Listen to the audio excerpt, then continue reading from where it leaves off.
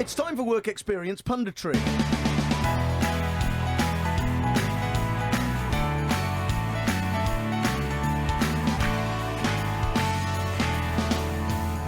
Which works very much like this, of course.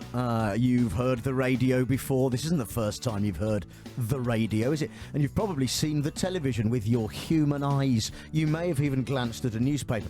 One thing that unites them all is that they fill airtime and pages by dragging in pundits, commentators, critics, sometimes crickets if they're cricket pundits. But they fill all this stuff up with people to review things, to preview things, to chat about stuff. We're no different, except that we are road testing the next generation of all of those things, with the exception of crickets. And it's work experience, so it means we don't have to pay them. That's the important point. And there's a new one today. He is called Roo. It's Roo, yes. Why? Well, short for Andrew. Although the spelling is R-O-O, it makes no sense, but it's just happened since school. It's stuck. I sort of like that you're the kind of guy who hasn't gone with the easy route. Andy. No, not for me. No, because then you're Andy Pandy and all the rest. Yeah, Handy Andy. And it couldn't be Drew, because Drew, he was a character on Neighbours who died by falling off a pony, didn't he? I wasn't up for that. I bow to your knowledge of that. Chloe has just said in my ear, yes, that's true. Which yes. Gives you some idea of Chloe's life. But he did also survive a barrel roll in a truck before he died. Right. Off the pony. Good. Which I thought was... They should have been the other way around. Knowledge. Really, There's also Drew Barrymore, of course, who is a girl. So I could see why that would be confusing. I'm confused. Good. Right now. So you tell me you've not heard of Drew Barrymore, but you've heard of Drew out of Neighbours. I'm afraid that's true, yes. Well, no, I've heard of the name Drew Barrymore, but I can't have... there's no picture in my head of Drew Barrymore. Right. She was the little girl in E.T. Yeah. Oh, okay. Well, she's changed since. Yeah. But for me, that was her best role. Okay. Right. Okay, Roo. Yes. You're reviewing gadgets and geeky stuff. Oh, well, yes, I'm talking about gadgetry and geekery generally. What have you brought to this particular party? Well, are you a tweeter? I have been known to tweet, certainly, yes. Have you ever wished your tweet were longer? Well, I haven't, but many probably have when they've been disappointed by the size of my tweet. Well, now you don't have that to worry about. Excellent news. Because CEO of Twitter, Jack Dorsey, yes, says that in order to encourage more conversation, they're going to get rid of links and usernames taking up the 140 characters of your tweet. That wasn't the easiest way to say that, but it still made sense. It hopefully did, yeah. Well, that's the problem. If you're letting people write more in a tweet, it's going to be less concise. There's going to be more waffle. I'm not sure it's a good idea. Fewer. So the what was that? What was few? I just finished an English degree. Ignore it. Ignore me. But what is interesting about Twitter, I think, actually, I'm a bit annoyed that they're allowing us to write more.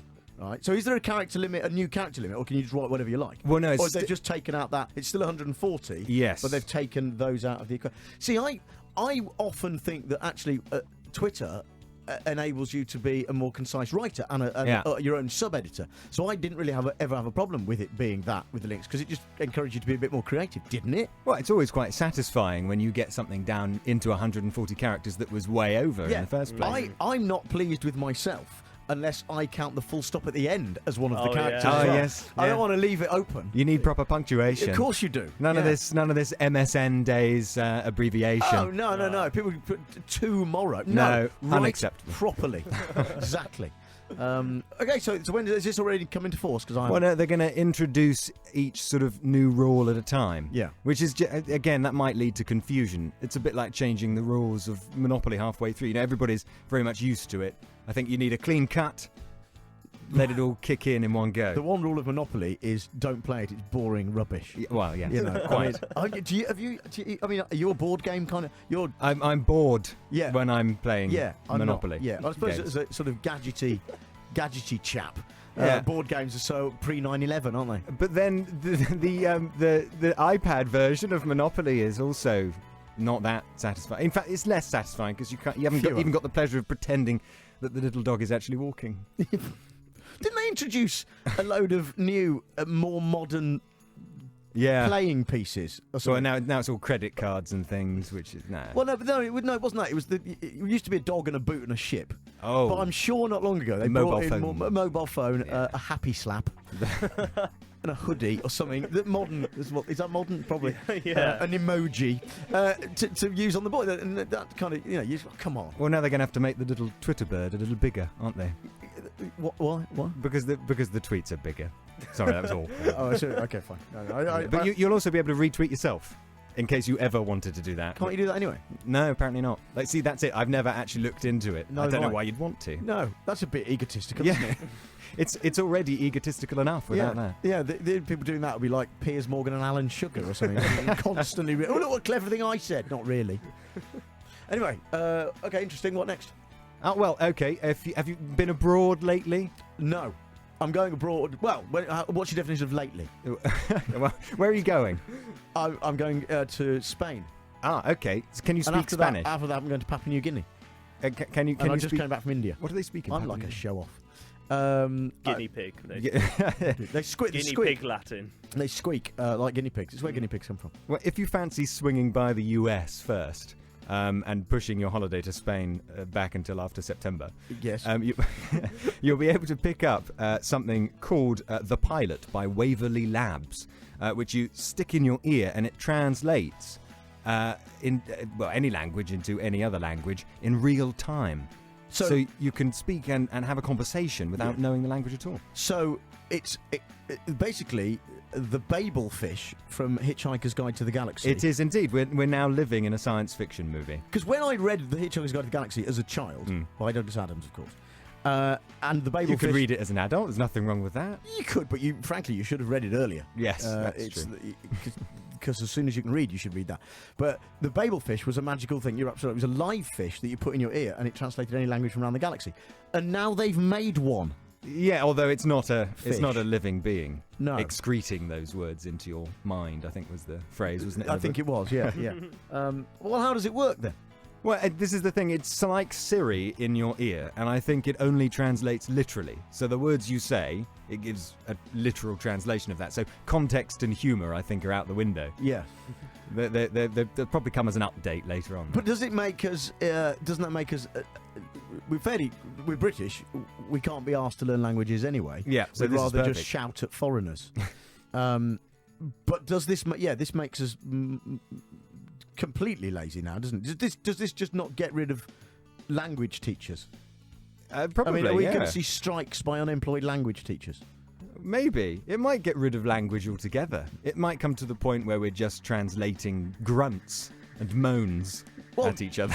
Well, I can think of scenarios where that would be useful. Cornelius can't, obviously. That's I don't know what you're on about. no. So, all right. So, how big? I mean, does it? It's small enough to go in your it ear. goes in your ear. Yeah. But then I think it must be Bluetooth or something, because what does it connect to? Where's its database? Has it got all this stored within it? I mean, apparently it's French, Spanish, Italian, and English. I've got one of those things which I still can't work out how it works, and you might be able to help me with this. Go on. I've got an app called Word Lens. Word lens? Yeah, are you aware of this? No. Oh, Oh, is that where you hold it over foreign text Yes, and it translates? Yeah, that is amazing. it's incredible. So, have you aware of this? Right, No, I've never heard of it. Sorry, what you do is, it's called Word Lens. It's one of those brilliant things. So if you are abroad, for menus, signposts, whatever it is, you literally point your camera at it, and it translates it into your language. But here's what I get that a bit. What I don't understand is it keeps the font. Yes, that is one of the most impressive. Like the colours and everything, it's stylized. It's like a mind meld. I don't understand that. So this is going to freak me out even more. I don't understand how it works. I can't imagine it's perfect though. Can it do handwriting? Hang on. You got it now. Yeah, I've got this on my phone, isn't it? I'd be intrigued. This is going to be exciting radio, isn't it? See what it does if you just do a scribble or something. Word Lens. All right. Right, I've just written a German sentence down on this piece of paper. Yeah, but your handwriting's terrible. What does that say? It's I guess German we'll find to out. English. Yeah, German yeah. to English. Here we go. Right, align text. Left to right. Okay, hang on.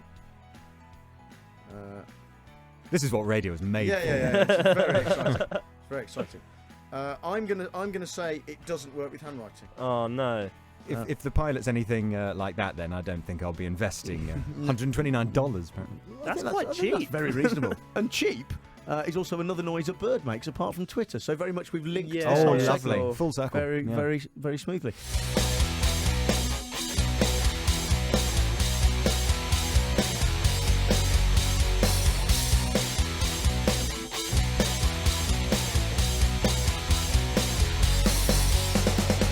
So then, it's Thursday afternoon. It's Talk Radio. I'm Jon Holmes, and Rue Hello.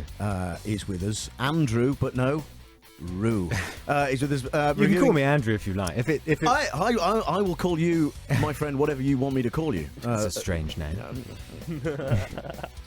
Interesting. I mean, it's like this is Cornelius, right? Who insists that Con is short for Cornelius. It is. Well, Whereas that would be actually- Corn, wouldn't it? Thank you. Or Cornelius. Yeah. No. Shut up. Exactly that. Whereas yours would be Andy. Yeah. But Rue is fine. Rue is a baby kangaroo, isn't it?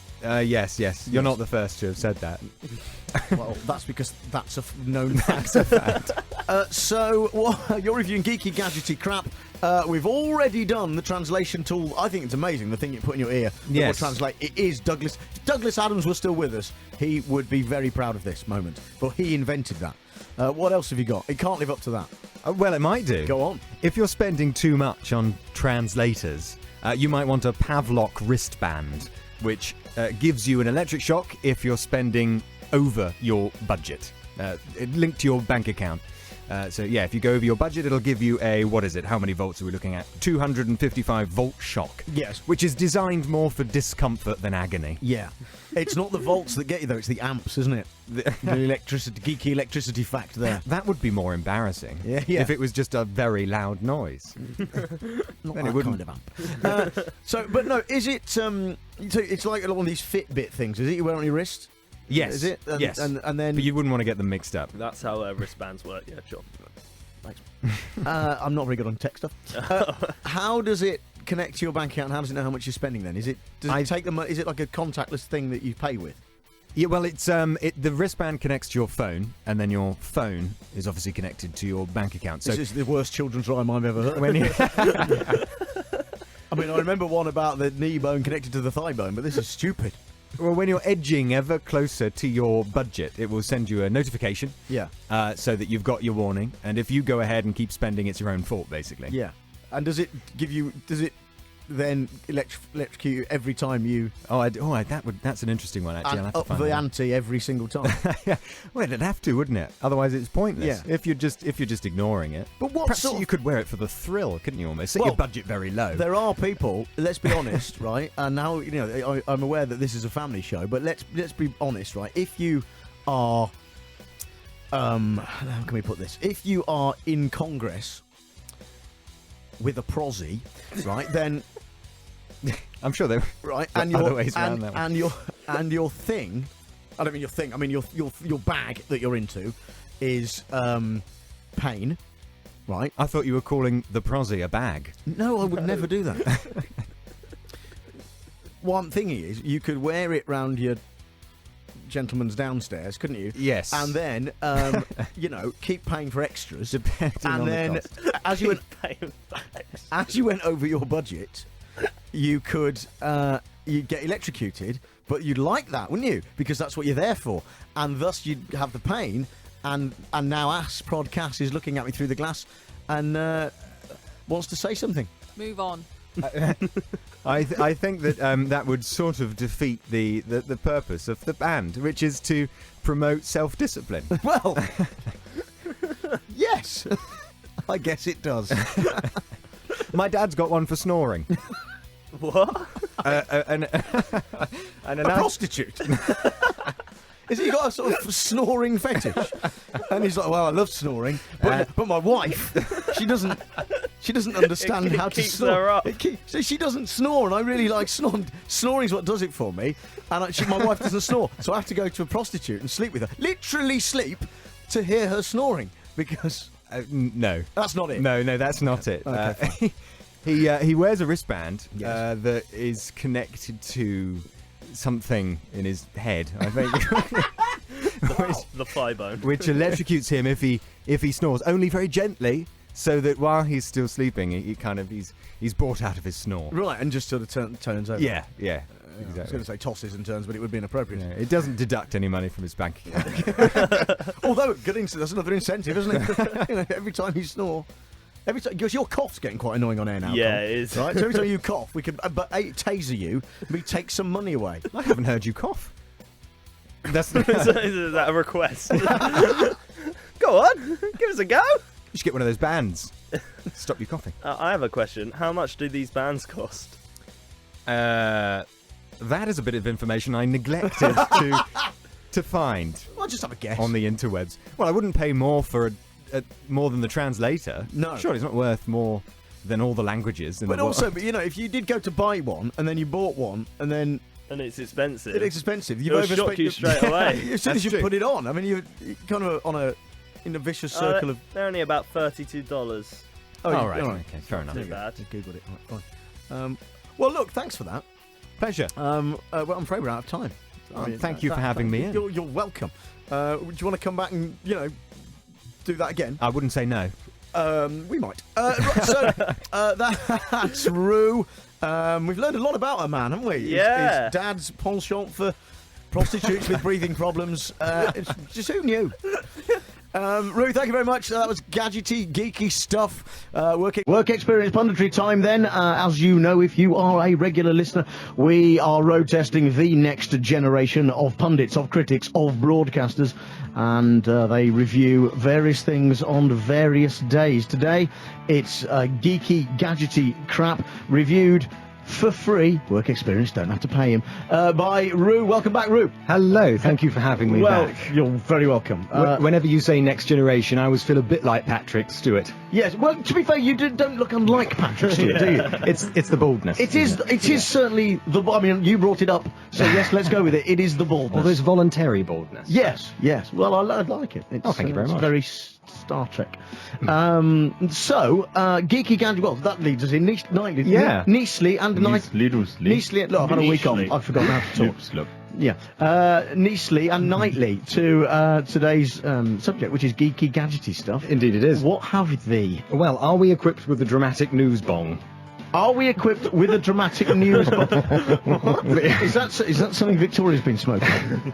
Well, no, it's just because this is quite a dramatic headline, because pubs are dead, or might be very soon, as a result of SodaStream's new gadget, which can instantly turn water into beer.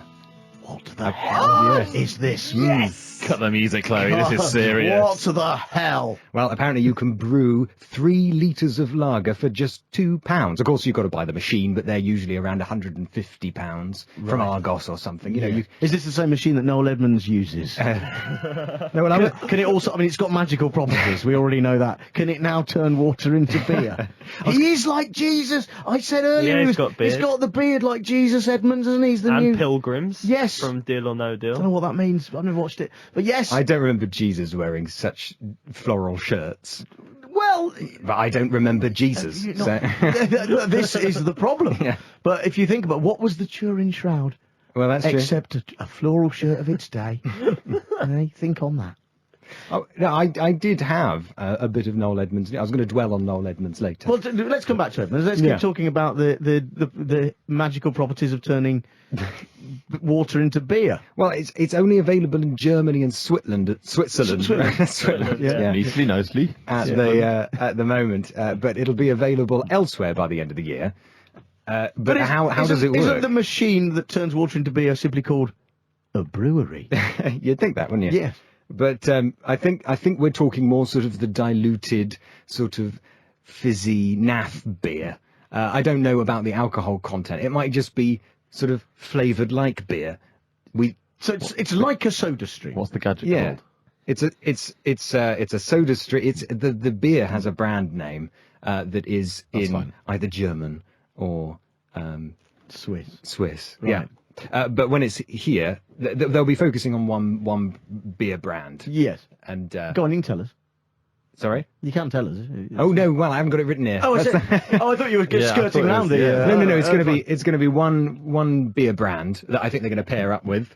They Right. seem to have done that in Germany at the moment. Have you got that on your computer at the minute? I've just googled SodaStream beer thing, so... Go on. Beer thing. What does it say? Oh, I like yeah. how we Daniel Birnbaum, who Yeah, is a good. CEO of SodaStream, Yeah. says that our core carbonation technology and distribution infrastructure provide a great platform for us to extend our business into this emerging category. What's he talking about? And we choose to do it with a dedicated beer brand. Well, all that'll happen, of course, is that you'll buy one and then it will go to the back of the cupboard where it will stay for 20 years, like a SodaStream did. That's all that's going to happen. And let's be honest, all SodaStream was a machine that put some air into some water, Yeah. into which you then squirted a flavour flavour, that tasted nothing like that it was supposed to. Exactly. So, really, that's all that's going to happen, isn't it? I think so. Because the brewing beer, as any brewer would tell you, is a complex and time-consuming. Do you want the answer? Yes, You get a concentrate, much like a cordial. like the SodaStream. Yeah, and then you add sparkling water, and you get a 4.5% alcohol by volume beer. Oh, really? So there is actually alcohol in there? Becomes an actual beer. That's exciting, because I thought maybe we'd just end up with sort of a Schlur equivalent of beer. Yes. I like the way that you come in to review the gadget, but we found out more about it by simply Googling it when you got in here. I like that. Yeah, well, Sort of, I like that. That happens every time this happens. I kind of like it. keep you on your toes. Yeah, that's exactly it. Yeah. So, can you use a standard SodaStream, or is it that? I mean, No, I 'cause- think you have to buy a special. It's called a beer bar. well, they would say that, wouldn't they? Yeah, of course. Well, okay. So what's the They've difference? got bills to pay. So within the old SodaStream, it was just a thing that farted air into water, right? Well, I don't think they put that on the box, but yeah. But presumably the magic ingredient in this, so the machine must be just full of yeast and hops, yeah. And so the water goes through that, and then the cordial goes through that into the fizzy water, because you've got to introduce that into it somewhere. Otherwise, it's not beer, is it? Who knows, mate? I don't know. This is my point. But I say, But then is that stuff you get for a couple of pence in an Asda or a Tesco actually beer or vodka or wine or whatever? yes, no, Other that's, superstores are available. yes. Other crap beers are available. Yeah, other crap stores are available. This is the modern. This is the future of homebrew. I bet there's an app.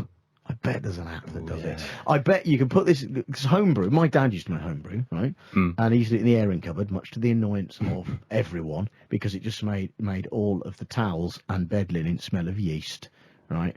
Don't go there, John. Okay, don't. Move on. Right, I've moved on. So it's what I'm saying is, it was a hobby that he had that was disgusting, and it always tasted horrible anyway. It was never like proper beer, and I fear this is the same. You mean SodaStream is removing the element of skill? You just pop it through a SodaStream and it all comes out the same? If you like, yeah. They're removing the airing It's like cupboard element. 3D printing beer, isn't it, really? Well, that's a very good point. Maybe that's the next thing. But to many, their laundry not smelling of beer would be an advantage. Yes, now you put it like that, maybe they're onto something. Maybe it's homebrew without the smell. But I understand the nostalgia attached Yeah. to that sort of thing. Yeah. Yeah. A friend of mine brought me a home brewing kit about 7 years ago, something like that. And I'll be honest with you, it's just in a box in the garage. Yes, I had the exact same. I've never I got opened it. I got one for my 18th birthday, and it's now used as a TV stand in my Right. bedroom. My old housemate did some home brewing. Yes. Tasted an absolute arse. Yes. Well, it does, doesn't it? Never tastes good, does it? Of course it does. And it takes about 8 months. In fact, SodaStream should market, just play to the crowd and just go, we know what, look, it's going to taste of arse. Yeah. Right? So if you want something to taste of, maybe they get an arse flavoured cordial. They could save themselves a hell of a little time, and you pour the flavour of arse. That would attract quite a different crowd. Well, yes, but one that's also lucrative, I'll wager. I mean, you get those stories about rugby players when they're all being like crazy, and they will have to. There was a story recently where one of them, they had to drink beer that had been poured. Oh. They had to lie under a naked rugby colleague beneath the dangles, shall we say, on their back, and while their colleague would squat above them, and a pint of beer. Is this a video you watched online? Yes, but that's a coincidence. The beer was poured down the rugby player's back, and thus, shall we say, drained through the channel, the back man channel, and that was part of the exercise, into the rugby player lying on the floor's mouth. and that's like crazy rugby players, aren't they? Lads. Yeah, lads with the Z on tour. Right, that's what they did. So I'm thinking that's maybe what SodaStream have invented. What they said, what will happen is two rugby players will come around your house, right, and squat in your kitchen as you pour cordial through their arse cracks. In that case, I'm going to take back my non-existent dramatic news bomb because I don't think pubs are dead. And there we bring it full circle. Will you stay with us, Rube? I will. There is more gadgetry afoot. You're listening to Talk Radio on a Thursday afternoon. Talk Radio. We got entertainment, and we're not afraid to use it. Talk Radio. Right then, we are joined this afternoon by Roo. It's Andrew, but he prefers Roo. It's not Andy, not and None of that. Well, he's having it's Roo all the way. And who are we to disagree with him? You can add as many O's as you like to that as well. I suppose that's kind of good, isn't it? Because you just carry on saying your name for as long as possible. So with the work experience punditry, it's geeky, gadgety stuff. It's Roo. Just carry on for another 10 minutes. Yeah. Join in at home. This is definitely going on the podcast, right? Yeah.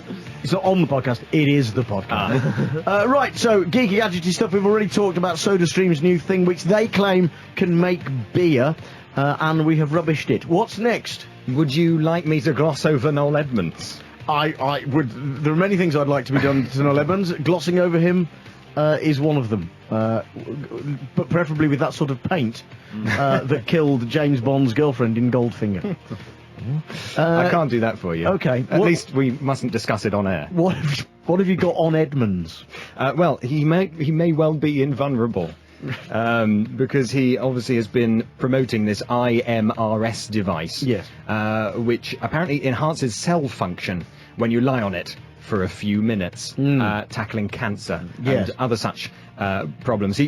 Apparently this blanket, what am I trying to say here? Gets rid of all your Wi-Fi and your it cleanses and your televisions and your microwaves and everything that is apparently clogging up the air around us, the things you can't see. Yes. Referred to as electrosmog, and as a result, then makes you feel less depressed. Fewer. And fewer depressed and fewer insomniac-y. Yes. Bit lost there. Good that one. So yes, I think what he's done is actually lined the inside of the Mr. Blobby costume with this technology. And now he's going to live forever. We should just say that the company who make this have never said that it does prevent cancer. No. That's just Noel Edmonds made that up. Yeah. Did he make it? Did he literally just well, he says it out? cured him. Cured his cancer. He said he had prostate cancer, and it by lying on this mat cured him. Now, of course, he's been ridiculed by medical experts who say there's no evidence of this. But, let's take the other stance just for a moment, right? Because everyone else has been laughing at Edmonds, going, no. But what if Edmonds is right? Eh? What then? Deal. Well, it's only $65 a month. Not bad for ultimate health. Yeah. What's that Or in the pounds? chance of it. But what if Edmonds is on, because look, right, okay, so the Wi-Fi is all around. And it's been like my parents didn't buy microwaves till about 30 years after they came out because they were afraid of what it might do. They were wrong because they're fine. I do worry about brain tumours and things when I'm around a microwave. Yeah, microwave, but also pylons. Yeah. Things Mobile in the air that phones. you can't see. So you don't know, do you? Yet we don't know about mobile phones causing. Everyone said that was going to be a thing. Yeah. Might still be. We don't know. Wi-Fi is relatively new, medically speaking. We don't know. I road tested my parents when my parents did get a microwave. One of the first things I did with it was I put my sister's Barbie doll in there as an experiment, just to see what would happen. And its face melted. That's more or less what happened. And then when she came home from school, I told her that it was Raiders of the Lost Ark Barbie, because of the end of Raiders of the Lost Ark when that bloke's face melts off. I've only seen Kingdom of the Crystal Skull. Cut the music, Chloe. Of all the Indiana Joneses, it hasn't exactly encouraged me to go back and watch the others. You should go and watch the others. Should I? Yes, I mean that's not really representative of the quadrilogy. if I'm honest. What about number 5 that's on its way? That will be awful. Go back and watch the first one. And indeed the second one. And to some extent the third one's not bad. It's difficult to accept that now in that fictional universe Indiana Jones knows that aliens exist. Yes. We've moved on slightly, haven't we? From but we haven't, because Edmonds and his crazy world is going to be the next Indiana Jones. Well, no, possibly the next David Icke. Edmonds as Indiana Jones would be a bold casting move, wouldn't it? I mean, that would be interesting. Especially if the floral shirts were to stay. But think about it. Raiders of the Lost Ark. What was the warning at the end? Don't open the box. Oh. Wasn't it? That's very the opposite of Noel Edmonds' mantra, though. Yeah, but Deal or No Deal is all about opening boxes. Yeah. But well, I've never seen that either. I've only seen the fourth one. It's better than Kingdom of the Crystal Skull. But if you think about it, Raiders of the Lost Ark, at the end, right, what happens? They're tied to a stick, Indy and Marion, and they don't look at it. Don't look at it, says Indy, and the box is opened, and out come demons and melt that face off and all the rest of it, right? And Edmonds is obsessed with the boxes, so it's not... You know, all I'm saying is... That's got to be worse than the 1p Club, isn't it? Edmonds can't be trusted.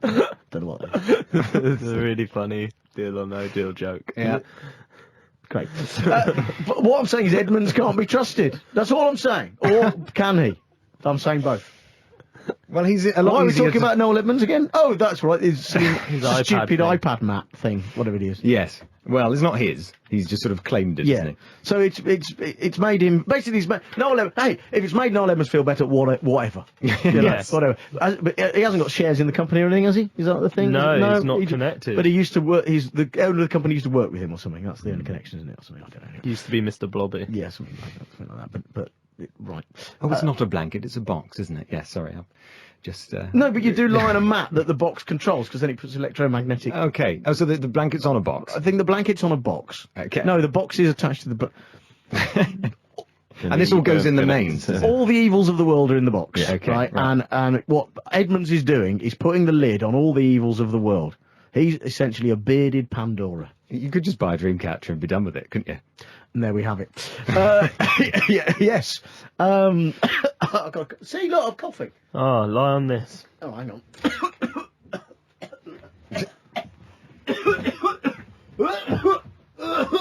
Switch it on. I'll just turn the box on. It's quite a slow system, John. You've got to enter your password. We're getting blue screen. Oh, I'm dying. Sorry, it's a very slow system. You okay? Just hang on. Take a deep breath. We've just got to install the updates, Windows 10. It's on. Oh, I feel fine now. Yeah. Yeah, there is something in it after all. That's good to know. Thanks, Rue. What just happened? Thank you. I don't know what happened. It was a gadget review or something. With Rue, Work Experience Punditry, thank you so much. So, Work Experience Punditry works a little bit like this. We road test the next generation of pundits, no offence, critics and broadcasters, and do it with work experience people, which means that we don't have to pay them. That's, I'll be honest, the main reason for doing it. Today, Thursday, geeky gadgety stuff. Here's Rue. Hello, how are you? Very good, Rue. You? Oh, I'm not bad. You know, all this football's putting me in the mood to lob a plastic chair at someone. Well, you know, pick anyone around here that you like. My advice would be ask Prodcast. Well, unfortunately, there's not an app for that. You see, if we bring it Going round into to gadget, the technical. yeah, so it has to be. Before we do this, are you? I mean, have we pulled you away from the ball hoofing? Are you interested? Well, it's on. Well, Yeah. yes, I know it's on, but I mean, are you interested in it? Oh yes, absolutely. Only whenever England plays. Yes. I'm not really interested in the rest. I mean, it just goes on and on and on forever. I'm with you on that. I'm the same. I only care, even a little bit, when it's something like this. But we're not. Hey, we've got a radio program to do. No one's listening. What geeky gadgety stuff do you have? Well, quite interesting. Well, I don't know actually if interesting's the word, but the Phoenix Smart Toothbrush will film inside your mouth. Yes. Yes. There's a. I mean, I like that the nation is simply concerned with whether the dragons are going to destroy the St. George's. And we're talking about a toothbrush that can film inside your mouth. It's a refreshing alternative. Well, does it not upset you? Well- It seems a little unnecessary, doesn't it? I mean, the idea, apparently, according to Envy, is that it's to improve your brushing efficiency, by showing you a live stream of the inside of your mouth through your phone. As you're cleaning it. As you're cleaning. And if you see something a little untoward, you can take a picture of it and then send it to your dentist. I mean, this is stupid. But a dentist, his job is to look at these things in real life. And what sort of dentist is going to, woken in the middle of the night by some drunk bloke or woman cleaning their teeth, going, oh, I don't want to look at that, and then I'll just text that to the dentist. Oh, well, I don't know. You could always to be a dentist, no, isn't it? And also, what? It's going to be awful to be a dentist. Oh, you don't want to be a dentist. No. It's bad enough you spend all day looking into people's mouths that are all manky. Imagine the smells as well. That's why they wear the masks. That wouldn't translate in a picture, though, would it? Really, you haven't thought. For a technology expert, you haven't really thought that. No, so that improves a dentist's life there from the off. And if you really wanted to add to the experience for a dentist, you could always print these images out and just pop them inside a greetings card for them, so that you've still got the human interaction as opposed to the. Yes, I suppose you do. You do have a point. Yes, but I think it's a system that's open to abuse, because if you've got something that you could put in something that then films it. I think you can see where I'm going with this. I think that... Have you ever put 400 quid in your mouth before? I'm not going to answer that question. But do you see what I mean? That could be misused. I mean, that toothbrush may not be used as a toothbrush, if you see what I'm saying. What, you mean you'd take it on holiday and family snaps and things? No. I mean, it's not the proper job for the toothbrush. No. I can't possibly imagine what you're referring to. Selfies and... In a way. Yes, it would add a new meaning to the word, wouldn't it? Yes. I mean, yes. Anyway, I'm just saying it's... I don't know. Would one want to look closely into one's own mouth? I don't think one would. No. It's not very picturesque in there. Did you say £400? $400, sorry. Okay. So it'll be cheaper this end, but still a bit much, considering... It's completely unnecessary. It is utterly unnecessary. Have you ever been brushing your teeth? Well, I suppose if you've got a, if you maybe, because sometimes if you've got a pain in a gum or something, you go to the dentist. You'll try and look at it in the mirror, aren't you? You do that. Look at it. So I suppose it would. If you could just shove in a camera, I suppose you could do that. You might do it more harm. Well, if this is a chunky device and you're smashing it into your delicate gums there. Well, I think we'll leave that conversation there. Yeah. Good. Stay with us, Roo. Yes. And I've got to interrupt you, and I'm making no apology for it. It's the football song. Because, there is football, and we've now contractually we are allowed to take certain live streams. We can't stream the whole football match. Roo, who is here with geeky, gadgety stuff already? We have spaked of a foolish idea, which is a toothbrush with a camera built into it, so you can take photographs of the inside of your own gob and send any horror show therein directly to your dentist. A system that could well be abused by people, shall we say, experimenting shortly before a trip to A&E. So, Roo, what else do you have in your arsenal? Arsenal of gadgets. Yes, well, if you were a pregnant Korean lady, you'd love this one. Well, we are big on that demographic, so... Well, beacons are making it easier for people in Korea to know when there's a pregnant lady on the train with them, so that they can stand up and offer their seat, rather than having the awkward, is she just... fat. Large. Yeah. Okay. Conversation. Yes. So it's a collaboration between Busan City and Daehong, I think. I mean, I might have the pronunciation wrong there. Yeah. Korean PR company. It's two parts. You've got a small beacon that the ladies carry around with them, and light up signs on the trains. So when a lady with the beacon gets on the train, the sign lights up, everybody stands, and if anything, that's more awkward than it would have been without the beacon. Yeah. Well, okay. I mean, this is not a... Because you're right, there are awkward moments. Yeah. When you think, is she, or is that pie? And also, ladies, sometimes they're quite happy standing. They don't want to be pandered to that way, do they? No. That's not me advocating never give up your seat or anything like that. No, well, we'd never do that, of course. But so she carries a... What's a beacon? Yes. It does sound a bit science fiction, doesn't it? I think it's literally just sort of a little... Like a chip. Yeah, like a chip, maybe a USB or something, or... that you I don't know, what's wrong with just a badge that says, hello, I'm pregnant? Yes. Like the old-fashioned kind of style. Baby on board. Yeah. That kind of thing. Hello, I'm pregnant. Yeah, like those little name badge things. That'd be right. Well, you know, and this is in Korea. At the moment, yes. Why have the Koreans come up? Why? Well, because I suppose they're a bit more creative than us. The interesting thing is that the battery only lasts 6 months. But if I'm right, a baby takes 9 months, doesn't it? Yes, it does. Yeah. However, the first 3 months pass by relatively Smoothly. and it You've only still got after to be that, careful, though, You've got to haven't be careful, certainly, but only after that would it start to take toll on one's standing abilities. So only after 3 months you then start pressing your beacon. Oh, I don't think you have to press it. I just think it happens all on its own. You know, a bit like Hive, where you can set it to switch off your house lights when you're from your phone. when you're in a certain location. Can I operate a pregnant woman from a distance? I don't think so. I mean, well, But you hack into her beacon. yes, And in many the ways, which temperature. started the problem in the first place.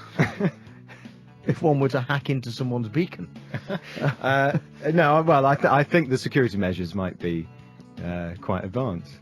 Although there could be So you could all steal- kinds if of you're- practical jokes there as Well, well. exactly. If your other half was pregnant, you could borrow the beacon and cause train havoc. I mean, And also, if the technology were to get into the wrong hands, it could be used for purposes of discrimination, saying, "Oh dear, there's a type of person here we don't like on our train. Everybody, get your baseball bats out and let's get them off." It's quite dangerous technology, you could Yeah. argue. Yes. They were forcibly injected into people. These beacons. like the Fantastic Voyage. Do you remember that? No, There's a film with, Fantastic Voyage. I think Raquel Welch was in it and Donald Pleasance, and they got shrunk down. They were in a spapeship. They got shrunk down, Okay. and they got injected into a. There wasn't a pregnant Korean lady, just a person, and did an inside tour of the body, fighting off blood cells and so on and so forth. I'll be honest with you, if that had been me though, and I was the captain of that ship rather than whoever it was, Donald Pleasance or something, I'd have gone straight for, just have a look. Wouldn't you? The beacon. Yeah. Oh, you'd save that for the end, surely. Well, you've For a got big finish. You've got to have an egress point, I suppose. This conversation's taking a turn. If you're a pregnant lady, Yes. Korean or otherwise, Yes. on a train, and you don't have one of these beacons, yes. then what? When this becomes the trend, are people just going to assume you're a liar? You could, if you just wanted to sit down, yes, you could. Because, we all commute.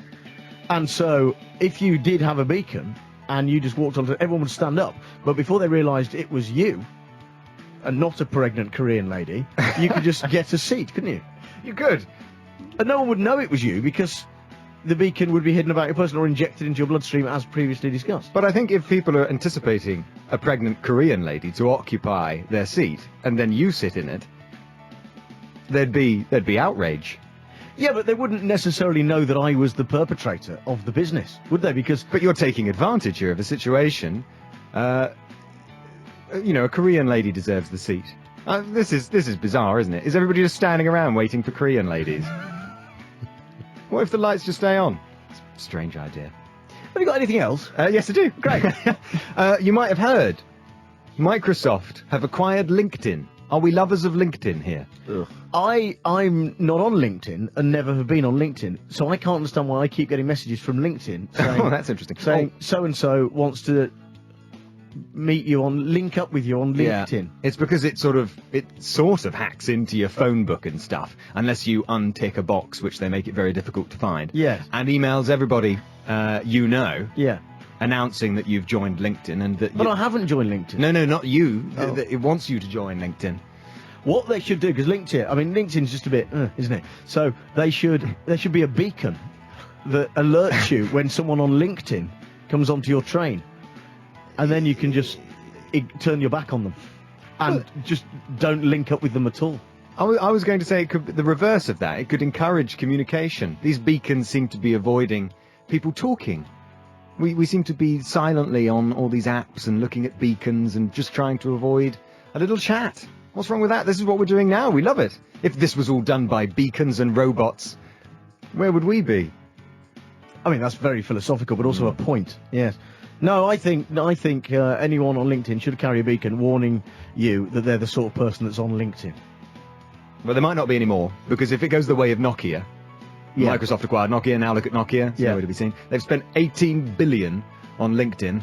So if they don't do that very well, they've lost a lot of money, and I'm not sure they'll be acquiring anything else. Right. Good. So that's a sweep, isn't it? That's toothbrushes that can see into your mouth. Yep. Pregnant Korean ladies. Yep. Beacons. And LinkedIn. I mean, what other radio? I mean, yeah, there might be football on, but I think we all know where the magical gold is lying this afternoon. Absolutely. Ruth, thank you very much for bringing in your geeky gadgety stuff. Thank you very much for having You me. can go watch football, that's fine. That's Rue here, geeky gadgety stuff. You're listening to Talk Radio. Right, Talk Radio in the afternoons then. Hello, I am Jon Holmes. It's time for work experience punditry. If you are unaware of what that is, this is what that is. It's a man or a lady doing work experience for us, reviewing things. Now, you've got film, we do TV, we do music. Aidan, you do our music for us. I do as music, well. yeah. And we do, as yesterday, hipster nonsense. Today we welcome back Rue, Hello. who his real name is Andrew, but he'll have no truck with it. And he's doing our gadgety, geeky stuff. I'll let your viewers decide if I'm a man or a lady. If we had any viewers, well, actually, no. I mean, listeners. Funny you should say that, Rue, because Yes. we do have viewers, because we are streaming this on Facebook Live. I did that on purpose, you see. That's yeah. Good. And that, I suppose, ties in because it's gadgety, geeky stuff, and that's sort of what that is. Absolutely. So, is this on a man filming it at the moment, right? Aye. Just turn that on yourself. If anyone's watching this, just turn that on yourself. See, if we Yeah, were really that's- gadgety, we'd yeah. have one of those 360 cameras. They're yeah. amazing. Well, haven't we, Luke, Sex Luke is doing this for us. So Luke, he works for the website, and he's called that because Yeah. We don't need to hear the story. Again. Okay, fine. Heard it so many times. So, Luke, you're filming this, and is this now live on Facebook, Burke, as Cass would say, Facebook? Facebook. Yes. Okay, and where do we go to find this? You go on Facebook Yes, good start. and Yes. you just watch it. What? Talk Radio? Talk Radio / Facebook something. Talk I'd say face. this side of the room, the connection gets me. Can't even hear you. Anyway, so basically, if you go on Facebook and find Talk Radio, you'll be able to see this. Apparently, Hopefully, fingers crossed. being streamed live. By Sex Luke. So, Rue is here with his gadgety, so we don't have to pay him his work experience. Rue, Yeah. what have you got? Well, I've got my own kind of roofarundum, if you will. That's good. Actually. Yeah, That's I good. thought so. I I, like couldn't that. decide between one or the other, so I went for both. Yeah, I like that. It's the question is: would you be able to choose between a life without your phone or a life without fried chicken? That is a dilemma that I've never faced before. No. But I'm intrigued as to why this choice has arisen. I need to know your answer, I'm afraid. Oh, phone or so what? A life with my phone? Without your phone or without fried chicken, one or the other. It's Well- got to go. Well, now both have their advantages, Yes. of course. Now the phone thing is interesting because I find, I was only talking to someone about this the other day. I find that if you are without your phone and you can get over the initial empty, hollow feeling, Yes, right? yes. It's a release. It's brilliant. I was away not long ago in a place abroad, and there was no signal, and it was fantastic because it meant I just didn't. Have Well, to we do haven't it. got signal in this corner of the studio, so it's not That's that. also a good point. But I once over the initial thing, I could go and gorge on fried chicken happily, being without my phone. So as a sort of substitute. But yes, but in everyday life, just for convenience, I find that communicating with people for work and social reasons on a phone rather than a piece of chicken is advantageous. You do get a little further Yes. with a. So I'm gonna with a phone. come down on the side of phone for now. Okay, so imagine what would happen if you combined the technology of a mobile phone with the deliciousness of a piece of fried chicken or a box full of it. I think I speak for the nation when I say, "What the hell are you talking about?" Yes, KFC have a new takeout box, and there's a promotional video available for this online as well, called Waterbox, spelt WATT, that can charge your phone. It's only available in Delhi and Mumbai at the moment. So When you say a deli, you mean in India. yes, Yeah. not a deli. No. No, fine, okay. And that would be off-brand as well, really, wouldn't Yes. it? So, yeah, but reports say that the charger isn't that great. It only charges your phone up to about 17% before the box is dead, basically. But I think it's still better than nothing, and it's Well, great progress. It is progress of a sort, Yes. certainly. Interesting that they've gone with chicken. I mean, no longer do you have to make that agonising choice I posed to you earlier. No, you've solved my dilemma Yeah. there. Yeah, you're right. But there's a big market in the portable charger, especially in festival season, of course. Yes. But the advice is always to take a portable charger out with you now, because obviously iPhones lose all of their power within about 20 minutes, don't they? Well, you know that a little while ago I got a Samsung. I went from being an iPhone boy to an Android. Yes. I must say now that in retrospect, the iPhone's battery is quite superior To the Samsung. to the Samsung. yeah. Interesting. Unless I'm just using it more because it's so much better Is it what's better? in every way other than the battery. What's better about it? Oh, it's just so much more customizable and user-friendly and intuitive. iPhone forces you rigidly into its own kind of way of doing things. Yes. And organising its menus in a certain way, and then forcing you to, we do away with your headphones now because we dictate it. That's what's happening next. apparently. That is, I've heard that. Yes, Yeah, so very upsetting. If you've got headphones, you have to buy an adapter from Apple in order to use your headphones with your phone, unbelievable. because they're changing the age-old phone jack that's been good enough for years on anything. and Where now would they're radio changing it. be without the phone jack? Yes, John. Or the John. the- Name's the- John. So Very good. Thanks. So right. So fried chicken charging phone charger. Yes. Is where we're going with yeah, it. but it seems unlikely that we'll get one. Why? Well, because Why it's- have India got one? Because it comes out of a partnership with the Mumbai, one of them, based digital Mumbai. agency. Mumbai. It's like how you call Julia Hartley sex dogs. That's not going to make any sense if you weren't listening to the end of Julia Hartley. No, I heard about. I saw them. Yes, I was Yeah. expecting something fluffier. There but were two men dressed as sex dogs. Basically, it's a fetishist thing. What do you mean dressed as sex dogs? Well, there You mean are there there just were sex two dogs tattooed wandering men around? on all fours, right, in shiny PVC dog outfits with Yeah. gimp masks and tails. And sorry, what was but the? they barked and played with toys on the floor while Julia Hartley tried to interview them. It was one of the weirdest things I've ever seen. Is this somehow referendum themed? Or No, that's what it couldn't be. So she'd gone. So you go gone very much. completely the There's opposite. off-piste and there's off-piste, and she'd taken that run. no, to be honest, it's quite tame compared to some of the stuff you have available in PVC. I'll take your word for that. Well, I'm not talking from experience, although I did once dress up as a famous science fiction villain from the TV show Farscape, which involved me wearing a fetish mask to Pontins, which was... Insight there into Rue's life that none of us can now unsee. Thanks for that. You can see it if you like. I can give you the image. You can pop it up on the old Facebook, eh? No. No, Best not. So, all right. So, charging chicken box.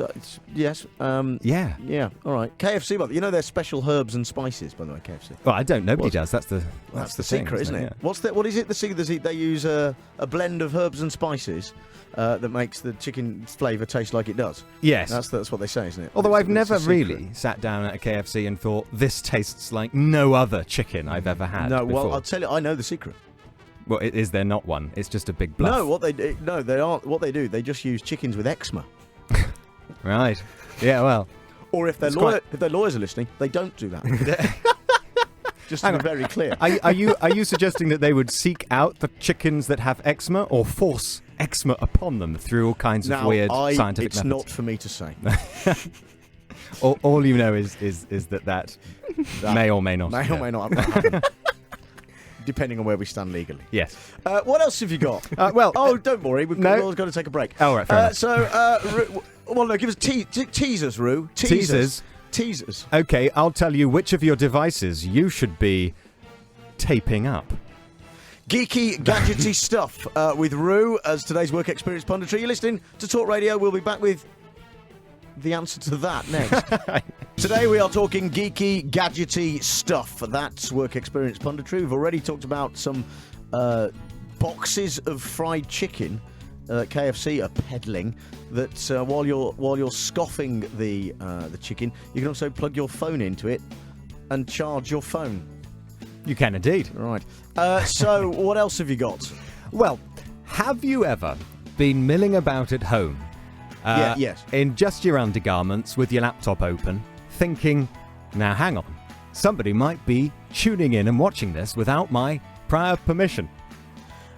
when I have sat in front of my laptop in just my undergarments, Yeah. I'm sort of secretly hoping someone's tuning in and watching it. If I'm honest. So then you're not one for taping up your webcam. I wonder what you were going to say there. I mean, it depends what you... I mean, if you're using webcam euphemistically, I am one for taping that up, yes. Right. Well, I'm not entirely sure what you mean by taping up, but shall we not go down that road? Yes, stay away from that. Tell us... We'll ask the sex dogs from earlier. Yes. So Mark... I'm not explaining. If you only just tuned in, I realise that sounds weird, but you know what? I'm not explaining. Carry on. adds to the charm of the show. Mark Zuckerberg tapes up his webcam. He does. I saw this. Yeah. I saw the picture of this. So Mark Zuckerberg is obviously... Is it Zuckerberg? Yeah, it is. Yeah. Is obviously Facebook man. Yes. As in, not some hideous mascot. He created the thing. Yes. So I thought it was some sort of superhero who'd been bitten by a radioactive social media site. Comes around and pokes you. All of the powers of it. I am Facebook man. Facebook man. No, he'd just be irritating. He'd constantly be badgering you to get on Farmville. It'd be wherever you go, he'd be poking. What crime? What? I don't know. Anyway, crime. what's he done? Well, he's been caught on the internet in a picture where he's posing through a cardboard cutout of an Instagram post. And on the desk behind him, he's got a MacBook with the tape covering the webcam. And it's made people think, well, why? Because obviously he knows things that we don't about the inner workings of the interweb. And if he's worried about it, Yes. then maybe we should be too. Well, he might have just taped it up because it broke or something. He couldn't switch it off. But so- if it's broken, you've got nothing to worry about. no, it isn't might there? be. It might stay on. It might be on. Might Oh, I might see. stop. Might have fixed on. Yes, but even so, if it's on, it doesn't necessarily mean people are looking at it. So I think it might mean that he knows that people do look. Well, I mean, we know Edward Snowden says so anyway. He says it's very easy to hack into for NSA types, CIA, or Right. James Bond type people. Yes. People who just have nothing better to do. And so when I'm hypothetically sitting in my undergarments, Yes. yes, Hypothetically or otherwise, yeah. no, just hypothetically, taping up my webcam, people can see me doing that without me. So the little light doesn't come on. People can just look through your webcam if they know what they're doing. Because ordinarily a green light comes on, doesn't it, with a webcam? Yes. Yes. So we're saying that it doesn't, and so they can just use it without your knowledge. Yes, sorry, that's it, yes. Yes. So the green light doesn't come on. They're looking at you secretly, constantly, apparently. And apparently the actual pictures of people have appeared online. These awful forum websites. People have been like, "Yep, this is a picture I took of someone without them knowing because I hacked into their That is webcam." quite frightening, But isn't it? what about your phone and everything? A Nintendo DS has a camera in it these days. Surely it's possible that some secret organization has a big digital map made up of images being taken constantly, 3D, that they can walk around kind of Matrix style. That's not That's not entirely far down off. into a dark world today, Ruth, haven't you? I mean, I don't mean to leave your ordinarily paranoid we're just rest. sitting here with Sex Luke filming us for the website, but at least we know he's there. Yes, but you're doing that voluntarily. It's funny how you don't worry about it when everyone's Snapchatting themselves, but then they think, oh I no, don't, what I if? don't know. I don't know how Snapchat. Well, I'm not big on this. Right. Well, Right, traditionally, all right. Don't look, Aidan. You're 5. Don't. Look. So here's the thing. Right. Okay. I'm not on. I never went on. I never joined Facebook ever. Right. So when Facebook first started, I admittedly now wrongly dismissed it as a small fad. Right. And I just thought I'm not joining that. you mean along the lines of Bebo or MySpace? Yes. Yeah. Oh, remind me in a minute to tell you a story about Bebo. Okay. Which I will do. But yeah, like MySpace. Yeah, I just thought, she's not going to catch on. Anyway, so I was wrong. But I joined Twitter because I quite like Twitter. Yeah. At Jon Holmes 1, but because that's kind of, it makes sense. It's like short, like group texting. Yeah, it doesn't People who- occupy too much of your Yeah, life. exactly. Right. But Snapchat and InstaWhip and Fuzzface. I haven't got. I'm not. There are I a haven't few got too all- many I now. don't know all those. I don't know what. So what's the? But I don't know. You answer this because you're young. Why do you need them all? Why can't you just talk to people on one of the things? Why No, do you I need, agree. Why do you need WhatsApp and Snapchat? Why? Well, What's the difference between them? the Snapchat is more public, isn't it, than WhatsApp? So No, Snapchat's very much The 'cause- private option, isn't it? No, It's what option? No, I It's the wouldn't private think so. I option. don't know. It's That's because what- you have celebrities and you follow them and they do their Snapchat to all their followers. So it's kind of like it's kind Well, of like an that's the immediate same Instagram. as Twitter. It is, but A little bit, yeah. But it's I think the quality is worse on Snapchat. If you're putting something on Snapchat, you definitely wouldn't put it up permanently on Twitter or Instagram. Therefore, it needn't exist in the first place. Get rid of it. It's true. Anyway, Bebo, right? Yeah. So, but no, this is annoying. This still annoys me. So, well, you know about. Tell us what Bebo was. You know about Oh Bebo, goodness! right? Well, Presumably- Bebo was yeah. like one of the first social media networking friend with your friends platform where you could get into the nitty gritty, like ordering your friends in the preference. Yes. In the order of preference. Yeah, this is why we need Twitter. Yeah, which was quite divisive, I think, Yes. among some friendship And groups. then I think it got bought by AOL. Bebo, just before the bubble burst and Yeah, Facebook became the thing, because it was a rival to Facebook at the time. And Well, the reason Bebo, MySpace, Facebook in that order, right? Well, it was, but then Facebook obviously became the big thing because Bebo. The reason I know Bebo about was this, still knocking about at the time. doing the reason I know something, about this is that a friend of mine started Bebo, Oh, wow. and do you know, he sold it for $875 million, And now look at it. and he hasn't really spoken to me since. And I'm not even on social media. Well, seriously, did it you was- put him at the it top was of your launched. Bebo friend list? Is Well, that why? I was never on Bebo, but he hired me, right? And it might have still on. I wrote all the Q&A for Bebo. Oh, wow. On the Bebo website, I did all. He hired me to write all the Q&As and That's amazing. stuff and everything else in a light-hearted manner. You were part of my childhood. Never say that to a radio. Never say that to a radio presenter. That's not in this No, climate. but I mean, without me even knowing, it's yeah. bizarre. Well, there you go. But I don't know whether I don't know that's still online. I haven't looked. We should check that.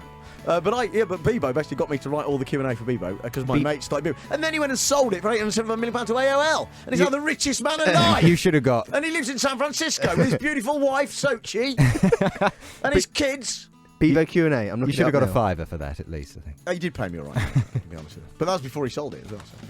Anyway, that's my Bebo story. Is it? We'll find out whether it's there or not. Rue, thanks for coming in. Oh, thank you for having me. And will you come back and do more of the gadgets? Of course I will. Excellent. We've learned so much. And so we come knocking on the door of not heaven, but knocking on the door of work experience punditry. Bringing it to us today, it's a Thursday, so it's the geeky gadgety crap. It's Rue, the return of Rue. Hello, thank you for having me. You're very and more than welcome. So, well, how are you, first of all? I'm all right. I had a bit of trouble getting in. I mean, if we're talking about gadgetry and geeky stuff, I really think we need to work towards teleportation, because the Northern Line at this hour is rammed. Yes. I've been up armpits. I was inadvertently molested by a man on the tube. Right. His arm getting caught up in a lady's handbag strap. When you say on the tube, Yeah, no. Well, that's a level of precision I wasn't going to share on the radio. But yes, no. Enough of your nicknames for it, Cornelius. Let's move on to the gadget. Assuming teleportation has not been invented, It hasn't, not yet, no, but do keep us posted. yeah. I mean, the speed the news is changing at the moment. Anything could happen. I know, it's all going on, isn't it? I might throw my hat into the ring. Right. There happened to be ones on the tube. Couldn't walk. So, what? What have we got in your review? Okay, so Yes. I ride bikes. Congratulations. My own, primarily. Yes. And when I'm on my bike, I think, wouldn't it be lovely if I were to be listening to some music, maybe some classical even? Yes. But if I do that, I won't be able to hear if I'm about to get crushed by a lorry. So, A lorry. a lorry. Doppler Labs have a solution for me. Oh, good old Doppler Labs. that's Yeah. what I'd go to for a solution. Yeah. Love a bit the old Dopplers. Hear One earbuds, they're called. They can amplify or tune out frequencies depending on how much you want to hear the outside world. So basically, they'll blend the noise of a lorry Yes. with your favourite Rihanna track. Or something. It's called layered listening. Yeah, and you can choose whether, you know, your earbuds rather are going to pick up the sound of a crying baby. Yes. Or you can choose to phase out the baby in favour for the lawnmower, or that sort of thing. Right. Okay. So this is I've embraced this technology already by accident because I find that my sat nav which is I haven't got one of those stick-on ones. I've got one built in, and whenever the radio or indeed the compact disc, Oh, no. I'm very modern, is playing, I can't hear the sat nav, or vice versa. And even though you can alter the respective volume of each, just as you're talking about, both are annoying. So if I want to know when I'm going, but don't want the music to. The music dips for too long. It's a where bit- the sat nav, and it always dips at the bit I like, at the guitar solo. When I am trying to do air guitar on the steering wheel or air drum, as I think we all do, and you can't. And when you're doing that, and some voice goes in 300 yards, turn left. It's just a little bit annoying. You could isn't do it? it to the rhythm. It's a bit like when you take food into the bedroom. You're spoiling both things. Yeah. It's another insight into your life that we didn't really need, Roo. You've gone all 9.5 weeks on us now. I was going to say that's the only time my... I just realised what I was going to say. I was going to say that's the only time my dad listens to the radio, but I mean when he's in the car and it interrupts Not- his Lovemaking. no no. Okay, he doesn't. No. Yeah, Fine. most Okay. of the time it's Rihanna actually. Funny enough. Yeah. All right, good. When? How much are these, and when do we? Okay, so they are $299 to pre-order ahead of a November launch. International releases are coming soon. Right. So we haven't got them yet, which is always the way, isn't it? It is the way. When we get them, they'll be more expensive than that. Are you, or are they, suggesting this is a sort of life-saving health and safety issue rather than an entertainment setup? I mean, what's their angle on this? I think that is an angle they should pursue. Yeah. Because it's the most obvious. Because but otherwise, it's not one I they're- picked up on. They're really only useful for cyclists, then, aren't they? Because otherwise, what other scenario are you in where you'd want to hear a lorry instead of Rihanna, apart from the scenario of having to listen to Rihanna? What about if somebody wanted to listen to Beethoven Yes. and this show at the same time? They could have you on the wireless and Beethoven in their ear holes. I mean, it's an interesting idea. Yeah. Certainly. And maybe they should be using that as the I think you're massively overestimating our listenership there. I wouldn't say so. Really, John you think they're Holmes big versus Beethoven. fans? We are very much the direct rival for Radio 3. This show specifically. Yeah. And the reason that we've got a lot in common with Radio 3 in that we have no listeners. This building is also home to Talk Sport, Correct, right? yeah. So here's a sporty way of using these headphones. Yes. You could listen to sports commentary while still maintaining the atmosphere of a big football stadium. Well, that's just listening to sports commentary, isn't it? Because you get the atmosphere of a sports stadium in the commentary. They do play it I through. suppose you do, don't you? Yeah. So never mind. Yeah. So that's not. Also, you mentioned cyclists there, and I did. And when you're on your bike, and Yeah. I was just thinking now, this is going to be the last time that anyone's going to be able to safely, speaking of health and safety, go on a Boris bike, isn't it? Because it's likely to pull out without you realising you're expecting it. Thank you. Needs work, but yeah, it's all right. Because hang Yeah. on, look, let me explain it. Right, so it's the last time you're going on a Boris bike because it's likely to pull Yeah. out when no one's expecting it, like in the politics. But to be honest, Yeah. it's about time we stopped calling them Boris bikes and instead Sadikals. Yeah.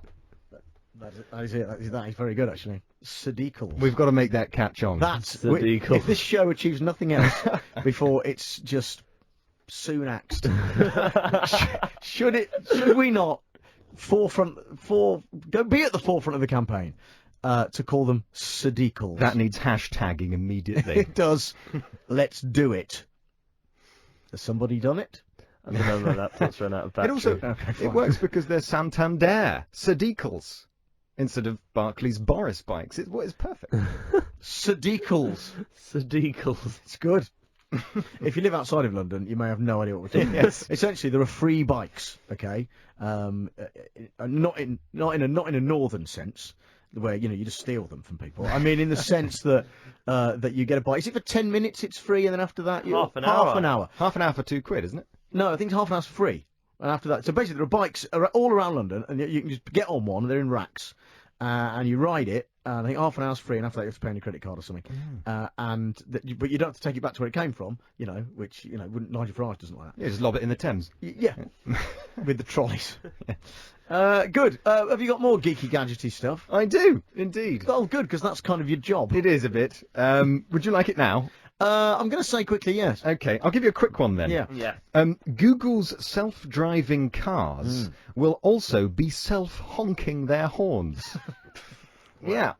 They've been testing the AI of each car by placing them in situations where honking a horn will warn other drivers of their presence. Right. And do the cars, do they have a sort of sexism program in which case they would honk at, a pretty lady in a short skirt? For instance, if Alan Brazil was driving it, I think from TalkSport, He would have to drive a driverless car as well. That's a good point. Legally. Actually. Yeah.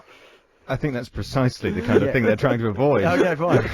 So it honks in the correct situations. Yeah, well, they're working on it, apparently. So the car identifies a need to use the horn, then it sends a signal to a team of engineers, and then the engineers decide whether or not it should use its horn in that given situation. And by that time, it's run through everyone. Exactly. Yes. It's run over the Boris bike that has pulled out. Sadiqal. No, not for the purposes of this joke. That Okay. has pulled out without anyone expecting it to. Everyone expected the Boris bike to go in one direction, and then, without really telling anyone, the Boris bike just simply went in the other direction as a surprise.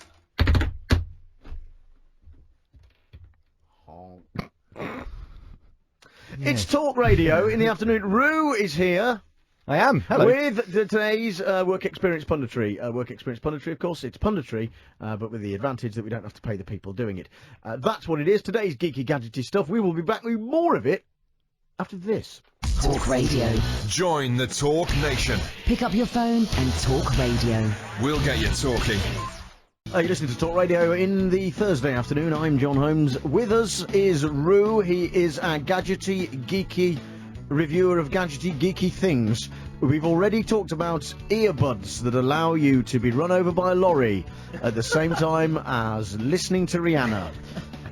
Sweet relief. And we've already talked about a driverless car that can now honk on its own at you while you're being run over by a lorry while listening to Rihanna. Yeah, they wanted to honk like a patient, seasoned driver. And we have already launched the campaign to rename Boris bikes in the wake of his, it just not being in charge of anything anymore.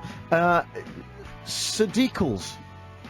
That's the one, yeah. Sadiqals. After Sadiq Khan, of course, is now the London mayor. The London bikes, therefore belong to him. Sadiqals. Get behind it. Or on it. Get on your Sadiqal. We've already got a campaign slogan now. Rue, thank God you're Yes.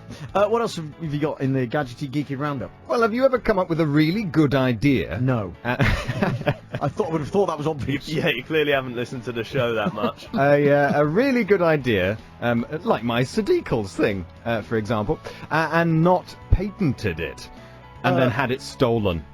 No, but I understand this is possible. Yeah, you should always patent ideas. Yeah. Well, a man Yeah. named Thomas S. Ross from Florida says that he invented the iPhone back in 1992, and he's suing Apple for £10 billion. Right. I'm going to go on a limb here and say he's not going to be successful. Well, it's interesting because I've got a little diagram here. If you want to have a look at that. I do.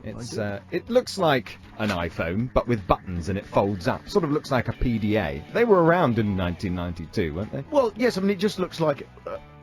Yes. There's a lot of them around in the 1970s, actually. A lot of what? PDAs. Yes. Anyway, so someone can work for Radio 1. So what? It just looks like a phone from then, though. It doesn't look like an iPhone, does it? Particularly? Well, he thinks it does. He thinks that Apple have stolen his idea and used it right the way through from the iPod to the iPhone to the iPad. Basically, it's just, when I was little, I used to draw amazing cars that had slides on them and things, and fridges and toilets, all that sort of thing. And that was just me sort of using my imagination. That's what he's done, and now he's come along and Has he got any proof that this drawing is from back then anyway? Yes. because he did try to patent it, but Yes. it didn't. It wasn't successful. Because it just looked like any other phone. He dropped out halfway through, so it's his own fault, Right. really. You used to draw toilets. Yeah, no. What a crazy childhood. I used to design like brands, clothing brands as well. Did you? Yeah, I just used to draw stuff. Okay, interesting. Cars with toilets, shoes. With toilets. Yes, sometimes. I know a good story about Ozzy Osbourne in a toilet. So, Ozzy Osbourne, it's a long story. Right, essentially, Sharon Osbourne told me this, right? So, Ozzy, is this for broadcast? Oh, never mind. Anyway, Sharon Osbourne told me that Ozzy Osbourne, they were staying in a hotel, and the reason she told me, because this hotel was in Canterbury, which is where I'm from, right? And they were staying in a hotel in Canterbury. When I told her I was from Canterbury, she said, "Oh, Ozzy and I stayed at this hotel in Canterbury." She said, "I can't remember the name of it, though." She said, "But we got back really late at night." She's really, like, 2 in the morning. We've been out drinking. She said, and we're up on the third floor, and we got out of the lift. She said, and some people had put their shoes outside the door to be cleaned overnight. So Ozzy went for a poo in one of them. It sounds like a very Aussie thing to do. Well, that's why I believe her. But I could sue Google. Go on. Oh. Because I, as a child, like you, I used to draw cars. Yeah. And some of them I forgot to put drivers in. Yeah. So technically, I could argue that I invented the driverless car, couldn't I? You By the same argument. Just because you've done a drawing. But the thing Like is, that man! his he as I say, he did a what do you call it? What's ERD stand for? Oh no, sorry, that's what he called it. Oh. An electronic reading device. That's a Kindle. But Why isn't he suing Kindle? Yeah, In no, fact, it's it looks true. more like a Kindle. Because it's got the little keypad. and Yes, stuff, an yeah. old-fashioned Kindle. No, but he never paid his administrative fees to get the patent on it. So, yeah, I suppose you could say that he was taking that idea a bit more seriously than your driverless cars and my shoes with toilets. Yes. So, but just because he abandoned the idea in 1995, and now he's moaning about Let's it. follow the case with a limited degree of interest, shall we? I think that's as it goes on. the phrase, By the way, patent leather. Is that? Can you patent that? I mean, is that? patent leather? Yeah.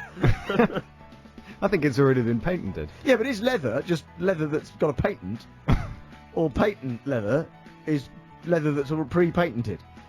You should ask your leather specialist. They're on they were last week. I'm not sure I like the implication you're making.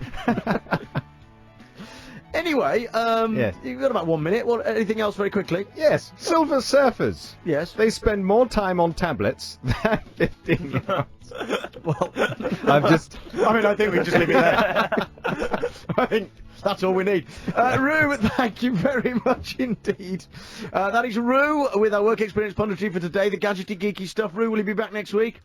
Absolutely, of course. Good news.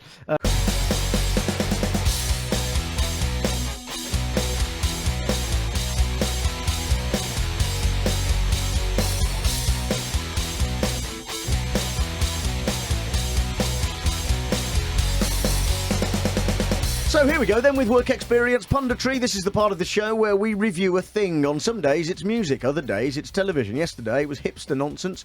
Sometimes it's film. On a Thursday it's geeky, gadgety crap. And it's brought to us in a roundup by the work experience Rue. And the reason for work experience punditry, as you'll have assumed, is that we don't have to pay them. Good afternoon, Rue. Sorry, I'm not getting paid.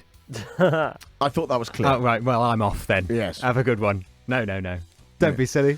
It's a pleasure to be here. Yes. I almost believed that.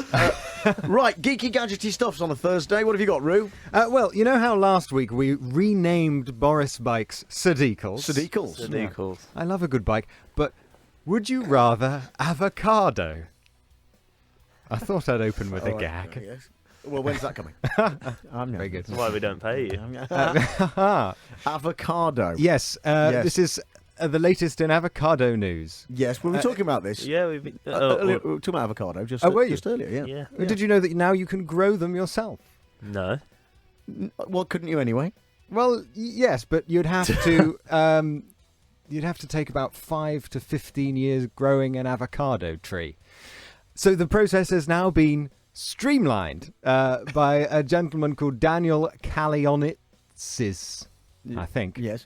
who's launched Avacado, which is essentially a avocado-shaped bowl in which you place an avocado seed and then pop in some water for about 3 weeks.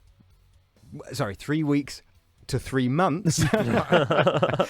And then you'll have an avocado at the end of that. Right. It's easier. I mean, correct me if I'm wrong. It's easier than growing a tree. Well, it's easier just to go and buy one.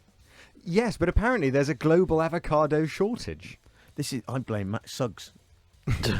From Madness. From Madness, yeah. Did you know about this? No, what's happened?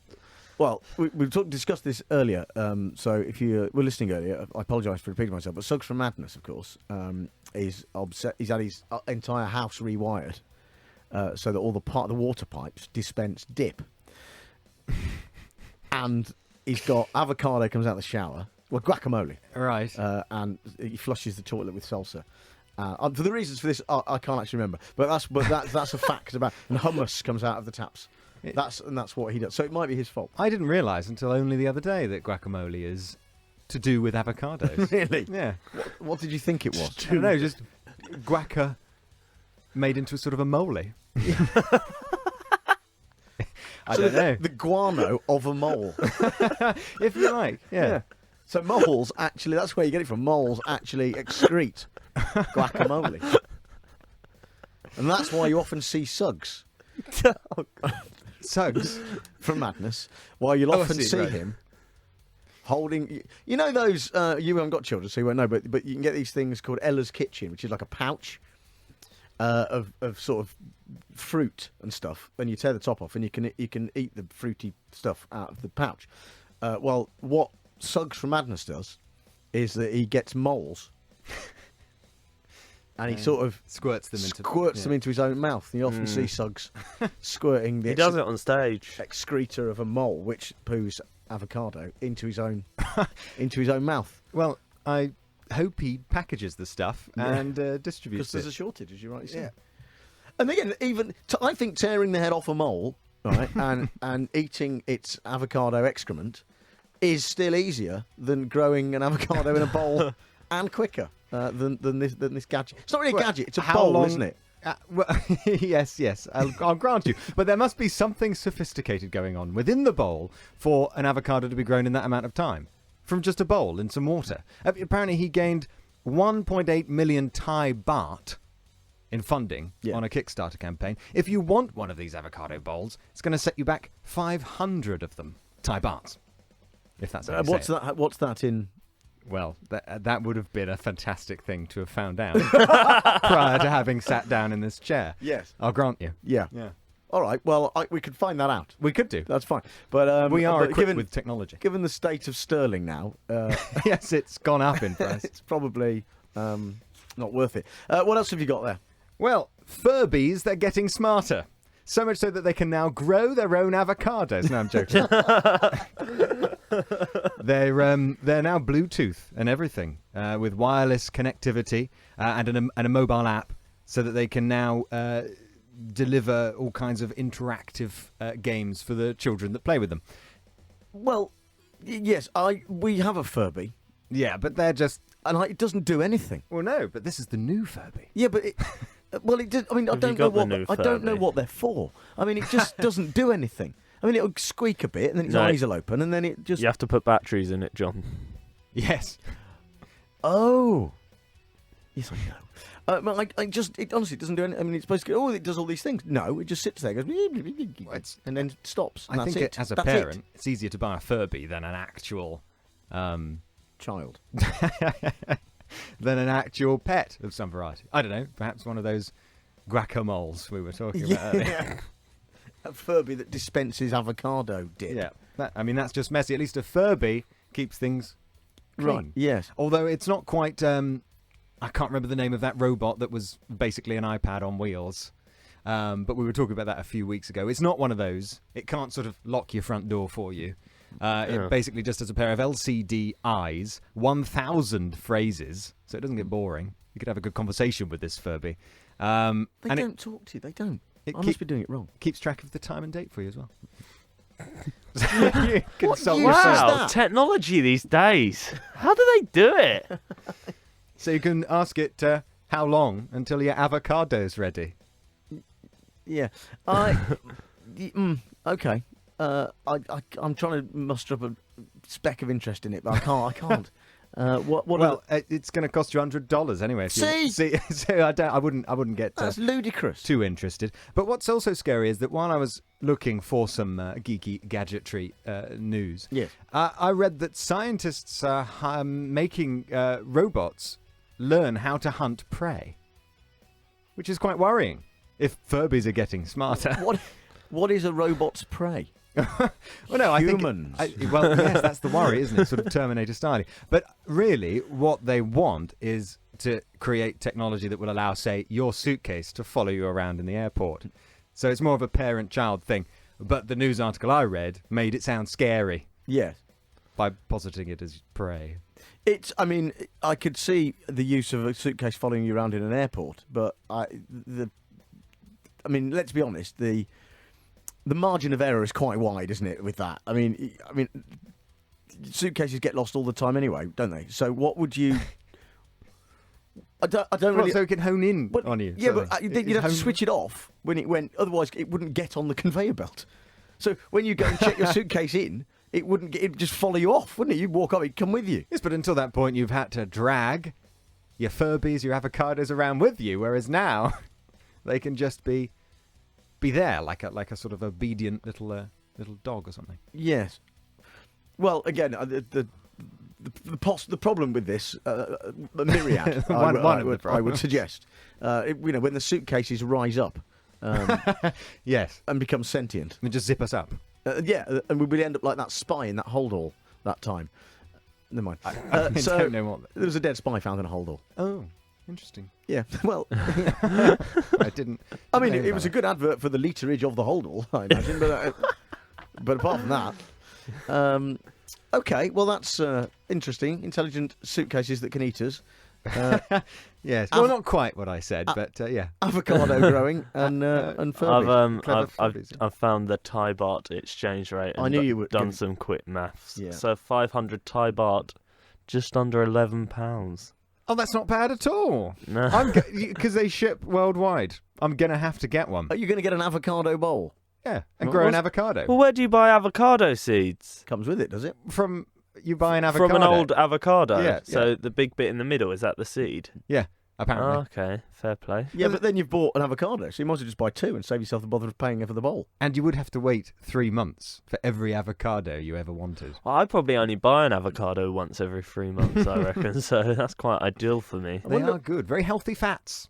Mm. Yeah. Perhaps now we've said avocado a lot, we'll get sent loads of avocados. Or an avocado machine. Yeah. Sorry, avocado. Avocado. Yes. Oh, very good. Which you could drink with Bacardi. Yeah. Good. It's Sounds an avocado nice. with the Hollowed Bacardi out. and filled with Bacardi. Yeah. Like cocktails on holiday. Coconut. Yeah. There you go. It's a hollowed out. That'll be the next thing, wasn't it? We've just thought of the next hipster thing. Hey, get a Kickstarter up now. Come on, Bacardi. Let's get on board with this. Right? It's hollowed out avocado. They're fashionable. They're a hipster fruit veg thing. Hollow them out, fill them with delicious Bacardi. There. Avocados. Yeah, Avocados. That'd be great on It's toast. even got its own theme song. Avocados. Like Ava-banana. Although that sounds like Abu Qatada. No one wants that. Right, it's 16 minutes past 2 o'clock. More gadgety, geeky stuff. There is, yes. Oh, God. With Rue next on Talk Radio. You're listening to Talk Radio. We are midst work experience punditry.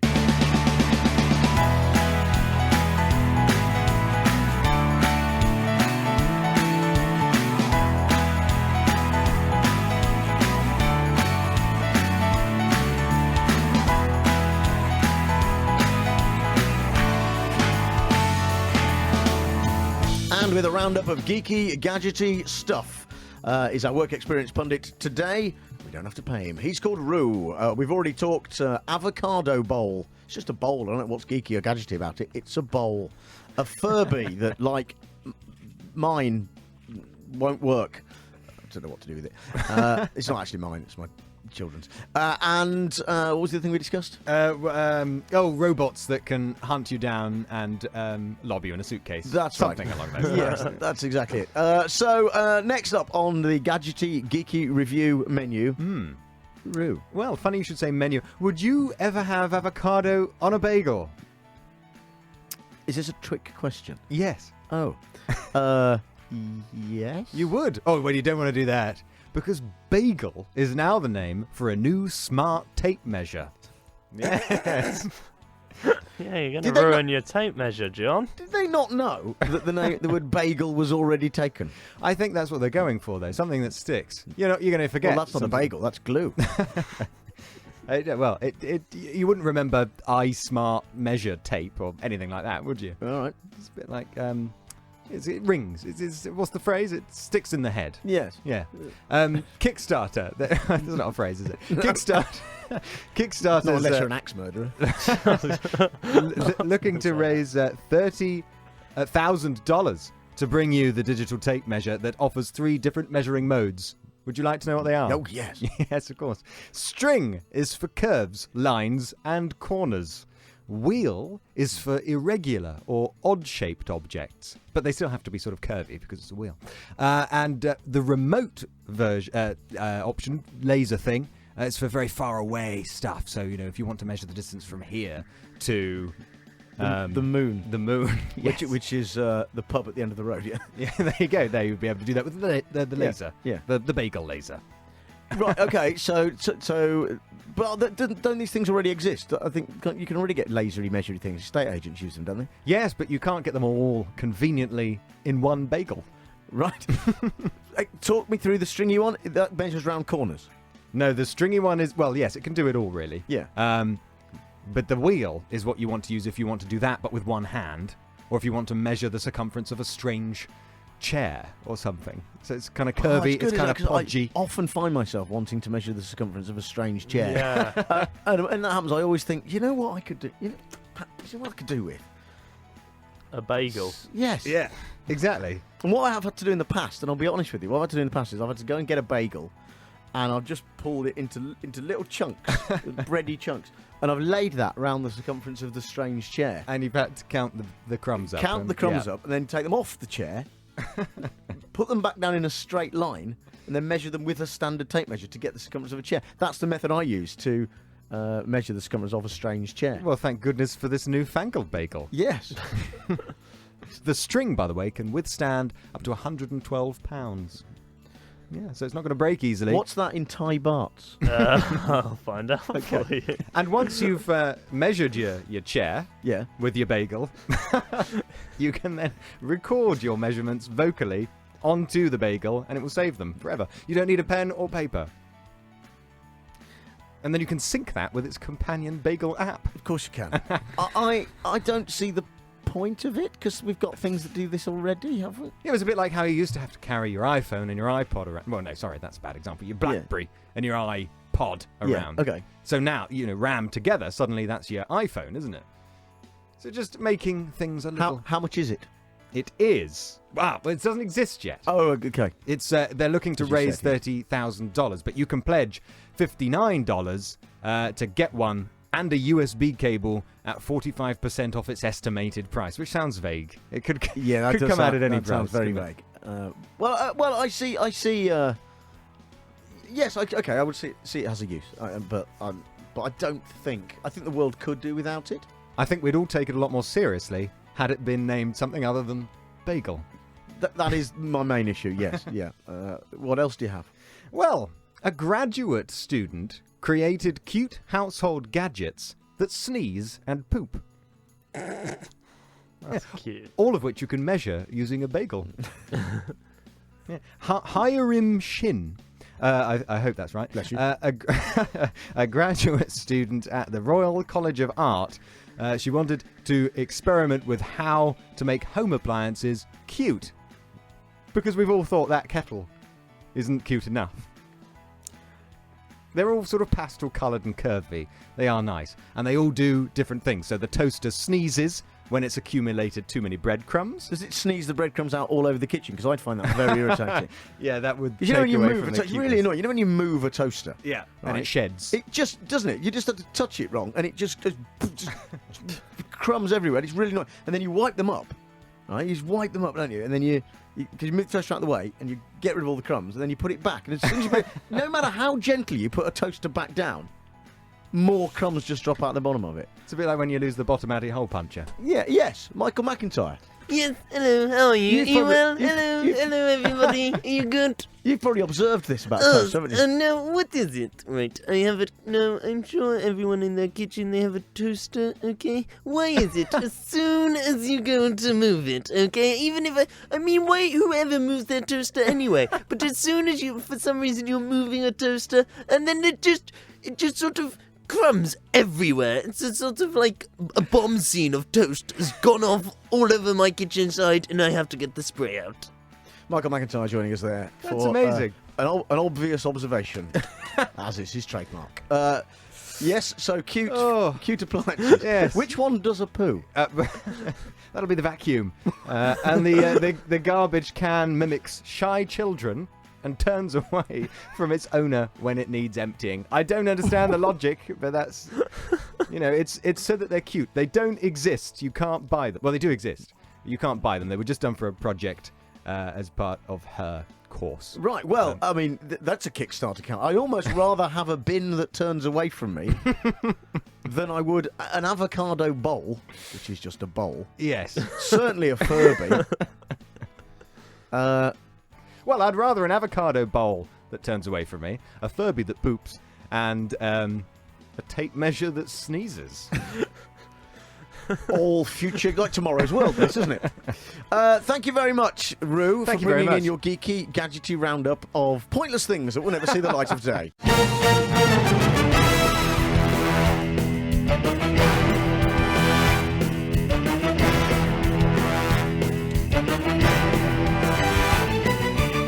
So, work experience punditry then works a little bit like this. We get in a work experience to road test and train as a future pundit, broadcaster, or critic. We do film, we do TV, we do hipster nonsense, we do music.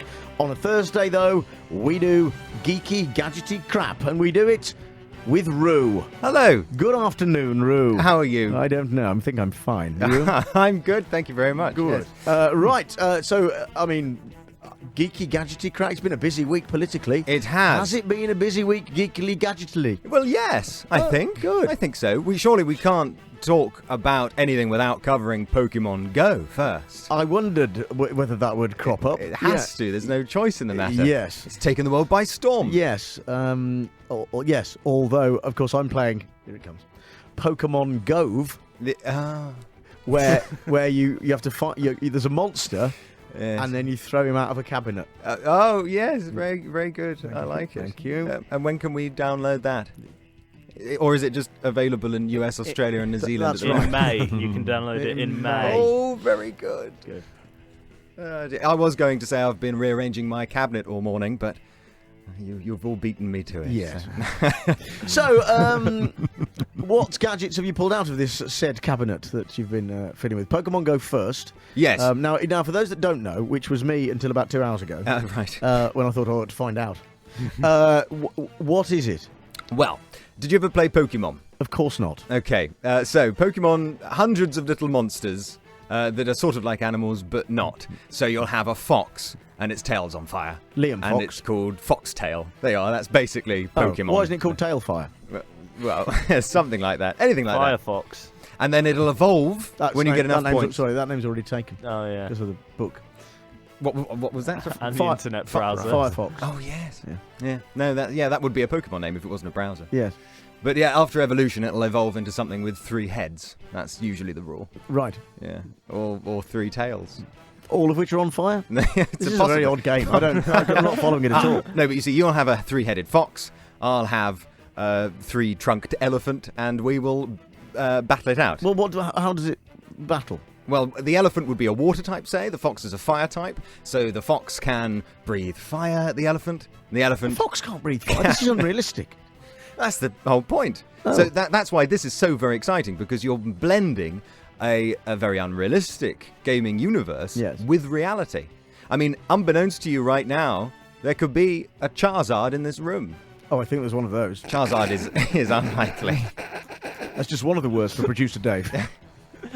I'll take it. It's the best one you ever called me. I think it's It's the interesting other that- C word that you are. Carry on. No, I think... Where would the Charizard be? Well, it would be presumably sort of sat next to you somewhere because it understands the room. It's augmented reality. Is that the phrase? I believe it is. Augmented. Yes. So It's virtual reality's sort of ugly cousin. right. As opposed to Cornelius's cousin, of whom Cornelius is the ugly cousin. Yeah. Yeah. Yeah. That's nasty. So I feel like I've gotten off lightly here. Good this one. morning. yeah. So basically, so you download an app and then it works through the camera and it shows you the room or place or space you're in, Yes. right? And then puts a monster there on the screen. Yes, and you have to try and catch it. Now, say if we were by the river, Yes. there'd probably be a water-type Pokemon. If we were sat in the desert doing this, we'd probably find a sand-type, and so on. So because it knows where you are. Yeah. So how do you catch it? You chuck a Pokeball at it, which is... My question's staying the same. I'll be honest. My follow-up question to that is identical to the original question. Well, on your screen, you'll have a fake Pokeball, and you sort of swipe it at the Pokemon. Then where does it go? Onto the Pokemon. Where does the Pokemon go? In the ball. Yes. But And then you'll take your Then you've balls caught it. to the Poke Centre. I'd never take my balls to a Poke Centre. I'm not Paul Ross. No, well, because what they call, I think they're called Pokemon Centres or something. Poke Stops. That's it. Poke Stops. Good. I'm glad you're up to date with it. Yeah. Well, it's been many years since I've been involved. But Well, are you tempted with the new? No. Right. I think because it's injuring everybody in other countries. Yes, there have been traffic accidents, haven't there? And muggings. And muggings. Muggings? Yeah. Because there's a feature where you can call for backup or something. So if you're in a place and you need some other players to come, it's like, oh, come and help me catch some Pokemon in this place. Yeah. And then muggers have been going on and going, oh, they're alone in a secluded area. And then going and nicking their wallet. Somebody found a dead body in Wyoming River Yeah. as well as they were trying to find a Pokemon. Did they throw a ball at it? Well, the dead body? Yeah. That wouldn't work. In that And it wouldn't really be that effective in a fight either. No. Would the Pokemon monster know that there was a dead? I mean, could it dance on the body? Would it do that? I don't know if they dance. Well, whatever. What are you looking at me for? I don't know. Would it stand on the body? I mean, does it use its whatever's in the environment? Yeah, like it would. If it was a little one, it'd be sat on the desk there. Right. So, right. Okay. And this works everywhere, does it? Or it could be sat on Theresa May's cabinet, for instance. That would be interesting. Certainly. I bet that's what they're all doing in there. Yeah, Playing Pokemon. Yeah. But people have been playing it in inappropriate places. Somebody caught a Squirtle at a funeral, and That's the best sentence I've ever heard. We should sample that and remix it. Another chap got caught cheating because he caught a Pikachu round his ex-girlfriend's house. That's incredible.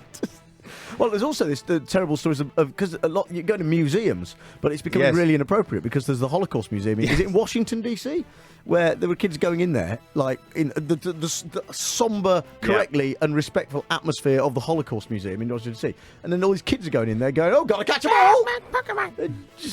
I think they should have put a Mewtwo in every polling booth for the EU referendum, and that would have got people voting, wouldn't it?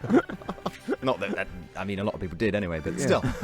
Good. But I suppose it could open up, the rest of the, if there is as a child, when I got dragged around dull National Trust properties by my parents, that would liven that stuff up, wouldn't it? Yeah, or just like a country holiday where you're sat in a cabin all weekend with your folks and you're just like, oh, I'll just wander around and catch Pokemon. Yeah, but then it becomes sort of like Inception, right?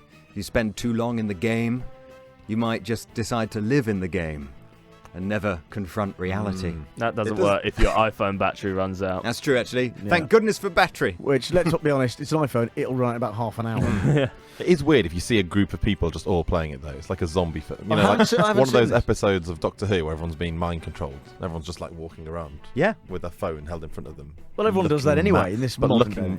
Looking mad. Flicking balls. Yeah, just...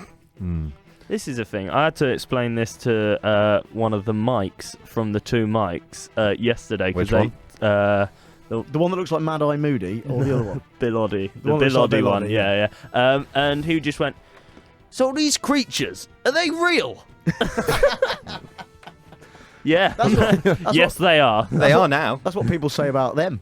So what else have you got, Roo? Oh, well, I was going to say, it opens up a whole new realm for other things that aren't games, like layering augmented reality just upon everyday life. I don't know, it could work for bus timetables or something, couldn't it? Rather than actually having to print them off. I like the way it can be anything at all. And you've opted for Bus timetables. Ooh, the excitement. Come on, kids. Getting warm in here, guys. Oh, I'm a practical chap. come on, kids. Let's all play the bus timetable game. There they are. Oh, look at that boring lamppost. I'm going to project a bus timetable onto it. Gotta Whoa. catch them all. I can liven things up with a question. Which Oh. is what happens if you cross a dead rat with silicone breast implants? I don't know. What happens if you cross a dead rat with silicone breast implants? You get a robot stingray. Naturally. Would you like me to explain? Well, do you know what? I'm going to take that as a cliffhanger. Okay. So hold that thought. I mean, I would like you to explain. But hold that thought. Roo is our work experience pundit this afternoon. He is reviewing geeky, gadgety stuff, of course, with the main advantage of this being work experience. We don't have to pay him. We'll be back finding out what a rat has to do with breasts. Next on Talk Radio. Talk Radio. Join the Talk Nation. Dial up and talk radio. We'll get you talking.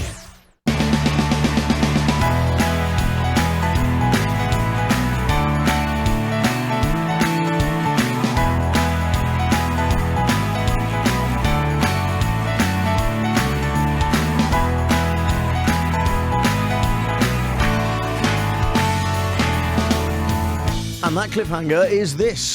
Just before the break there, our work experience pundit for This Is the Feature We Are In, Roo, good afternoon, Roo. Hello. Announced that, well, it was more of a question, wasn't it? It was a question. What was the question? It was, what do you get if you cross dead rats with breast implants? Yes. And we've all been waiting on the edge of our seats to find out the answer to that. Well, Harvard researchers, they made a bioengineered robot stingray out of those ingredients. It's made up of 4 layers. One is a silicon substrate that forms its body. Then you've got a skeletal system made of gold wire, more silicon, and then 200,000 genetically engineered rat cells. Yeah. And it swims towards a light source by itself, but you can also remote control it. It's kind of scary. Yes. It's a living thing. Yes. But it has no immune system, so it can't survive out the lab. So it's not going to come swimming after you in any hurry. But once it develops, I mean, if you've taken that breast, imagine where they got that breast implant, right? Jordan, probably, right? Katie Price. Oh. So if I thought you meant the country. No. I don't think this stingray is that size. I think it's quite a minuscule. At the moment, Yeah. but what I'm saying is, what if it takes on the attributes of Katie Price? If you're going to get... Well, it writes books about how to look after ponies and Well, things. or pretends to have done it and get someone else to do it. Apparently. But it could grow to this. What I'm saying is, it could grow to the size of Katie Price. His breasts, couldn't it? Oh, just the breasts. Yes. They're the Katie Price's breasts are bigger than Katie Price now. Of course, that's a well-known fact.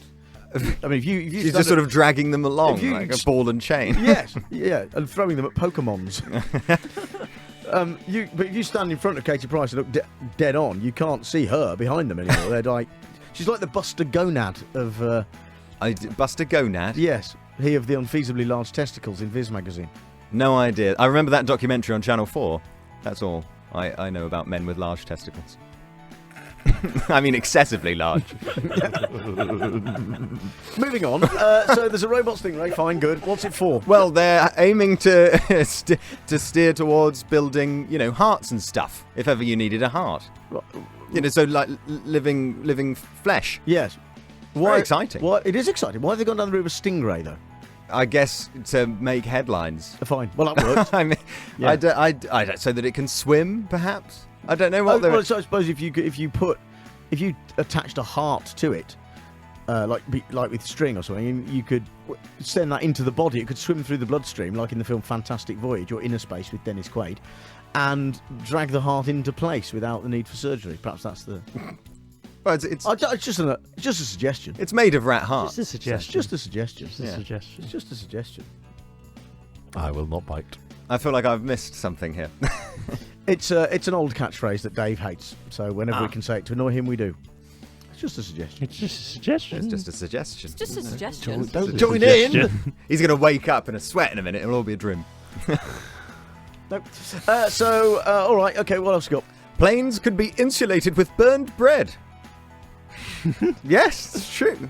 You mean toast? Well, no, very, very burned, because China's Harbin Institute of Technology, they've been busy torching their loaves to create a material known as carbon foam. Yes.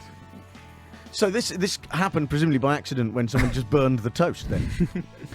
Well, no, because they've tried it with bananas and watermelons before now. We've all done that. But the consistency hasn't been right. Well, I know. Yes, but neither would toast. You want to try liver? What? Toast wouldn't be right under the circumstances I think you're implying. Yes. Well, I don't see. So what do? They melt the bread? I mean, how burned? Yeah, so the initial loaf, Yeah. that's dried and sort of cooked in an oven for 18 hours at 80 degrees Celsius, and then it's put into a special furnace and blasted into carbon foam. So carbon foam is the key word. This sounds here. like a Heston Blumenthal recipe, rather than something used to insulate planes. Is it? Has Heston started to do? Because you know, when you go on a plane, and sometimes they've got a celebrity chef doing the menu on the plane, right? Yeah, I mean, not EasyJet. I mean, you know, but not on a posh plane, right? And they go, oh, our menu's been designed by like that, right? No, just me. All No, right, anyway. just you. Okay, fine. Well, anyway, that happens sometimes, and they and you know, it's stuff like your foam and your jus and all that, isn't it? And I just wonder that's not part of the in-flight menu you're reading out, and you just got confused. Well, no, because in order to insulate a plane, you need it to be very light and fluffy, and apparently with bread, you can change the pore sizes to suit your needs. But you can't with bananas and watermelons. Yeah, I don't I'm know not sure why those are the they only. even tried watermelons if it needs to be light. Watermelons are quite light, aren't they? Are they? Well, the inside is. Yeah, yeah. Yeah, that's because it's empty. No, the inside of a watermelon. Yeah, So you scoop all that out and you oh yeah, there's stuff in there. It's just kind of soft mush. You are listening to Panorama, discussing the new political situation of the country, whereas two men are having an argument about the inside of a watermelon. I told you it wasn't LBC, and I was right. No, but the burned bread can serve as a thermal insulator, an electromagnetic shield, and an electrical conductor, and it's all very cheap. Right. And how much is a loaf of bread these days? That's your plane sorted.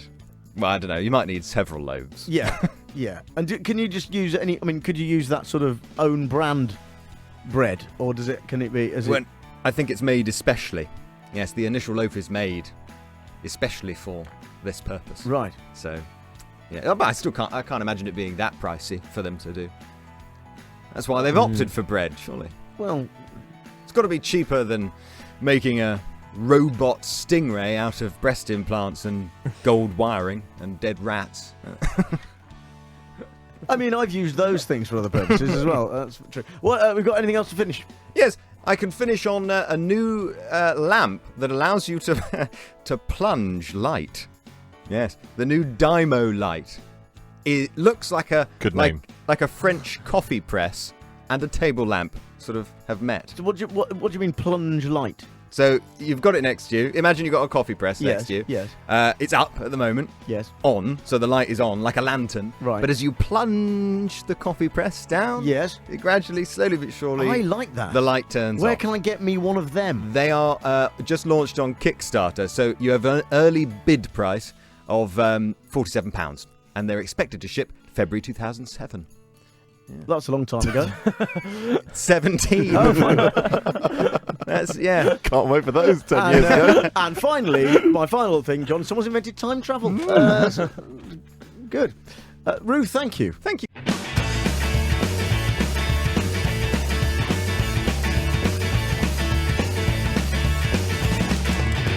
Rue.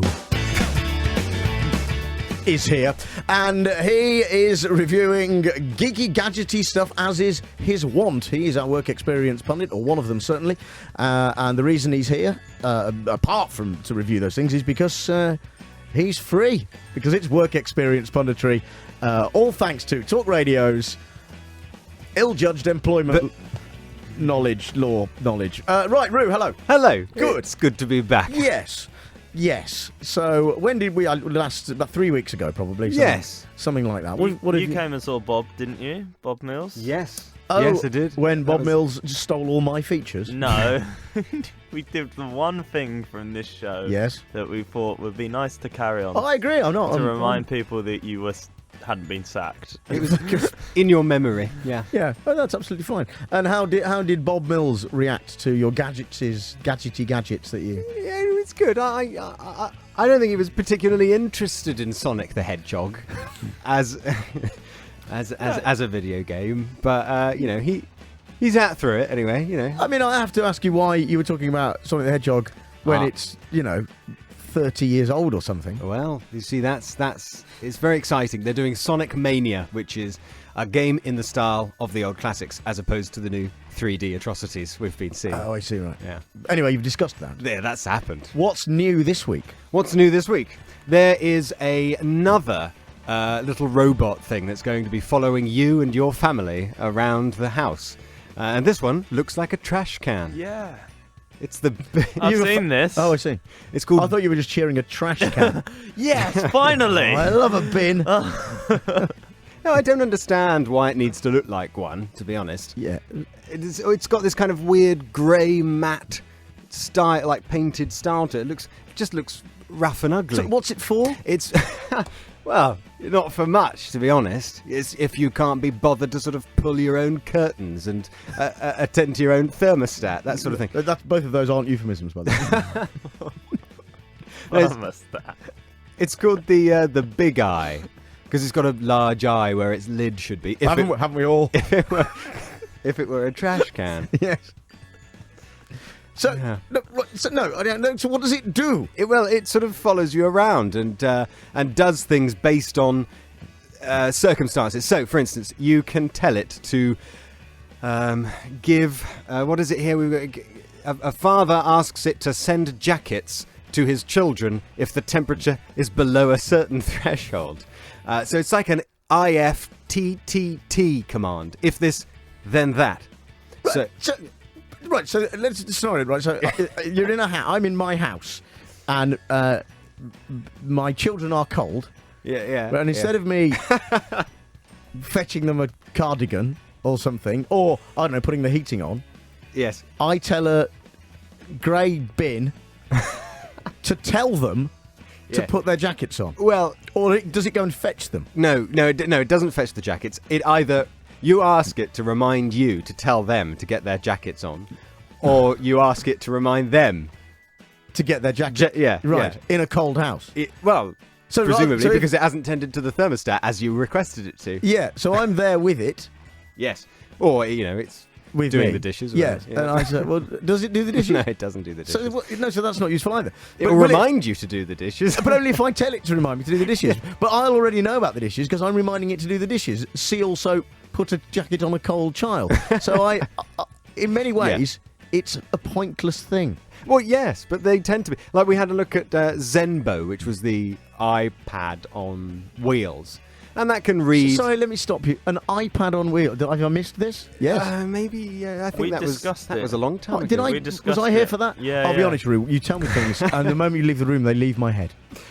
It was just it was an iPad with a face on that had wheels, and it would read bedtime stories to your children and switch the lights off. All that kind of the basic The stuff. things you don't need to do. We're not living in a science fiction movie from what would it be? Sort of like the 80s, where everyone's got Yes. arms and like those. Those days when we all had arms. Do you remember those? They're robots. Oh, nowadays. yeah. Oh yeah. Like Wallace and Gromit, that sort of thing. Yeah. Oh, It's- yeah.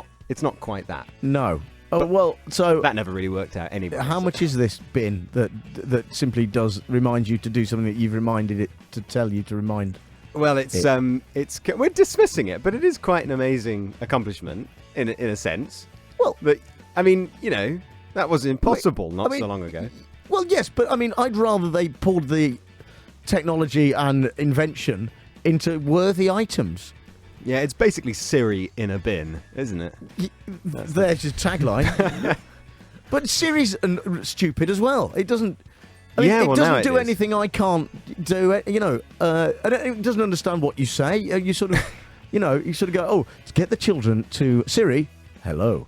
Get the children to. It's cold in here. Could you tell the children to put their jackets on? You could have told the children by that. Yeah, exactly. Yeah. And then it just says something like, "This is your reminder to call the vet." Well, I didn't ask you that, Siri. Siri's an idiot. It is. More so than it used to be. I seem to remember it being a bit more intuitive than it is now. Siri in a bin. So yes, you could, well, there's no price at the moment, but you can sign up for updates and to get $50 off when it does make its debut. A thing that what's wrong with a bit of pen and a bit of paper and a pen? I want to just write down. Remind children to not freeze to death in house, and then just occasionally glance at that. It's the kind of thing that if you're a functioning parent, you shouldn't need to remind yourself about anyway. That's what kind of my thought. But what was scariest, I thought, about the promotional video, which is online, is that it features a song by Robert Shuri Kelly. Called Yours. The lyrics are, oh, I'm yours and you are mine, etc. But then there's a scene where the robot looks particularly sinister, and the lyrics, let's start a fire, I want to keep you warm. Well, again, that's terrible advice for children, isn't it? I mean, and again, if I was the sort of person, and I'm not saying I am, that in order to keep my children warm, I would set light to the house they live in. Right? Again, I could do that without being reminded to do it by Siri in a bin. What, being reminded not to set the house alight? Or indeed, if I thought it was cold enough to warrant setting them or their toys alight to warm them up, which would save me the bother of fetching a cardigan. I don't need the bin's help, is what I'm saying. What have you got next? Yes. Okay, so next, London buses. They're going to be showing live traffic updates in their rear windows. Well, it's only being They sort of do that now anyway, don't they? Well, only in the sense that there's a reflection of the traffic jam. Yeah. It's only being trialled on Route 344, a 6-month trial, similar to how they were running the traffic and weather updates on the top of the cabs. That was a trial as well. Did you find that useful as a pedestrian? I don't remember ever seeing it. Really? Is this just in London? Yeah. No, I didn't. I don't think I saw. Triangles, glowing triangles on the top of cabs, showing, the kind of information you'd see on your iPhone. Oh, I just assumed it was like an advert for something, so I didn't. Oh, so you didn't even bother taking it in? No. Oh well, that's the trouble with it. Yeah. Isn't it? So, but this, I suppose, if you're stuck behind a bus, you already know there's a traffic jam because you're stuck behind a bus. And if you're stuck behind a bus for any extended period of time, you're going to want more exciting reading material than. Well, why don't they show films?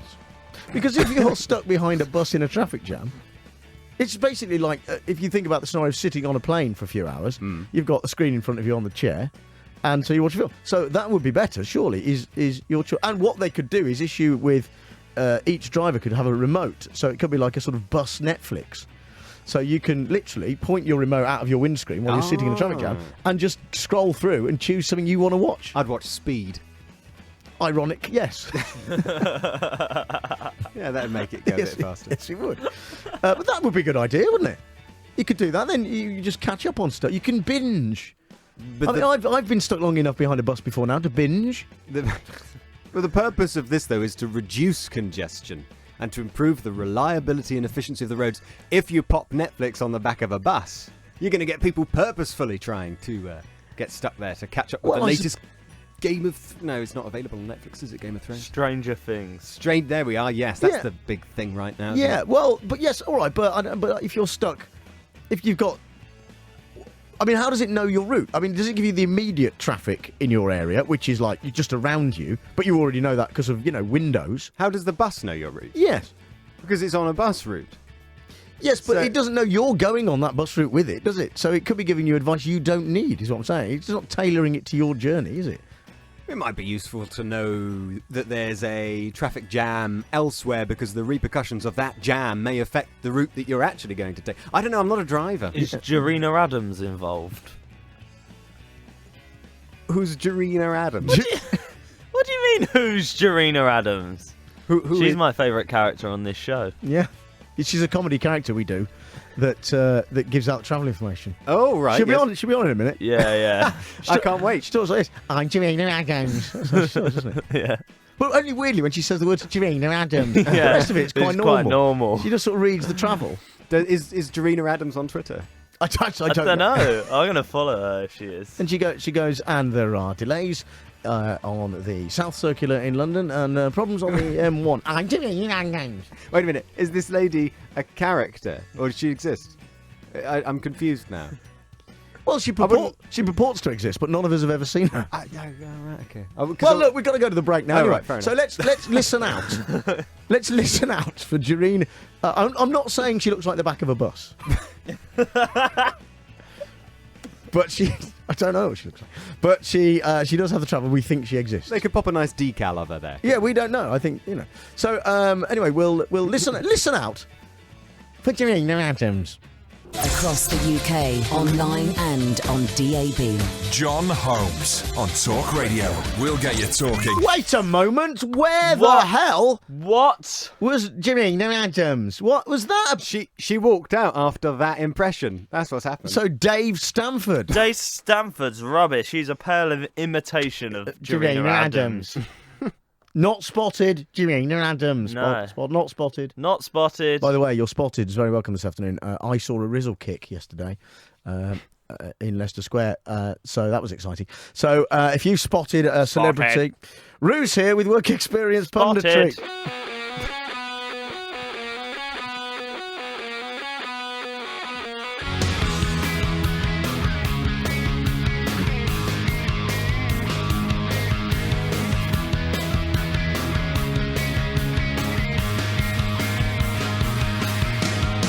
If you've just tuned in, we are midway through Rue. Hi, Rue. Midway through Rue and his work experience punditry. It's reviewing stuff from the perspective of an unpaid work experience. And his area of expertise is very much the geeky, gadgety stuff already. We have discussed Siri in a bin. Yes. And something else that I've already forgotten about. Back of a bus. The back of a bus. That tells you the traffic, to remind you that you're stuck behind a bus. What else have we got in the land of geeky, gadgety stuff? Well, presenters at DEF CON, which is a hacking conference, have revealed that the Wii Vibe 4 Plus, which is a adult toy, regularly shares sensitive information with its creators at Standard Innovations Corporation. So it sends its temperature to the manufacturer every minute and reports whenever you change the vibration level, as well as when you've finished using the item. So people are a little worried about what kind of, people worry about their emails. This is a whole other level. It really is. I mean, yes. Well, nobody knows why this data is being collected or where it's going to end up. Well, it's not. I don't know why that data is necessarily useful. I can sort of. Well, I could sort of see. I don't know why you'd want to know the temperature. That's, for me, that's the most sinister part of this whole scenario. I could sort of see that you could. How do we put this on an afternoon talk radio program? I could understand why the levels might be important because it would tell them which is the most popular speed. That's their excuse. Yeah, they want to know. For instance, if like the bus in speed, it drops to under 50 miles an hour, does it explode? People would want to know that if you're buying that sort of gadget. But and maybe when you finished is a thing. What, do they have a league table going? Yes, in the office, I suppose. You place your bets. Yeah. Jon Holmes is at it again. Let's see see where he finishes up on the leaderboard. His temperature's quite high. Interesting. What's it called? It's the Wii Vibe 4. The Wii Vibe 4 Plus. I don't think they should put the word "we" in it either. That sort of sends it in a whole new fetishist direction for me. Yeah. Well, their excuse for gathering the information is, well, A, for market research, and B, for hardware diagnostic purposes. And C, because they're pervs. Yeah, but they are, fortunately, in the process of reviewing their data collection policy. Good. I mean, it's the idea of it being used and it collecting from you is slightly off-putting. Do you have to be connected to Wi-Fi to use it? Well, that's true. I hadn't thought of that. Are you paying for a 4G plan or something? I don't know how this works. A 4G spot. Very good. Thank you. I mean, essentially, it would. That's what they should have called it. 4G spot, and then you can. Yeah, but you'd have to find. I mean, I'll be honest with you. I mean, it's going to get you thrown out of Costa because they have a Wi-Fi, free Wi-Fi, Free Wi-Fi. and if you're going around using it where there's free Wi-Fi, you're not going to last. Yes, I hadn't thought of that. Yeah. I want to say you're not going to last. I mean, you're not going to, unless you're particularly aroused by paninis. Well, they'd know. Yeah. They'd have that information. Yeah. Well, that's fascinating. What else have you got then, finally? Is there another thing? So, basically, just enjoy yourself offline, I think is the advice there. Yes. No euphemism as well. No Man's Sky, however, is something that you can enjoy online. It's a new video game that has the whole of space at your disposal, and not our space, pretend space. I mean, it's not modelled on our space. Yes, it's a pretend. It's pretend space. Pretend planets. Yes. Okay.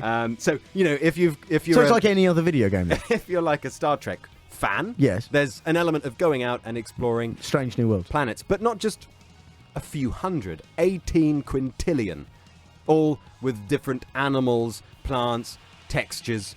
And the gameplay comprises of 4 different areas: exploration, survival, combat, and trading, interestingly. Or not interestingly. Well, it's interesting because they say that 2 players are very unlikely to ever cross paths in the same universe. Well, that makes a mockery of all those people who like playing against each other with these games online then, doesn't it? Well, but you can upload to an atlas information about a planet you're exploring. Right. For the benefit of others who may arrive at it a month from. I see. Yeah. Yes. And if you are on your own, though, that's, plenty of time to use your WeVibe 4000 or whatever the hell it was called. I wouldn't upload that information to the Atlas, though. That might Siri in a bin. Would you fetch me my WeVibe 4000 from the bedside drawer? Very good. Yes. Would you remind me to? Yes. Victoria? Oh, never mind. That's Rue. He had work experience gadgetry. Yes. Thank you very much. Thank you for having sharing that information, sharing your data with us. Not that data. No, I don't want to know that. Right. So, see you next week. Yes, absolutely. Great. So that was Rue, half man, half radio voice with work experience punditry.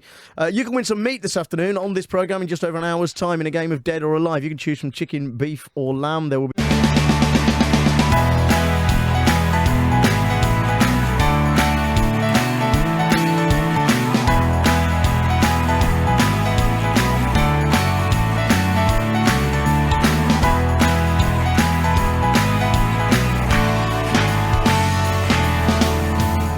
Okay then, Talk Radio, Friday afternoon is just coming up to a time, and it's work experience punditry.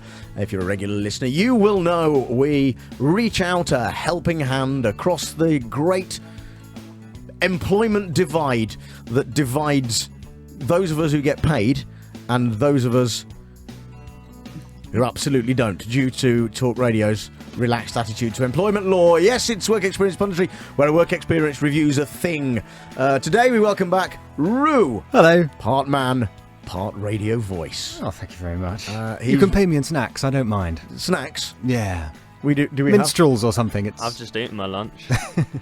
Minstrels, as in the sort of medieval musician. We could probably do that. We've got Busker coming in later. Will that do? I meant the chocolate confectionery item. We don't have that. Rue has got geeky, gadgety crap. Well, yes. To review. I do. As he does on a weekly basis. And do we all look forward to it? Yeah. Yeah. So what have you brought in, Roo? Enthusiasm here in the room. Yes. Well, you might have noticed I haven't shaved since before Bob Mills. That's BM, as we call it.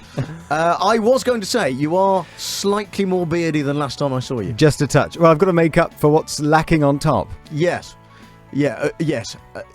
Fine. So I was having a look online for gadgetry grooming items, if you will. Don't search grooming online. No. Because you're going to get some very awkward results. Well, it turns out you might very soon be able to groom with a razor. I mean, a laser on your razor instead of a razor. A razor laser? Yes. It's Scarp, the new laser razor on Kickstarter, which is apparently going to address environmental pollution and wasted water, because razor blades can't be recycled, whereas obviously a laser just goes on and on. Apparently for 50,000 hours. That's 50,000 hours worth of shaving. How does it work? Well, with a laser. Yes. Similarly to the kind that's used in laser hair removal treatments. It's called intense pulsed light that'll melt your hair rather than cut it. So does it take is it quick? Can you just do it in the morning when, as you would shave? You just... Yeah, the online video implies that. There's no lube strip or anything attached. I won't touch anything without a lube strip. I think you just whack it on your face and give it a go. Again, don't type that into a search engine. No. It's the way forward, because if you think about razor blade technology, right? Yes. Because technology, razor blades? Well, this is the thing. This is my point. I'm constantly amazed, right, with just how far a simple razor can supposedly go. It's like they up the ante. They go, right, first it's a razor. Yes. And you go, yeah, fine. And then it's 2 blades for maximum closeness, right? And then we're long past that. 3 blades for more closeness. 20 blades in a razor for more. And then they've got the lube strip. And then they've got a rotating ball to make it go around the contours of your face. Or what? Right, so they just try to outdo themselves in each one. And if you're a man in charge of, or a woman in charge of designing razors, right, you are running out. I mean, you've not got much to play with. So I admire how they've done it already by adding blades and blades and blades and strips of this and balls of that and twisty bits of that. I admire that. But it's now like they've given up that ghost and gone, no, forget it. We can't. We've reached the pinnacle of blades. Lasers. Yeah, they've gotten away with that for a bit too long, and we're all starting to notice. Yeah. So, yeah. I mean, what next?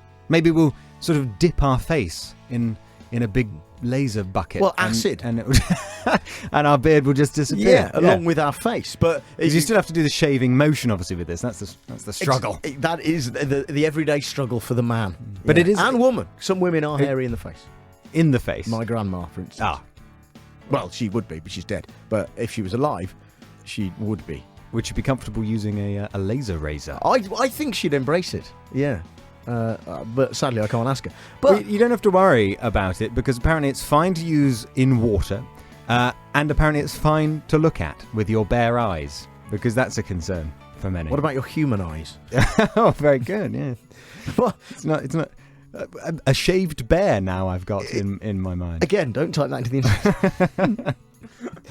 Just one of the other things you shouldn't type with safe search off. Yes. I think it can only be forward, and as we said, if the next one is a bucket of acid, but you think about that, because that's going to save you. If you put your face in a bucket of acid, it will take off your beard and your face, and therefore you'll never have to shave again. There you go.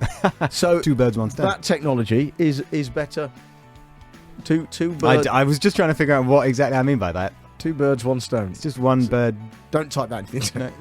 Oh no, that's 2 girls, 1 cup. Oh, sorry, I made a mistake. So what? How much is this? $139, but it's not available yet. So you can back the project for that amount of money. Okay. And what does it look like? It's quite funky, actually. It looks like something Spock would shave with on Star Trek. He's got very... well, he's got to keep them attended to eyebrows, hasn't he? Mm. Yeah. So, is it big? Can you keep it in your bathroom cabinet, or is it... It literally looks like one of those nice little cheap orange Bic razors with one razor on it. Yes. It sort of looks like that, but in sleeky black kind of gloss. Okay. It's quite smart. I think I'd give it a try. I think I would. You wouldn't want to drop it in the bog, though, at that price, would you? No. What else have we got? Don't Google that.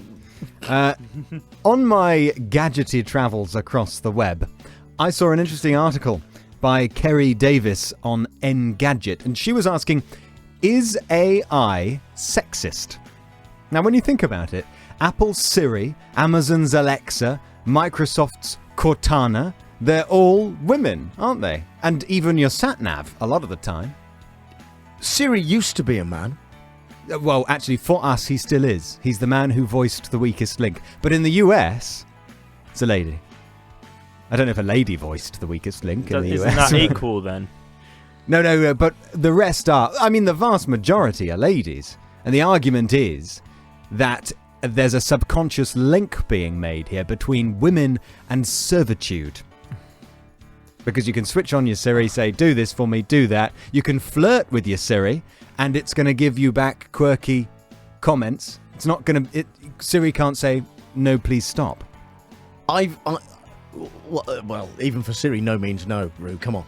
I've never really used Siri. Does it actually... No. Siri, will you go out with me? I'm not sure I understand. Right. That's a bloke.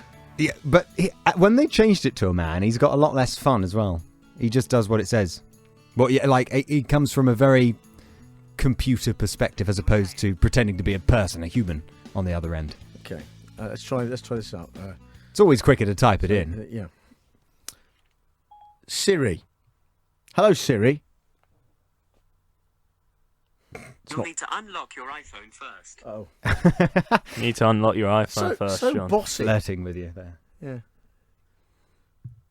Well, it won't let me. It's not on the lock screen. Press the middle button. This is all. Here You go, can't get into your Grandad. own phone. Yeah, well, all right. I realise this is a bit odd, but... okay. John's a techno idiot. Here we go. Hello, Siri. Good afternoon, John. Wow, that's clever. Ask him if he wants to marry you. That's the the trick. Will you marry me? I think the silence Slang- speaks. Thinking about it. Ain't hard to get, He's isn't it? thinking about it. Will you marry me, Siri? My end-user licensing agreement does not cover marriage. Oh, very nice. See, I like it. Yes, they're spinning it more towards the tech rather than the flirty responses of times gone by. What's wrong with Cornelius exactly? I don't have an opinion on that. Good. I do, Siri. Everyone else does. I'm not sure I understand. Okay. Yeah, see? This is Siri's got me backed up here. Fascinating. Like all my data. They just don't understand. Is it sexist, though? No. Well, that one isn't. But apparently people prefer a lady's voice because it just sounds friendlier. Are you sexist, Siri? Who, me? Oh. Yes. Are you sexist? Touched a nerve.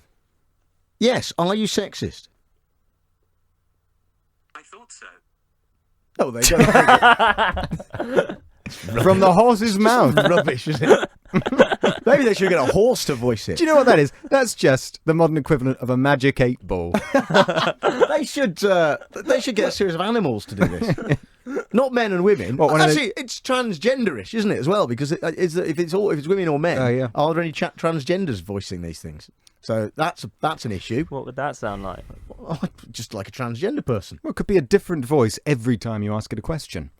That would be nice and inclusive. Yeah. Or anyway, Huge database. We could all record our own answers to things, and it would be stored in the well, Siri. you've got a nice voice. Well, I wouldn't mind. So we could talk. You could talk. You could do them. Look, But I'm okay. So people might be listening to this driving now. Yes. Right. Let's as an experiment. Okay, right. You do a in 300 yards, turn left kind of thing. In 300 yards, turn left. See, That is creepy. Have you been injured at work or on the roads? If they're following your sat-nav directions, probably yes. Roo, stay with us because I know you have more gadgety stuff. I do. That's a fortunate coincidence. Roo, Hello. There he is. Give us another quick sat-nav burst, if you'd be so kind. I'm not a driver, so watch out for that cyclist. No, they don't do that. Okay, well they They're should left do. in shouldn't 100 yards. they? There's a bear on your left in 500 yards.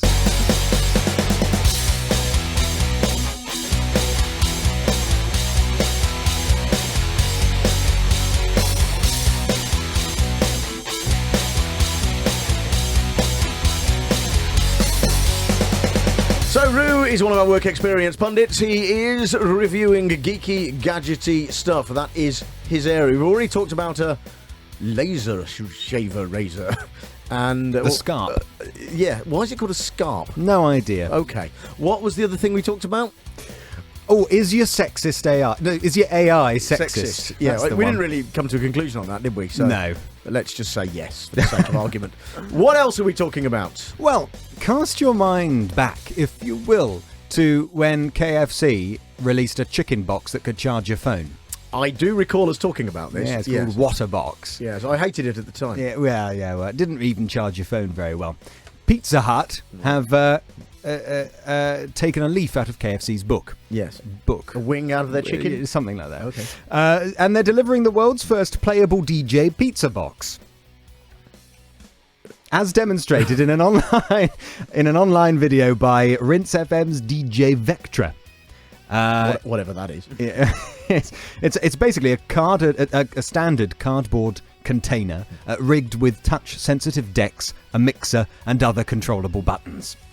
In a pizza box? On a pizza box. Yeah. Why? Well, because I suppose they need some viral content. Everybody knows they sell pizza. What else have they got going for them? Salad cart. Yes. Do you remember when they were going to rebrand to Pasta Hut? No. There were big signs put up. I remember that. Yeah. Yeah. And then they backed out of it. No, it's just a PR stunt to make radio stations was talk it? about Really? it. Yeah, I and we're remember still it. talking about it now. Yeah, so it worked in many ways. You've fallen for their trick. Yeah, that would. I mean, I don't understand why you need. I don't get this. Why? Well, it's not just a novelty. Apparently, it connects to your smartphone via Bluetooth, and it's compatible with DJ software. But why is it in a pizza box? On a pizza box. Well, this is obviously the result of hours spent in a meeting room trying to come up with ways to make a pizza box vaguely more interesting. I hate the world sometimes. I really do. But would you, with one of these pizza boxes in your possession, you can scratch, rewind, control pitch, and crossfade. It'll be like you were in TalkRADIO, but at Pizza Hut. No, because you'll find that the equipment there probably works.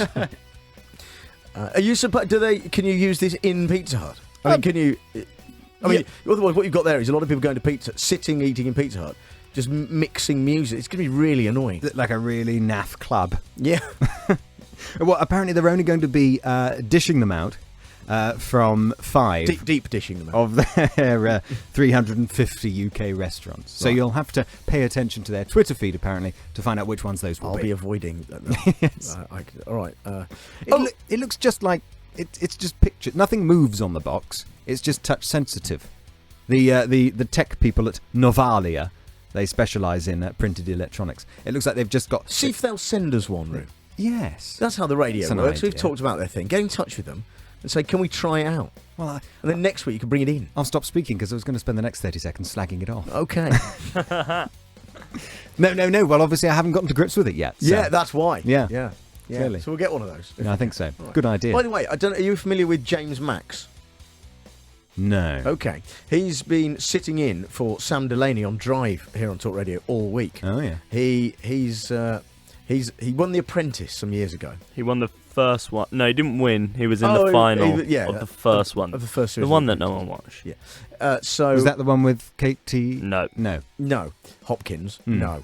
It was a different one. But he's been doing Drive Time all week, and in the office, right? It was perceived that he has the same voice as you. Ah, the same? Well, surely not. Similar, isn't it? Yeah, it's definitely a thing. So we thought we'd because we got a clip of him. Oh, okay. As everyone was talking about it all week, I just thought, as you were here, we'll just sort of compare and contrast. So if you can repeat what he says. Oh, good plan. Okay. So this is James Max. So, inflation rose to the highest level in 20 months in July, with the Consumer Prices Index, the CPI, ticking up to 0.6% last month. It's only up 0.1%. So repeat that. Oh, the CPI has been ticking over by 0.1%. It's only up I don't know. That was a long clip. I think there's something there. There's definitely something I there. poo-pooed it in the office. I'll be honest with you, and now I've heard it together. There's something. We should be on air at once. It'd be a confusing exchange, maybe. Yeah, but there's something in that. Let's hit James Max again. He's got a little bit more. So, inflation rose to the highest level in 20 months in July, with the Consumer Prices Index, the CPI, ticking up to 0.6% last month. It's only up 0.1%. So try it's only up 0.1%. See, it is the same. That's me doing an impression. 0.1%. 0.1%. 0.1%. 0.1%. 0.1%. 0.1%. See, now we can't tell them apart.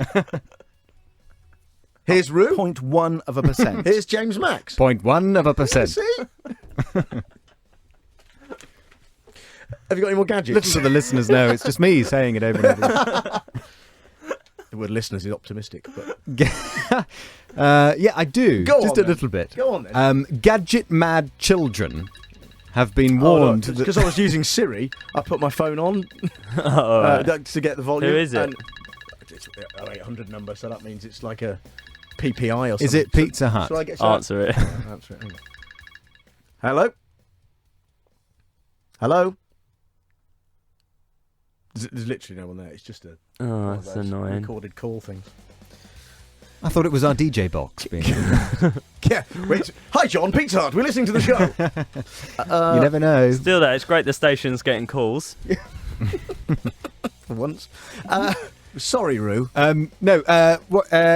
Gadget mad children, yes. Right. They are being warned by experts that they're at risk of setting their homes on fire by charging their devices overnight. Apparently this is a big issue because kids are using cheap, unofficial chargers and popping their phones under their pillows while they sleep. Right, okay. I mean, I suppose this story was going to crop up sooner or later, but yes. I'm sure it's cropped up before. But the Daily Record had a story about a chap who found out his son had left a Bluetooth speaker on his bed and it was smoking, and it set off a bit of a chain reaction, I think, and now everybody's very worried about it.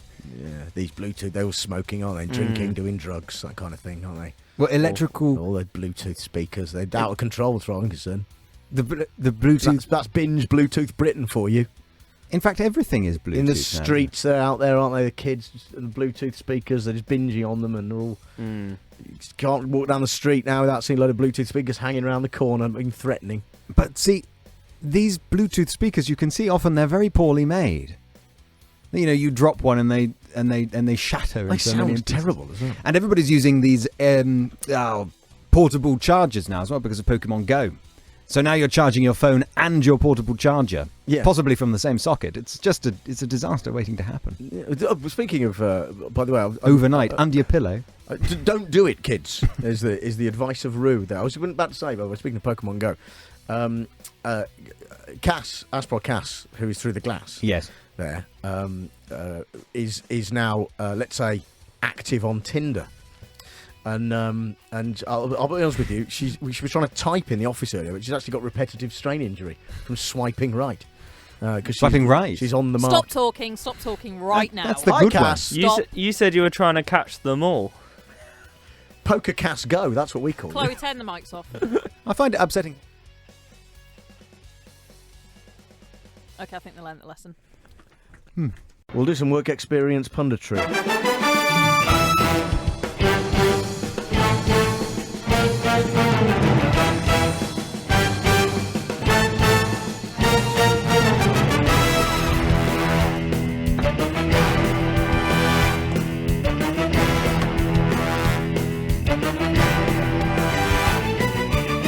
So here we are then, knocking on the door of unpaid work, as once again a work experience rolls in here to review something or other. Mondays, usually music, Tuesday, TV. Yesterday, Wednesday, Ellie was here with hipster nonsense. Tomorrow will be film. But today, Rue is back, part man, part radio voice. Hello. How are you? With geeky, gadgety stuff. Very well, thank you. What about yourself? I'm not bad. Good. The beard is coming along. Well, yes, I've had a nice shape up. Yes. You have. Did you self-shape or did you go and have it shaped? I had it shaped. With a gadget? No, just with a regular blade. Oh, Boring. I'm not sure Rue's our best gadget guy because earlier he came in and normally he brings his stories on paper. Yeah. And earlier he just showed me his smartphone and went, look, it's on the phone today, as if it was the biggest thing. I thought it was time to ditch the quill and move on to the phone. Yeah, all right then. Okay. So, what gadgets are on your phone? Well, first of all, I saw on one of your televisions that a new Earth-like planet has been discovered, according to one of the headlines. That is true. That is true. Is it 4 light years away? I believe it. I don't know exactly where it is, Yes. but the English student in me insists that headline should read "New planet like Earth has been found." Yes, you're right. Actually, yes. Yeah, it's a bit. Did you get more English? straightforward that way. Did I get English? Yes. What, my GCSEs? Yes. That was a long time ago. Yes, I got double A in that one. Did you? Yeah, I got an A. That wasn't even available when I was at school. What, a double A? What's the point as a battery? What's the point? What's the point of a... Well, one's literature, one's language. Oh, in that case, I got a double A. In literature and language. Well, no, I got that's a quadruple A. I got an A in literature and an A in language. Yeah, there you go, yeah. I don't understand maths or science. But I don't... That's why I got D's, so... Yeah, well, yeah. But I don't see why... I don't see why... What's the point? If you get an A, it's just the top thing. You don't need A star, though. No, I guess no. You don't need that either, do you? It's just an A. Well, keep it simple. A, B, C, D, E, F, whatever. Yeah, U. Yeah. No, not FU. Sorry, that was. You can get a U. Yeah, can't you? yeah. Ungraded. Okay, that would be awkward. Yeah, yeah. I mean, that's an examiner who really doesn't like you. Yes. if they're writing that on your paper, you've done badly. So. You don't need it. It's just A. We don't double A. Well, nobody needs an A star. That's why nobody likes anybody who's got them. Yeah. So, on that note, yes, planets. Well, I don't know much about that. I just saw it on a telly. So, moving on. Okay. A television is a gadget. It is. Yes, a fabulous one. But there are robots. Yes. Yeah, well, we can all agree that, yes. There's a robot called Bert 2, a humanoid robot with 3 separate displays for its eyes and mouth. That's 2 for the eyes, 1 for the mouth. Yeah. And in a lab, so there were 3 in a kitchen environment, right? Yes. One was silent and didn't make any mistakes. The second was mute and programmed to make 1 mistake, but to correct it quietly. And the third was able to speak and accept simple yes or no. Answer yes or no to simple questions and apologise for its mistakes. The third one is the one that people liked the most. All of this means that we would lie to robots to protect their feelings, even though they don't have them. So this robot would ask for a job, for instance. Right. So is there anything to do? Yeah. And people involved in the experiment would give them a job, even though there wasn't really one to do, because they didn't want to hurt its feelings. Because it would do a sad face, you see. Like work experience. Yeah. Yes. I mean, we're missing a trick then, aren't we? Robot punditry could well be a future... I mean, I don't want to do you out of a job, but as it's not a job, it'd be... I'm not doing you out of anything. In fact, you'd probably be in pocket because you'd have to pay a fare to get here on public transport. God, that'd be awful, wouldn't it, if robots start stealing voluntary roles as well? Yeah. Robots in your Oxfam. Oh. There's a euphemism. No, but one of the participants of the experiment actually wrote on his notepad, "emotional blackmail," while it was going on. So, yeah. And where is this? And why is Where's this? the kitchen? Yeah. Let me have a look. I mean, the kitchen here is just full of... It wasn't here. No, well, no, because it's robots is technology. Here, the technology, the best technology they've got in our kitchen is a fork, and even then you can never find one. Whoa, Am yeah, I I'll tell right, you what. Cornelius? Just went to get a fork from the kitchen and there wasn't a clean one, John. No, I know. Had to go downstairs. Why don't you just wash one up? I'm on the radio, John. Yeah, I don't know where the kitchen was. Okay. If I navigate away from... See, this is the problem with going digital. If I've got a piece of paper, Yeah. I can also look on my phone. Yes. Whereas now the paper is on the phone. If I navigate away from the paper, I'll be ages fiddling with buttons. It'll sound awful. I'll gloss over that. So, what gadget would you have for us next? Now we've got kitchen robots. Edible... Somewhere we don't know. edible milk. Edible milk-based film to replace the. I've seen that. To replace the plastic that coats your many food items that you would buy at the supermarket. Apparently, it does a better job at protecting your food from the air, among other things. And this is the US Department of Agriculture researchers. They've made, a milk-based protein. Well, they haven't made it. It exists. Casein. Bodybuilders use that overnight, don't they? Because it's a slow-release protein. And they've added glycerol to soften it and citrus pectin to resist humidity and high temperatures. It's edible and biodegradable. It can have flavors added to it as well. So this will be what they wrap your cereal in, for instance. Cereal bars is the example they used. Currently, they're kept crunchy with sugar. In the future, they could just spray on this substance. What are you talking about? And save the planet while they do it. So, because plastic, just you open it, throw it away. Whereas this, you could eat it in the wrapper. You eat the packet. You eat the wrapper as well. Yeah, wrapper, hang on a minute. Because food is. There are a few issues. Yes. Not least, food is wrapped to keep it hygienic and clean, I guess. Yes. Right. So if you're using your example of a cereal bar, which is wrapped up in a paper or plastic.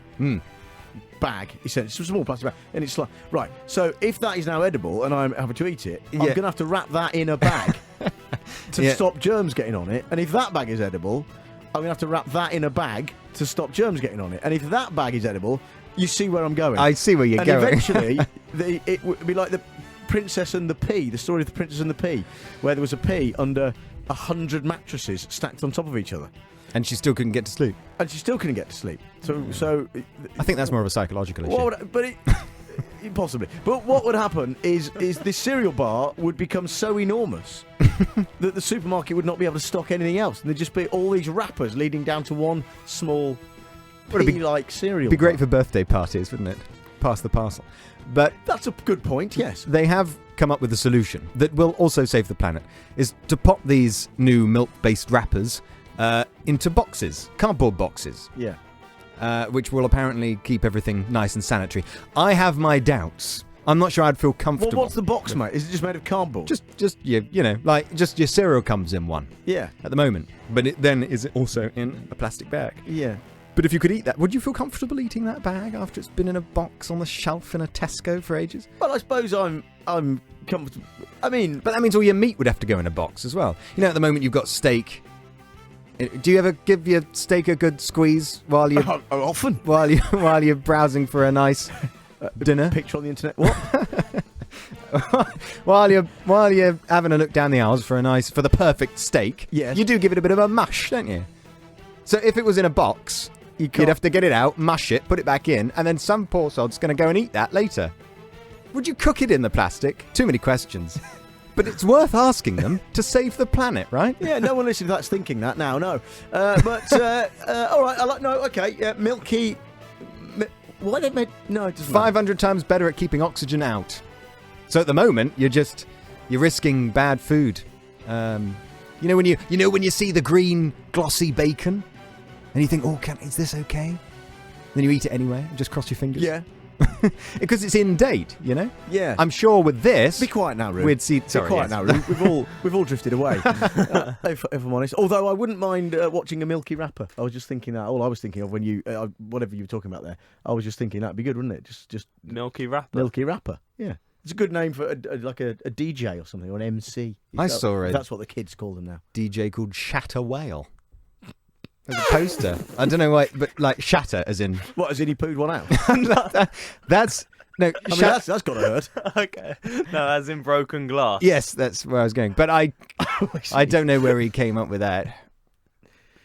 Great anecdote. Right, so we'll be back with more geeky, gadgety stuff that's incomprehensible from Roo on TalkRADIO. I'm Jon Holmes.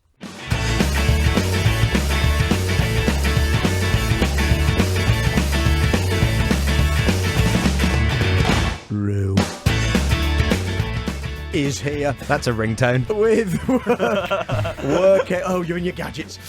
With work experience punditry. If you're just joining us, you've already missed a fascinating chat about milk and robots in the kitchen. And now, Rue's got more geeky, gadgety stuff as part of work experience punditry. What have ye? Just a nuggety bit before we get delving into the more serious stuff. Twitter Night Mode is now available on iOS, which means you don't have to strain your eyes. You can give it a nice dark navy blue look. Did it strain your eyes before? Well, yes, when you're laying in bed at night and you've got it glaring in your face like that. Now you can just switch it on to the deep blue setting, and mine's permanently on that. It's much more relaxing. Oh, right, okay. So I have to update my Twitter, do I? I think so. Yeah. Right. At Jon Holmes 1, if you'd like to. Oh my God! What? Are you struggling? I've got a book to sell. Are you struggling? Do you need to borrow money? Ask me in a week. Right, so underscore Mr. Rue underscore again. Visa powered payment ring is now available to everyone, not just Olympians in Rio. I didn't know it was a thing anyway. Ah, well, it was.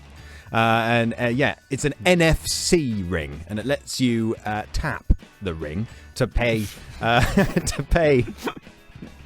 Cass just said stop it in my ear. To pay at many store terminals without pulling out your phone or using your watch, without twisting your wrist, because that's such a lot of effort. Now you can just use your ring. It's 40 quid with a December ship date. So, you don't even need your phone in your pocket because it uses anonymizing tokens. So it does everything itself. What does it look like? Just like a mood ring. You know those ones that change colour, except it doesn't change colour. No. What, you don't know about mood rings? No, I don't know about mood rings. What's a mood ring? What sort of childhood did you have? One that was bereft of mood rings. Well, you just basically, you pop on a mood ring, and then, I don't know, it goes green, meaning you're jealous, or red, meaning you're very angry. I haven't heard about this, and until you said what sort of childhood did you have, I thought it was one of the products that you get in condom machines in toilets that aren't condoms. What? Don't worry. Oh, you mean like a yeah, never mind. No, it's not. No, not one of those. This is considerably more high tech than a mood ring. Okay. In fact, mood rings, I don't think they're actually. I don't think they. So work. you wear it it's like the Apple Watch, is it? Yeah, but it. Well, I know it's nothing like the Apple Watch. Oh. You can't play video games on your Apple on your ring. Yes. So, yeah, it's just for paying. It's just for you do a fist bump with the terminal. Oh, I'd love that. Done. Actually. I'd really like that, especially when you get on a bus.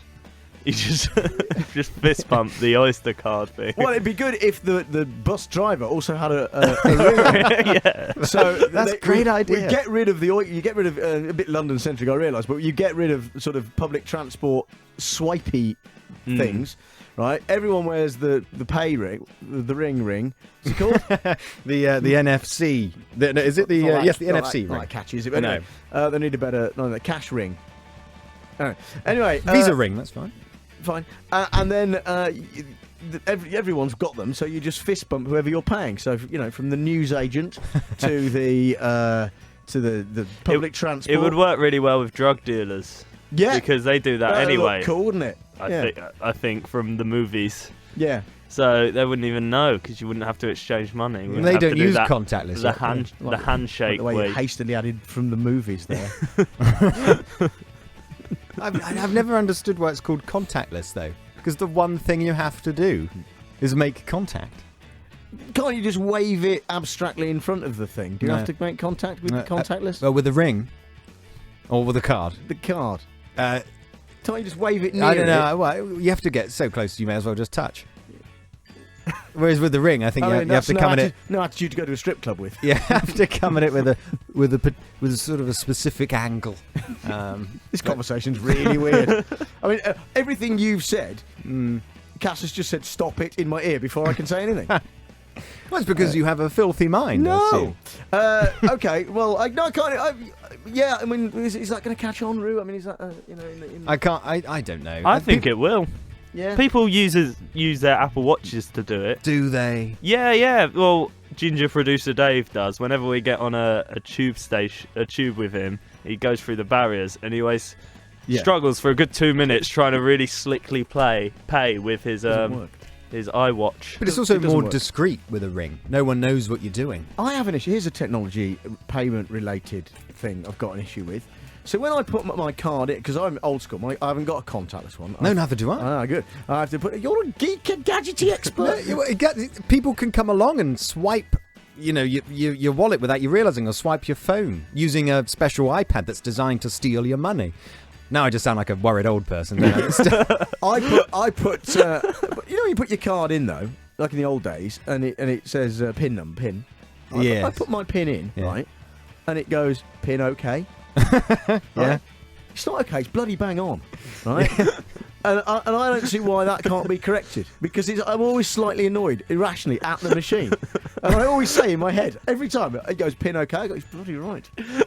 It's bloody superb, not bang on. Perfect! Exclamation mark. Yeah. Well done, John. You're old, but you've remembered something.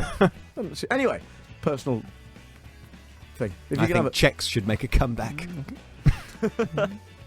You knew where you stood with a good check. You're in favour of immigration, then? People from... Anyway, so, Roo, thank you. Thank you very much. Thank you. Will you migrate back to the studio next week with more? I'd be more than happy to. Excellent. Yeah. Let's hope it makes some kind of sense next time. That's Roo with Work Experience Punditry.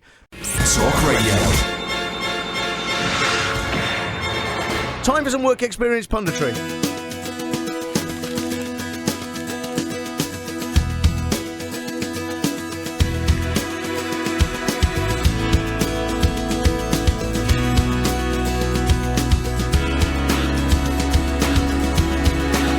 Roo.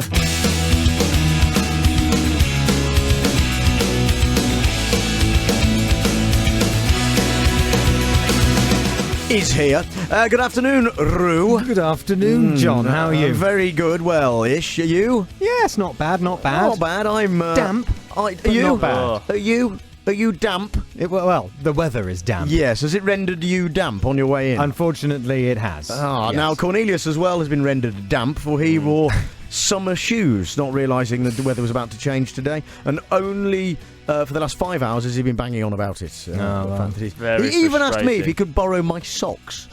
Because that's you a have weird a suitcase with you. I thought you might have some spare socks. Yeah, but I'm not going to give you my socks, am I? It's fine, they've dried now, but my shoes are still wet. Okay. I came equipped with a new hoodie, but now I'm covered in fluff. That'll teach me. Not half. Damp and fluffy. That's me this morning. Right. Afternoon. Good. Yeah, well, fine. So, Roo, you're here to review films. I am indeed. For us, because it's a Friday, and what we should be doing at the weekend. And what have thee to share? Well, I had a bit of a sausage party not so long ago. Yes. And then I went to see the film of the same name. Good. Have you been working on that all morning? Have you caught this? I haven't. I know about it. It's an anime. It's a comedy. It's an adult comedy. Yes. Animation. Some food set in a supermarket. Something. It's interesting because it's sort of covering new ground. We've not really seen an animated movie in the style of DreamWorks or Pixar that ventures into such adult territory. And the trailers are really just the tip of the iceberg lettuce.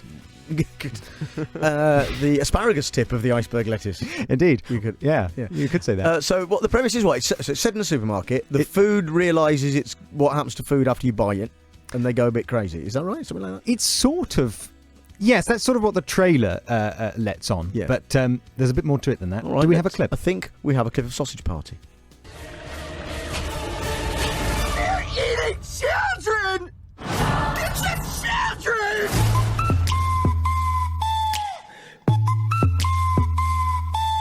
So, you have learned the terrible truth. I gotta tell everyone. Everything we believe is a lie. The goats are doing this to us because we touched hips. It wasn't even that. I mean, it was fine. It's not like anyone writes home and says, "Oh God, I had the best tip." Shake with your mama. Run, guys, run! Behavior overstated.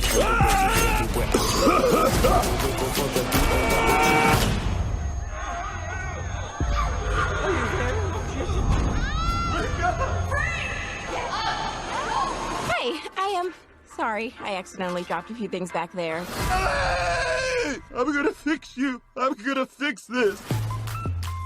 And that's Sausage Party. Yes. Well, there's a lot there that. I mean, you found a broadcastable bit, at least. But I mean, sorry, I haven't seen it, but I understand it is expletive ridden. It is. Now, I'm not one who finds swearing offensive. I think it's just bloody well think not. It's just a noise that comes out your face, right? Yes. Some are more offensive than others. I think it can be lazy. Yes. And that there's more to the English language than swearing. So then, whatever. But if you take away the swearing and the vegetable sexual activities that are included in the film. It's a sentence I've never heard. The vegetable sexual activities. Oh, good. Yeah.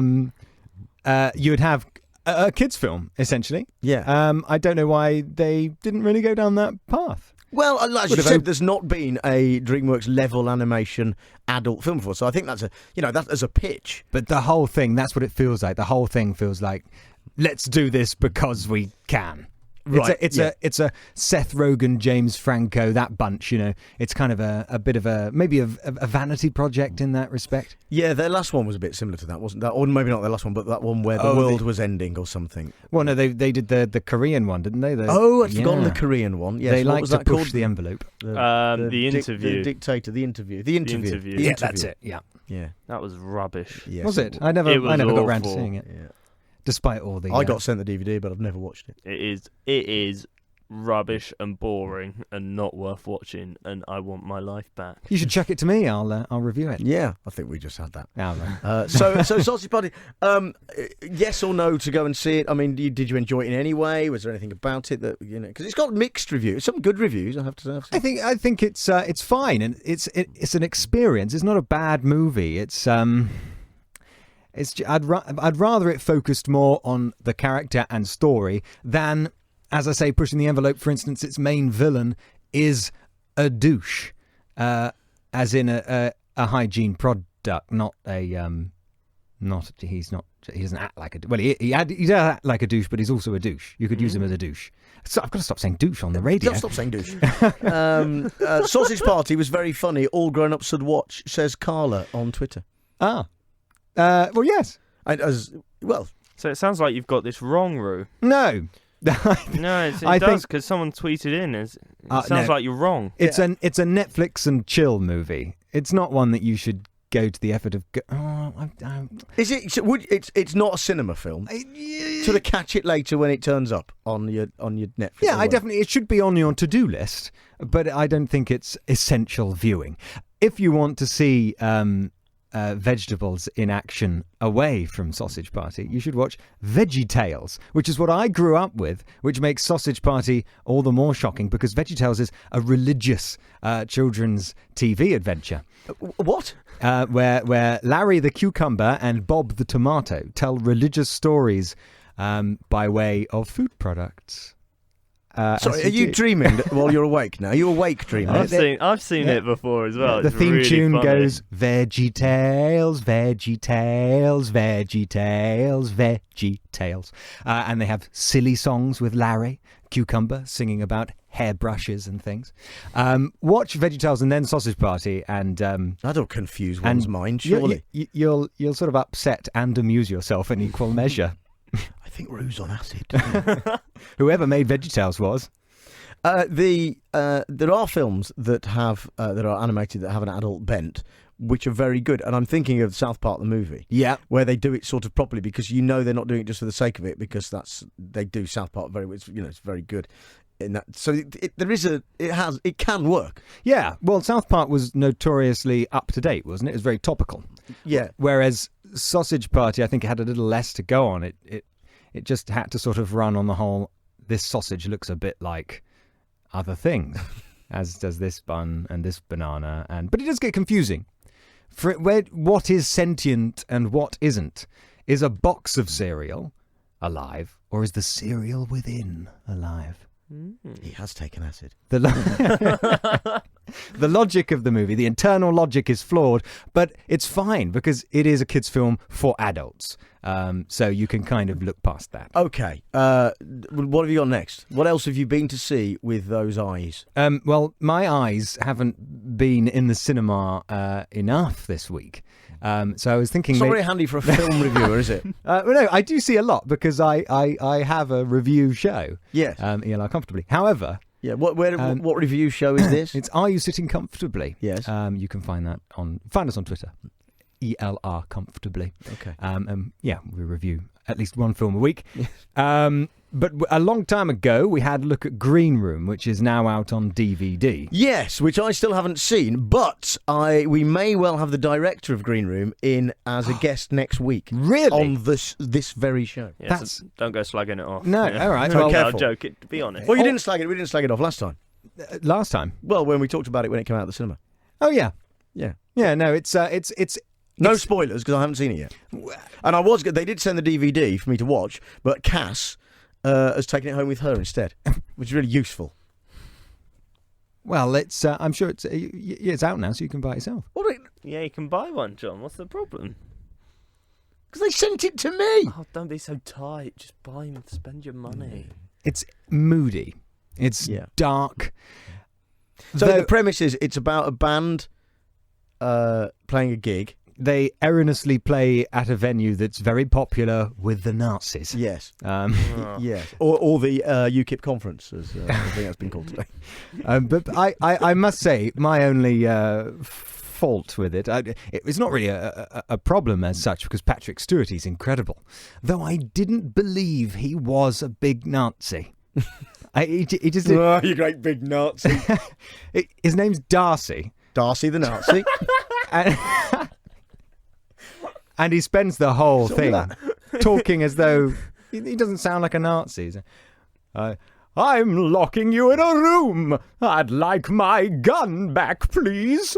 I'm Patrick Stewart, the big Nazi. That's very good. To boldly go where no man has gone before. That's my... But is that Star Wars, that, or... He has taken acid, hasn't he? He really has. Someone's put something in your drink, Roo. So Patrick Stewart locks a big bunch of people in a room with his gun, and he wants his gun back, and obviously chaos ensues. Have we got a clip of it? Yes. Okay, let's have a little bit of Green Room to take us into the break. No, I don't think we do have it. Oh, that's why I did my big liar. I just presumed there would be. Yeah, what a stupid fool you are. Let's just go to break then. Okay, fine. You're listening to Talk Radio. I'm Jon Holmes. Here's a clip of Green Room.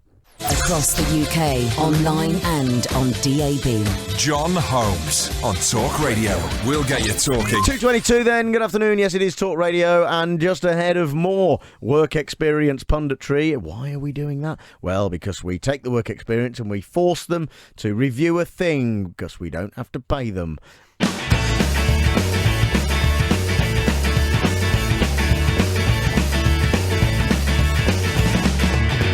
Friday. Afternoon means films, of course, looking at the films for the weekend. Roo, however, our work experience reviewer, has been too lazy to go to the cinema much this week, so he's basing it mostly around DVDs he saw a while ago. I'd like to make a correction. Green Room is now on DVD until September the 19th. Why did we review it today then? Well, to get your mouth watering for Green Room. Okay, so we did Green Room, we did Sausage Party. Where are we going next, Roo? We're going for a splash, a bigger one than usual, because do you know how to say his name? I always forget. Ralph Fiennes. Rafe. It's Rafe, isn't it? It's not even Ralph. It's Rafe. Rafe Fiennes and Tilda Swinton, they go on holiday. Swinton. Tilday Swinton. Yep. And Ralph Finesse. Yes, exactly. They go on holiday, but they have parted. They were together, now they're not. They were singers. She's lost her voice. Yes. Chaos ensues Have again. we got a clip? I think we do, yeah. Okay, here we go. What's the point of Paul in your life now? I was angry with you, and now look what I've done. I've thrown you this square. Yeah, you're square, Marianne. He's a square bear. He's all cuddly and built for hibernating with, and he's stuck. I will always be grateful to you for Paul. How are you dealing with this? What if it doesn't come back? No, it might not come back. Have you thought about that? It's your life. Your voice is your life. No doubt you'll just reinvent yourself again, won't you? Is wearing your mother's clothes that reinvention? I don't think so. Anyway, I suppose you'll have your mummy phase and I'll have my daddy phase. But one way or another, we're just going to grow old together, aren't we? I'm happy. Can you stand now? And that's a clip from a thing. Yes. What thing? A Bigger Splash. Yes, with Rafe and Tilda. Yes. So their characters are both in new relationships, but they were once together. They wind up on holiday, all sharing the holiday, things go pear-shaped because they're still very attracted to one another. Right. And they're all in open shirts and they've got a light sweat on, and everybody keeps rubbing each other's faces. It's very touchy. Are you sure you haven't taken something before today? I mean, you come in here with your weird impression of Patrick Stewart. Do that again, Patrick Stewart. I'm Patrick Stewart, and I'm locking you in a room. And then vegetables, and now this. Well, this is I think, of course, you're going to wind up running the risk of getting back in each other's pants if you've got unfinished business A, and B, you keep touching each other and hugging and rubbing on the face. Yeah. Is it? Yeah. I don't know if your partner started doing that with their ex-partner around you on holiday when everybody is in minimal clothing. Is this before or after a bottle of Prosecco? Oh, there's lots of wine. There's lots of cheese. There's lots of nipples. There's even some full. Sorry, is that nipples or nibbles? Nipples. So it was that kind of party. Yeah. Okay, well, yeah. Right. And there's full on. Is there sausage party? Yeah. Yeah. Okay. Fine. All right.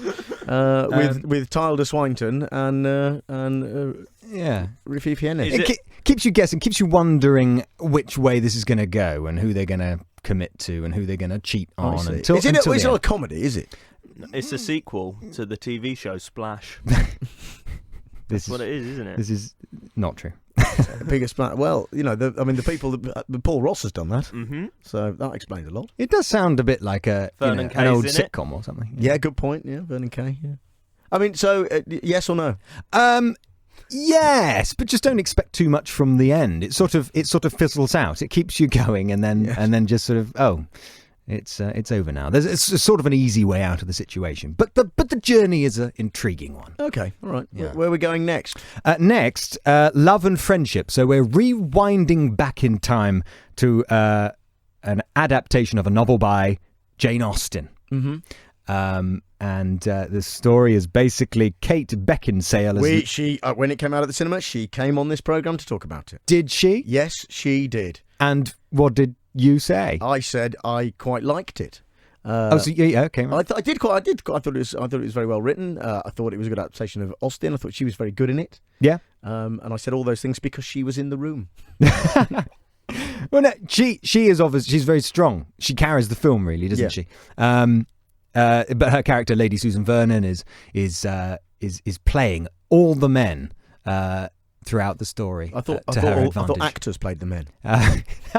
No, I mean she's donning a fake moustache. Multiple roles. Yeah, in the film. No, okay. But she's well, how would you say it then? She's sort of the Janine Butcher of love and friendship. Yeah. She does a very good job at it. Yeah. Okay. And finally, your TV that's coming out on DVD, isn't it? So okay. Yeah, that's out on DVD. Yeah, strongly recommended. Yep. And I, Robot is No You Roo is on tonight at 8 p.m. I like it. It's sort of a breadcrumb sci-fi mystery thriller with Will Smith in the shower. So that's a bonus. Do you watch any film where Will Smith is in a shower? Is that your film angle? You mean that 10-second clip on loop? Yeah. Is Will Smith in a shower? I'll watch it. Yes, that should be a sort of outlined on the back of every DVD. It's a requirement. No, well, not quite. Okay. Although it's Suicide Squad, he was in that. Yes, and I'm a big fan. Are you? Is that a love bite on your neck? No. It's a bruise. I walked into the door on my way in. Yes. It is though, isn't it? A touch, a little, maybe. Who knows? Look at that. It's the radio. You could be making all this up. You see the lip marks? Look at that. Oh, Look yeah. at that. You bump into a lip. Yes, I did, yeah. Rue, thank you so much for coming in. Well, it's been a pleasure. Yeah, again soon. Yes, that's Rue with work experience punditry with his look at the films that he saw about a month ago, because he didn't get to the cinema this week because he was too busy getting sucked on the neck. So, work experience punditry, yes, it's Rue. He's about to come in. Listen. Oh, hello. There he is. And he's here because he's going to review the films, but he's mostly here because he's work experience and we don't have to pay him.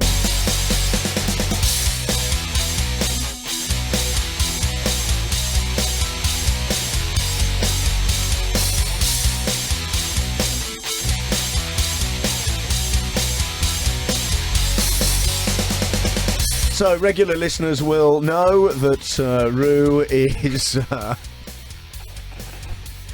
a regular reviewer as well. He's spanned many of our reviews because at Work Experience Publishing we do music, we do TV, we do gadgets, we do hipster nonsense. And today Rue's back to do film for us. Yes, I hear they're actually going to be introducing the concept for management of the England football team. Weekly work experience management. Yes, are you up for that?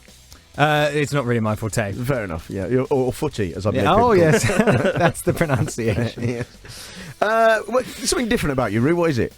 Is it I'm wearing a shirt? No. I mean, I do often... Normally you're bare-chested. I'm but no. What have you done?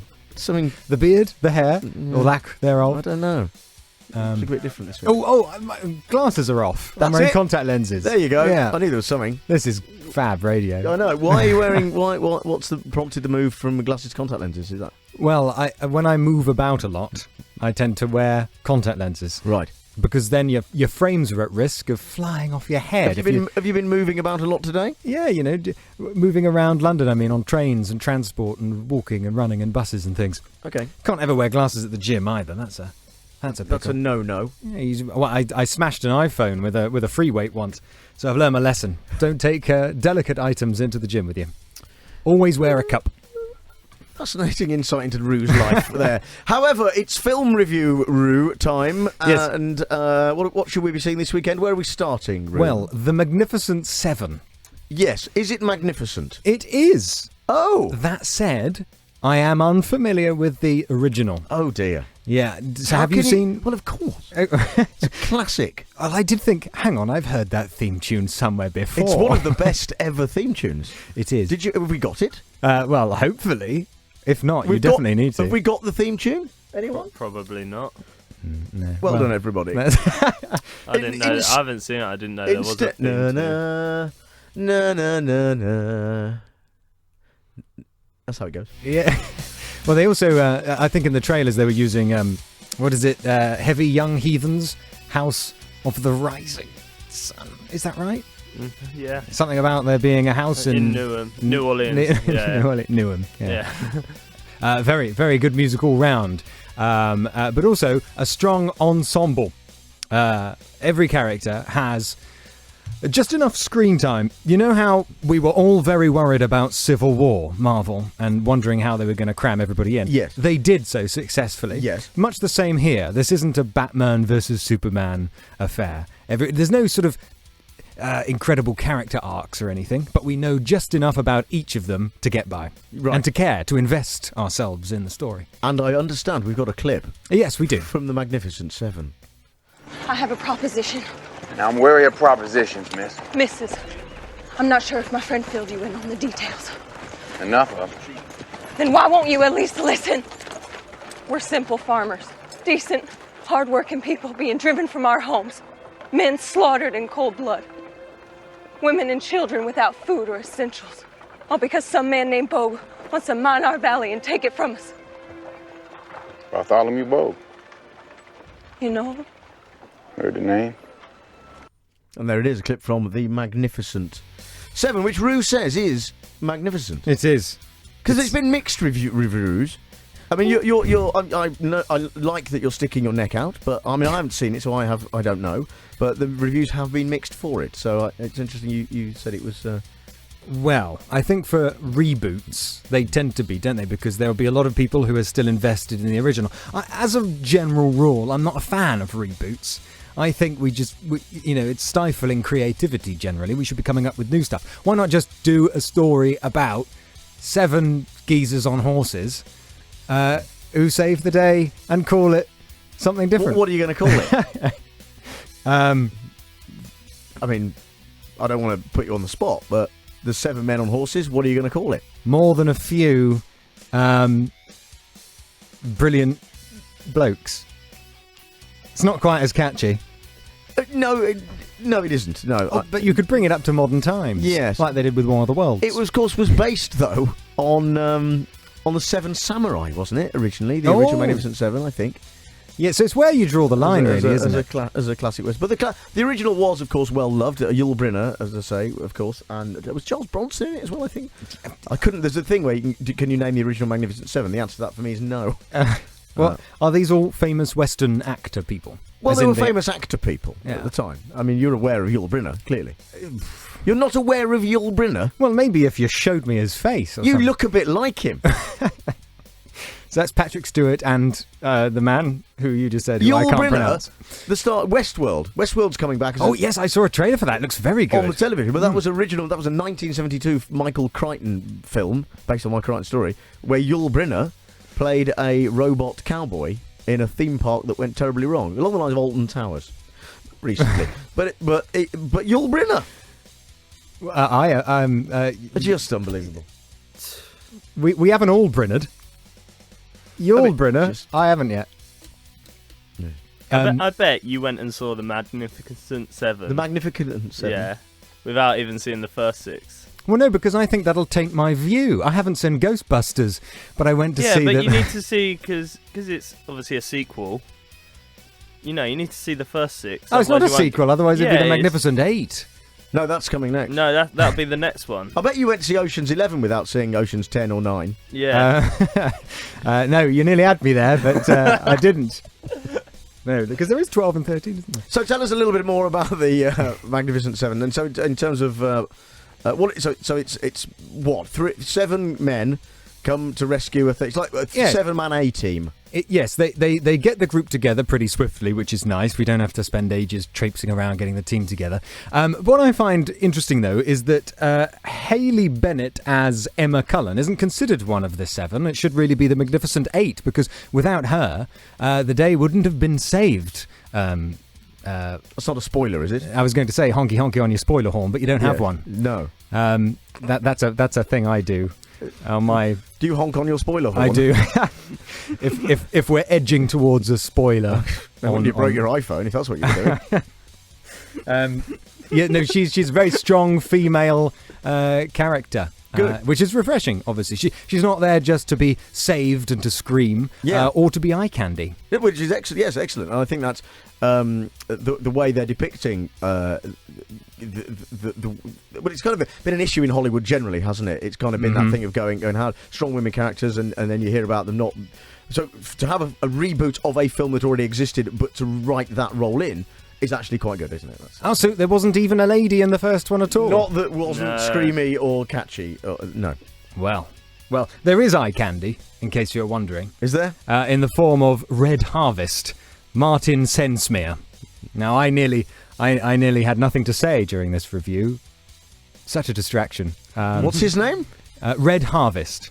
He's a Native American chap. Yeah. Paints his face. Does he? Lovely man. Is he? Yeah. Did you?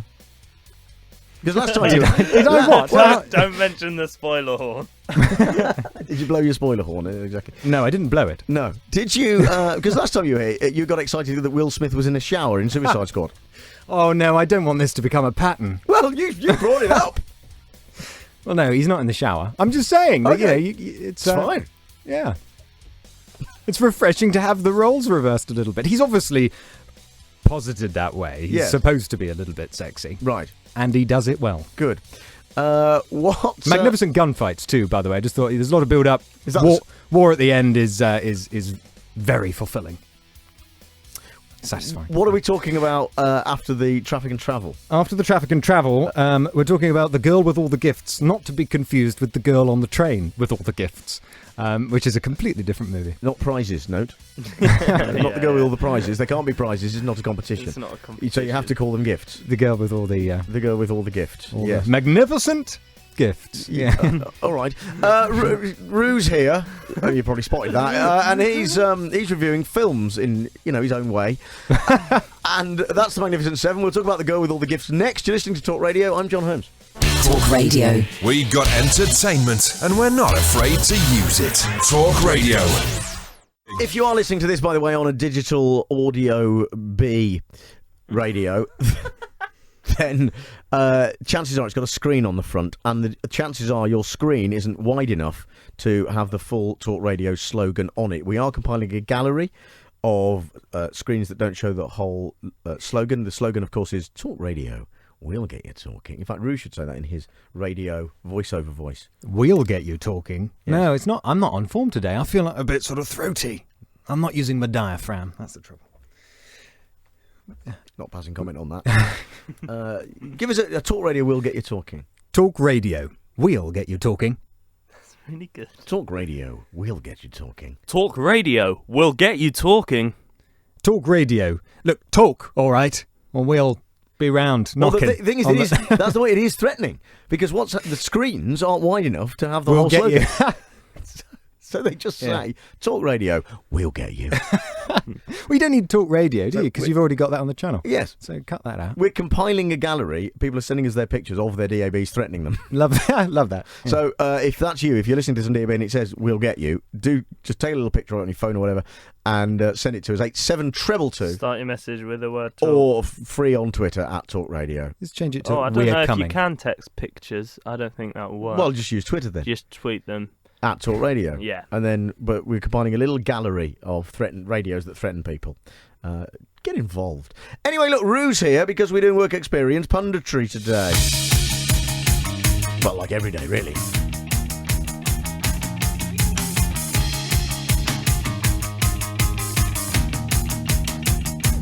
Film. On a Friday, that's what we're reviewing, and Rue's here. We've already talked about the Magnificent Seven, which Rue thinks is magnificent, but now we know mainly because he fancied a Native American man in the film. But that's fine. That's a review. The cherry on top. Did he? That's a review of sorts. So what are we talking about now? The girl with all the gifts. The girl with all the trains and the gifts on her train. How many gifts has she got? The girl with all the gifts. Well, actually, that is a question I wanted answering by this film, and I'm not sure it's entirely clear. Well, it suggests that she's got all the gifts. No, well... Doesn't it? I mean, the title alone says to me, the message it's putting out there is, she's a girl, and she's got all the gifts. I think what they're actually trying to say is she's quite gifted. Yes, but you can be gifted without all the gifts. Yeah. I mean, I just looking around this. No, Cornelius is a bad example. He's not gifted in any way, but you are blessed with a voiceover style voice. Well, thank you very much. That is a gift, I would say. But it's not all the gifts, is it? No. And she hasn't got all the gifts. I mean, she's got. What are the gifts she's got? She shows a remarkable ability to avoid eating people. And she's just a very sweet girl. Has she got this year's Beano annual? No. No. She got the new FIFA. No. I'm not entirely certain. Has It's she set got this year. some flowers that someone got her? No. Oh, no. So she hasn't got all the gifts, has she? No, clearly not. What's it about? It's about zombies, not normal zombies, sort of fungal zombies. And so you got fungus in your brain, which renders you zombie-like, and you need to eat people who aren't fungal zombies. Yes. If you have babies, they of course will too be fungal zombies, but they'll eat their way out of their mother and be able to transform whenever they fancy a snack. That's how Cass was born. Rather than constantly being in fungal zombie form. Right. So it is a zombie film. Of sorts, yes. It's an interesting twist on the whole Well, affair, it's really. not, is it? All they've changed... oh, no, I haven't seen it, so I don't know. But is all they've changed the how you become a zombie? The nature of the zombie, i.e. eating people, right, is what zombies do. Walking Dead, Shaun of the Dead, Dawn of the Dead, Day of the Dead, and all the zombie films. 28 Days Later. They have sort of expanded on it a little bit, yeah. In that the second generation of fungal zombies aren't... Let's call them... mushroom zombies. No, let's call them fungbees. Fungbees? Yes. Right. Or zongles. I like zongles. So the second... Actually, they're called hungries in the film. We should probably stick with that. Fungal hungries. So zongles. They transform, and... The idea is like in Transformers, they're robots. They're robot zombies. Fungal robot zombies. Robot mushrooms. No. No. It's a conversation like this where biker mice from Mars came from, isn't it? Bice. I think generally the idea is that they can go on living that way, and it doesn't cause them too much harm. But are they zombie-y? I mean, are they like... Oh yeah, or are they just sort of like you're right, just chatty, but they're zombies? No, the proper fungal zombies, zongles, hungries, are zombie-like, all standing around shopping malls and things. Yes. Whereas Melanie, who's the girl with all the gifts, she hasn't got all the gifts. Well, no, but she transforms from normal, average young girl to bitey, angry, wide-eyed, hungry girl. Yes. And she's all right. When she's not hungry, you can have a chat with her. It's just that Glenn Close wants to cut her up and take her brain so that she can form a what do you call it? Something that fixes all the others. What do you call that? Glue. No. A antidote. That's the one. Yes. Well done. Right. Okay. So so it's a zombie film, but it's different to the other zombie films. It's because it was a book first, right? This is based on a book. I'll go with you on that one. It's based on a book. Yeah, it's based on a book, which was called The Girl with the Dragon Tattoo. Is that right? No, that was a film. Yes, but that was a film. Did she have all the dragon tattoos or just one? It's the girl with the dragon on the train tattoo. The girl who took the dragon on the train. The little dragon on the train because she received it as a gift for a birthday. Yes, so it was a birthday. Someone gave her a dragon. She took it on the train before she got eaten. The dragon with the zombie tattoo girl. That's her. Let's call her that. Let's call her a dragon. I've forgotten where we were exactly. How? She... Is it any good? Well, it's. I was going to say. Play a clip? I don't know. It's good for a budget of $4 million. All right. Hey, we've got a clip. Yeah. I can't wait. Here it is.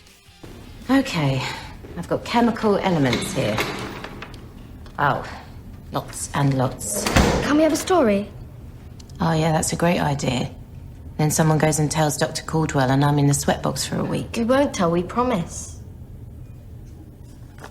We did stories last time. Greek myths? Then it counts as history. All right, we'll do one as a warm-up.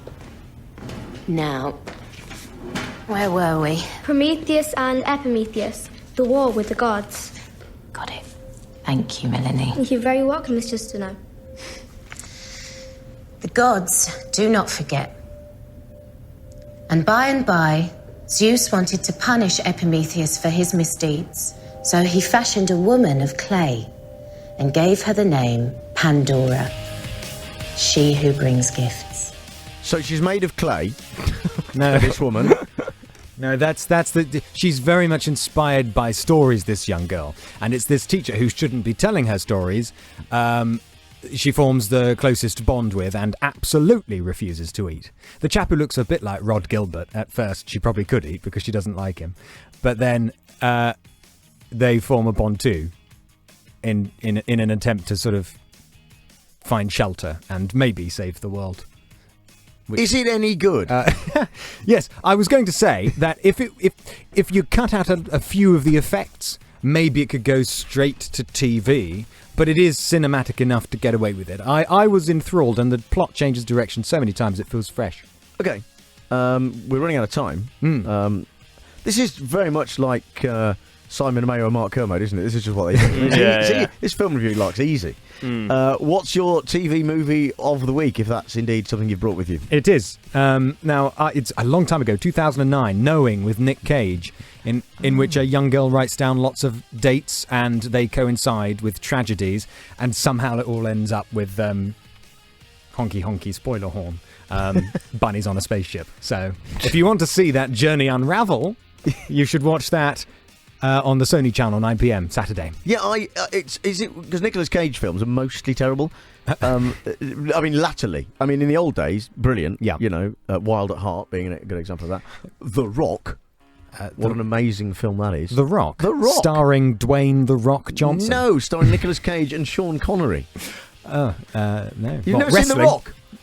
I've seen Dwayne The Rock. The Rock, starring Nicolas Cage. Excellent. No, I haven't. Well, there's my advice to you. That's my TV movie of the week for you. All right. Even though it's probably not on. I'll try and find it. It's my DVD of the week. Netflix or Amazon. It's my Netflix or Amazon or wherever it's available of the week for you. But Knowing, I can't remember whether that's any good or not. It's more intriguing and head scratching than anything. Okay.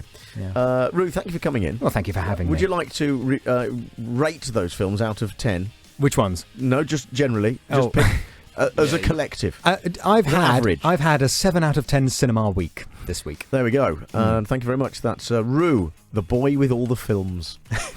well, 3 of them there. Thank you very much for coming in, Rue. Work Experience Punditry. You can leave now and not be paid for that. Time for Work Experience Punditry.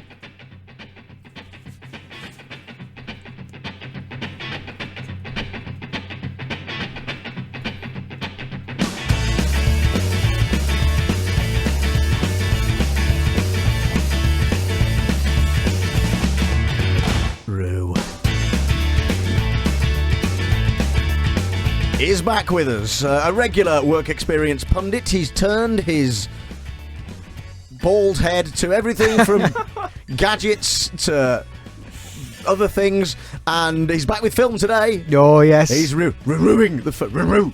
I want this as my alarm tone. He's been doing it all day, and we're not sure why. I've been doing what all day? Barking my name. Yes. Yeah. Interesting. Because he's here to review the films. He's reviewing the films, isn't he? But if we were reviewing a dog-themed film, say... Scooby-Doo the movie. Yeah, that would make sense. That's how he'd say your name, Scooby-Doo, isn't it? This can't catch like on. He says, I can't have people barking at me all day. Shaggy. Very good impression there. Almost beats my Patrick Stewart impression. No, it doesn't. Do it for us. I'm Patrick Stewart, and I'm locking you in a room. He just sounds... very worried. Articulately worried. That's okay. What are you reviewing? What are you reviewing, Roo? Well, Deepwater Horizon. Oh yes. Now, before you start. Yes. So there was some confusion in the office earlier. Okay. Oh, go on. And it was your fault. Right. So, yes. Yeah. So what happened was, right? I said, "Who's doing Work Experience Punditry today?" Then when we get a Work Experience in, because we don't have to pay them. It's you. Yeah. To review the films, and Cornelius there. Hiya. Hello. Said it's Roo. And I said, "What film? What films is he doing?" And he sent me. He cut and pasted your text. Yeah. About what film it was going to be, and you put, "I've been to see the film Event Horizon," which I've definitely not seen at all. So I said, "Why has he seen that this week?" That came out in 1997, and again later. To which a confused Cornelius said, "Having heard of neither of these films." No, he told me he was going to the cinema this week to watch this film. So shut up. Event Horizon. And then you carried on. Yeah. And then I told you to do something off into the horizon. Yes, you did. Yeah. Oh right, yeah. And then that was the end of it. Yeah. So it's not a great anecdote, but but essentially, you said you were going to see Event Horizon, which I pointed out came out years and years and years and years. Have you seen it? Ago. Yes, good film. Well, it's aliens and things, isn't it? Spaceships, time travel. It's spaceships. It's not alien. Well, it's not. It's sort of. It's ambiguous as to what Event Horizon is. It's a spaceship that crosses the Event Horizon of a black hole, but then all sorts of weird things begin to happen, and then you begin to question whether or not they've descended into a kind of hell as things go very bleakly wrong on the space. It's a very good film. I do recommend it for you. Well, it's quite unlike this remake that you've gone to see. What? Deepwater Horizon, yeah. Which is sort of hell on an oil rig. Yeah. It happened. Would It's real life. It is real life, yeah, based on the true story of the Deepwater Horizon. Indeed. But before we hear a clip or a trailer, just give us a little insight into an overview, if you will. I'd say it's almost as though it's lifted straight out of the 90s, but the more you stick with it, the more you're just sort of lured into this adrenaline fest. And then, of course, you're reminded at the very end that it really did happen. Yeah. And you think, dear me, that must have been a facade? A hell? A facade? What's a facade? Why would it have been a facade? No, that's the wrong word. Well, I wondered why you used a facade, not a facade. A Nigel Farage. What am I thinking of? I don't know. Oh dear, this is the English degree is out of the window. So you went facade. So you thought you got to see Event Horizon, and now you think the entire Deepwater Horizon oil rig is a facade. I imagined the whole thing, meaning it's not real, which very much is against the notion of the charade. Charades. I don't know. Film. It must have been a charade. 2 words. Well, charade the film to me. Huh? Charade the film to me. Go on. On the radio. Yes. Well, it's a film. It's a film. Yes. Stop talking. How many words? It's also a song. No. You just did the actions for. It's a game Deal. of cards. How many words is it? 2 words. 2. Right. Well, you know the name of the film. First word. Wave. Wave pig. Dancing man. Event. Gig. Yes. Event. Eyebrows. Event eyes. Event looking. Event pointing. Seagull. Jazz hands. I've got it. Deepwater Horizon. Yes. Hang on. What was I saying? Oh God! You were doing your bit. Do you know why this is? I think I've not had enough sleep. I had a spider-fueled night terror last night, and it I didn't get to sleep for a long time. So I'm very much before we learn of this horror, going mad. Shall we start again? Shall we have a clip? Yeah, we'll hear a trailer. How's it going? Honey, show Daddy. I'm not done. You did such a good job. It's showtime. You can use your props. My dad is Mike. He works on a drilling rig that pumps oil out from underneath the ocean. And we're the explorers. Like Dora. Like Dora. That oil is a monster.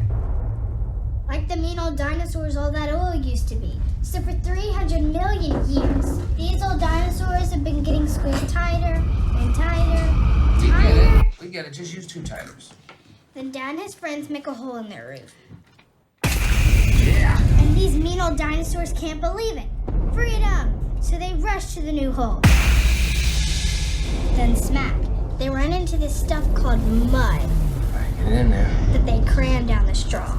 Hold the monsters down, we build them a new roof. Yeah. That was amazing. Oh, you're getting so heavy. Stay 10 forever, please.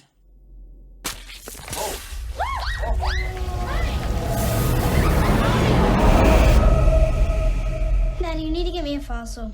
Oh, yeah. I will. I want to be able to hold it up and say my daddy tames the dinosaurs. So there are dinosaurs in it? No. Oh. That was the dramatic Coke can foreshadowing scene. Right. Where, in order for us to understand what on earth the Deepwater Horizon, formerly known as Event Horizon. It's not on the Earth, is it? It's in the sea. It's in what on the sea? In the sea, that rig is for what it does. So a little child talks us through her homework, where she'll be explaining to her class a similar thing.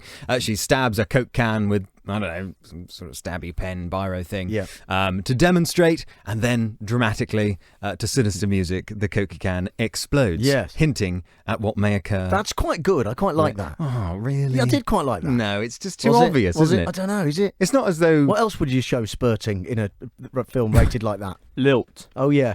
But we've come equipped with foreshadowing because we know what's going to happen. That's a good point. They just occasionally have to play the sinister kind of, which they do a lot. Yeah. No, that's Jaws. But also in the sea. Though. Yes. Yeah. I thought a lot of it would be. I didn't know it was about the oil rig, though. What did you think it was about? I soon cottoned on that it was about. I mean, well done, but you can't get much past you, can you? No, I just saw deep water, and I thought, it's going to be about a man trapped underwater somewhere. Mark Wahlberg, whoop-de-doo. Yeah. But I like going into the movies in the dark anyway. Well, they turn the lights. You can see it better that way. Yeah. But yes. I mean, well, is it good? It's A to B. Obviously, things go wrong. Yep. Stuff blows up catastrophically. Like, you know how in some action films you go, oh wow, and applaud the explosions. Yes. This shakes you. It's enormous. They've done a really good job of orchestrating a really believably terrifying explosion. Yeah. And then obviously the escape. So it's pretty straightforward. Yeah. But it's tense. It's tense. The action is good. You want them to get off. Yeah. And is there a sense of them, because it was an actual tragedy? Yes. Is there a sense of them glorifying that at all? Does that come across, or have they done it very sort of reasonably well? I often think this. We used to wait hundreds of years, didn't we? Like with the Titanic. The Titanic, yes, and the Titanic. But this is quite the Titanic recent, isn't it? Again in the sea. Yes. The theme developing, isn't there? But I did think it leaves you a bit the same way The Big Short does, or films like Spotlight. Yes. Where they highlight that there's a big dramatic thing wrong with how we humans do business on planet Earth. And it kind of leaves you there. It doesn't say pick up your placards and go out marching to change things. It just leaves you sort of in this weird sort of depressed space because John Malkovich plays the sinister BP supervillain in this. Can you do an impression of him? No, he's a bit sort of slurry. Okay. So that's the best I can do. Don't do it again. No. And in much the same way that the supervillain from the Titanic survives, so does he. Well, the iceberg was the villain. Other men lose their lives. No, I'd argue that the iceberg was the main villain in Titanic. Well, the iceberg doesn't have a motive, though, does it? Well, no, but it's still the villain. Oh, it was the geezer who was married to that. It wasn't a geezer. A geezer is a different thing, isn't it? A geezer spurts, which is what that girl could have used instead of the Coke can. A geezer. Yes, they could have all gathered round a geezer. Where was? Oh, yeah, the man with who was married to Jack's girlfriend lady in Titanic. He was the villain. But the BP John Malkovich is in that same vein, sort of thing. I see. You know, you see him on the lifeboat. So is he based on? You should have gone down with the ship. Is he based on a person, or have they just sort of amalgamated executives into a John Malkovich character? Well, that's an interesting question. Yes, that's why I asked it. Yeah. I don't know what the legal scenario would be behind that. Okay. Presumably, though, there were BP men there. Yeah. And there were BP men who said, let's not test the cement, because that's a good idea. Let's not pay attention to the dangerous dials wiggling in the red zone. Yes. Because we've got to make some hard cash. Yeah. So man's folly, Roo. Yeah. Isn't it? And you think, you poor nature. There. What does nature get out of this? I don't know. Let's have a think.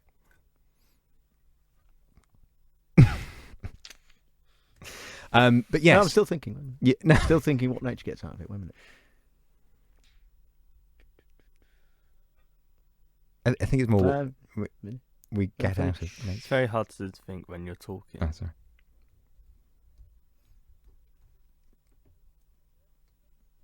Yeah, I've thought what nature gets out. Yeah, right. Okay. Roo is with us reviewing in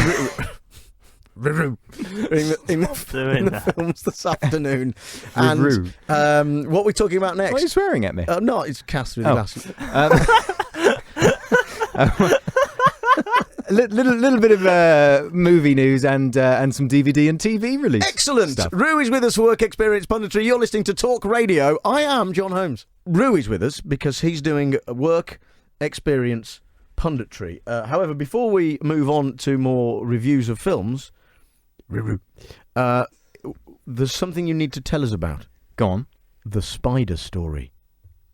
What? My night terror? You said you were off your game today due to the fact that you didn't get any sleep due to a spider incident. Well, I erroneously had a cup of coffee about an hour before bed. Yeah. Which spells disaster because... No. Disaster is spelled D-I-S. Right. No, but if you... Backwards. Yes. Yeah. So, yeah, no, I went to sleep for about an hour, then I woke up and I had a vision of a large spider, the kind you see on exaggerated news stories about. There was a banana in my spider. There was a spider in my banana. Yes. It'll give me a 4-hour erection. That kind of thing. That spider. Yeah. So I immediately leapt out of bed. Bananas do that to me. I checked my bananas. And realised I'd gone mad. Whenever I have a night terror, it's always spider related. I don't know what that means. When you're faced with an actual spider, like at this time of year, how does that go? Well, I kill it. Yes. Yes, but well, they're not as big as my night terror ones. Oh, fine. They occupy sort of most of my wall. Why don't you just treat it as a film and review what's going on? No, my heart's racing. I don't know if I'm imagining the spider good cinema with my eyes closed, or if I'm hallucinating the spider with my eyes open. It happens very rarely, say once every 3 years, but when it happens, it gets me. And would you recommend it? Well, it gets certainly a thrill. Yeah. Right. Okay. Interesting insight into Rue's life there that we didn't need.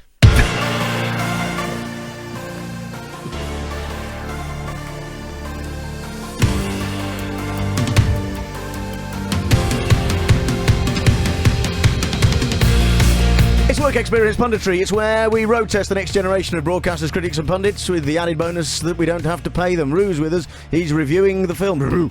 Reviewing the films. We've already talked about, we talked about Deepwater Horizon. Rue got confused, thought he was talking about the film Event Horizon from 1997. Where are we going next? Well, some very exciting movie news, actually. Ooh. I have to mention it as an enormous fan of the Saw franchise. Ooh. Saw Legacy, the 8th in the series, has begun filming and will be released in time for Halloween next year. Not that would be a very rushed production if it was this year. Yes. But no, next year. I also am a big fan of the Saw franchise. Well, I just liked the way it was so heavily plotted. It was so intricate with its character stuff. In many ways, you can't keep up with them though because of the gaps between them, right? So the first one, we get that they're all trapped in a place, aren't they? Bathroom. Yes, that's right. Bathroom, first one, and then we learn that it's this guy Jigsaw who's behind it. But then by like 2 or 3, Jigsaw's like dead or something, and then there's a policeman who was involved in the original case, and then he's now dead, and so it was policeman's dog that was behind the whole thing or something. Without wishing to get too spoilerific about it, yes, they play very clever tricks on you because obviously they have to work very hard to come up with a brand new twist each time that's going to shock you more than the last. But I forgot each time I watch the next film in the sequence, I've completely forgotten the one from previously, so it makes no sense to me at all. Because they're very flashbacky, aren't they? They're little minute things that you don't think will mean anything by the next film suddenly do. Like someone drops off an envelope, and that is the crux of the next film. I think the thing to do is wait till this one comes out, but then watch all of the other 7 of them. Like in the afternoon. And then go and watch 8, because that way you might get a sense of what's going on. What do we know about it? Well, there has been an image that's rumoured to be from the film. You know, John Kramer is Jigsaw's real name. So, well, I didn't. But okay. Well, yeah. There's an image of his grave having been dug up. Right. So goodness only knows what that means. Rumour has it that perhaps his body is holding yet more secret clues to a further investigation. But that really does complicate the timeline. Where are we up to in it? In the Saw franchise? Saw 8. Yeah, no, I know, not number. I mean, we're in the story. So, because last time, all I remember was there was a detective who wasn't a detective, or he was a detective and he turned into a bad detective. Well, that's happened multiple times. Yeah. So when in Saw 7, which I may not have even seen. Saw 7 was what the fans had anticipated all along and had disappointed me for that reason. They kind of gave in to fans' demands. Right. The doctor from the original film. Oh, God. Oh, this is very spoilerific, hooty spoiler. All right, well, stop. Let's stop. Yeah. Well, anyway, the doctor happened. Okay. So that's good news for fans of Saw. It's good news. The slightly worrying news is that it's being directed by the duo behind Piranha 3D and Piranha 3 Double D. Oh. So it might not be up to the usual quality. David Hasselhoff might be in it, though. Why, was he in Piranha? Yeah. Oh, well, yeah, maybe. Maybe he'll be the new Jigsaw killer. In slow-mo, running along the beach with severed limbs. Flailing around. Sounds like a UKIP meeting. What's where are we going now? TV movie, is it? Something, probably? There are a couple of DVD releases. Oh, fine. But there's something on television as well, so there's something for everybody. But yes, on DVD, released on the 27th of September, actually, was Central Intelligence, starring Dwayne "The Rock" Johnson and Kevin Hart, which you would think is just a meaningless, silly buddy movie, which you can instantly forget when you leave the cinema. That it is. But now we can remind ourselves all over again.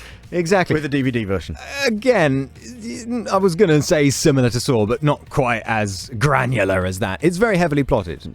Unexpectedly so. Right. You don't expect them to bother with twists and turns, but they take it down that road. It gets to the point where it becomes more of a farce. Not a facade. Not a facade. A farce. Yeah. Fine, all right. So, another one? Warcraft. That came out, didn't it? Yeah, that was more disappointingly so, I think. No, it didn't get very good reviews, did it, back when it came out the cinema? Well, Duncan Jones, wasn't it, who made that? Duncan Jones? Wasn't it? World of Warcraft? David Bowie's son. Oh, I've no idea. He's a director. Anyway, carry on. We're getting nods. Who's reviewing this? No, I just thought it was a bit too cosplay for my liking. The CGI wasn't too convincing, and everybody looked like they were wearing fancy dress. It wasn't like Game of Thrones, where you're convinced everybody really is living in squalor. Yeah, this was a bit too Disneyland. Okay, yeah, all right. But fun nonetheless. Forgettable fun if that's what you're into. And there's going to be plenty more of them because that was Warcraft the beginning. So your best. And then it's going to what's going to happen? It's going to at the end. It's going to turn out to be the policeman, isn't it? All along, because of the doctor. From Saw. Yeah. Oh yes, good. Yes. TV movie of the week finally. Ted. The bear thing. Sentient teddy bear by the creator of Family Guy, Seth MacFarlane. Yes. Is on Film 4 tonight at 9 p.m. Yeah, and that's got Mark Wahlberg in it. So you've literally brought the whole thing full circle. Yes. Although he's not in Event Horizon, is he? No. So, and that's a shame because that would have been perfect. That would have been lovely. Okay. What are you doing for the rest of the afternoon? I'm going back to work. Going back to work. It's a job now, haven't you? Yeah. You're going to have yourself a gin and tonic? A gin and Titanic tonic. Yeah, maybe. Okay. Fine. That's Rue. He was reviewing the films. Stop it. Okay, the films for us. Thank you, Rue. Thank you very much. You're welcome. He'll be back doing that again at some point, I'll wager. Possibly next week. I don't know. Maybe. I don't know. Maybe. I don't know. Maybe. I don't know. I'm Jon Holmes. Hello. And this is where we welcome our work experience pundits. It's work experience punditry. Work experience, that's plural, road tested, for they are to become, with our help, the next generation of broadcasters, critics and pundits. We also don't have to pay them because they work experience, and I'll be honest with you, that's the main reason they're here. One such gentleman, as regular listeners will know, is Rue. Good afternoon. Good afternoon, Rue. Oh, how are you? I'm fine. I've been with gorillas. Yes, so I heard. Through the grapevine. Yes. I heard or that. the ape vine. Oh, very good. Yes. Yeah. I said that one in the office earlier. Well, didn't say then, did you? No. Anyway, so I was with gorilla. With just one gorilla? No, 40-odd gorillas. 40? Yeah. Ah, right. Yes. For any purpose? I'm making a documentary about gorillas in Rwanda, yes. Personally? Yes. Just me on my own. with your just iPhone. Yeah. Just for me to listen to. So you're voicing this? Or are you in there? No, I'm in there. I'm in the thick of it. So you're not Dimbleby. Who's the other guy? Attenborough. Yes. Magnum. Packham. Oh. I was thinking of. Attenborough just does voiceovers, doesn't he? No. Or does he go in? No, famously, Attenborough went and sat with gorillas, didn't he?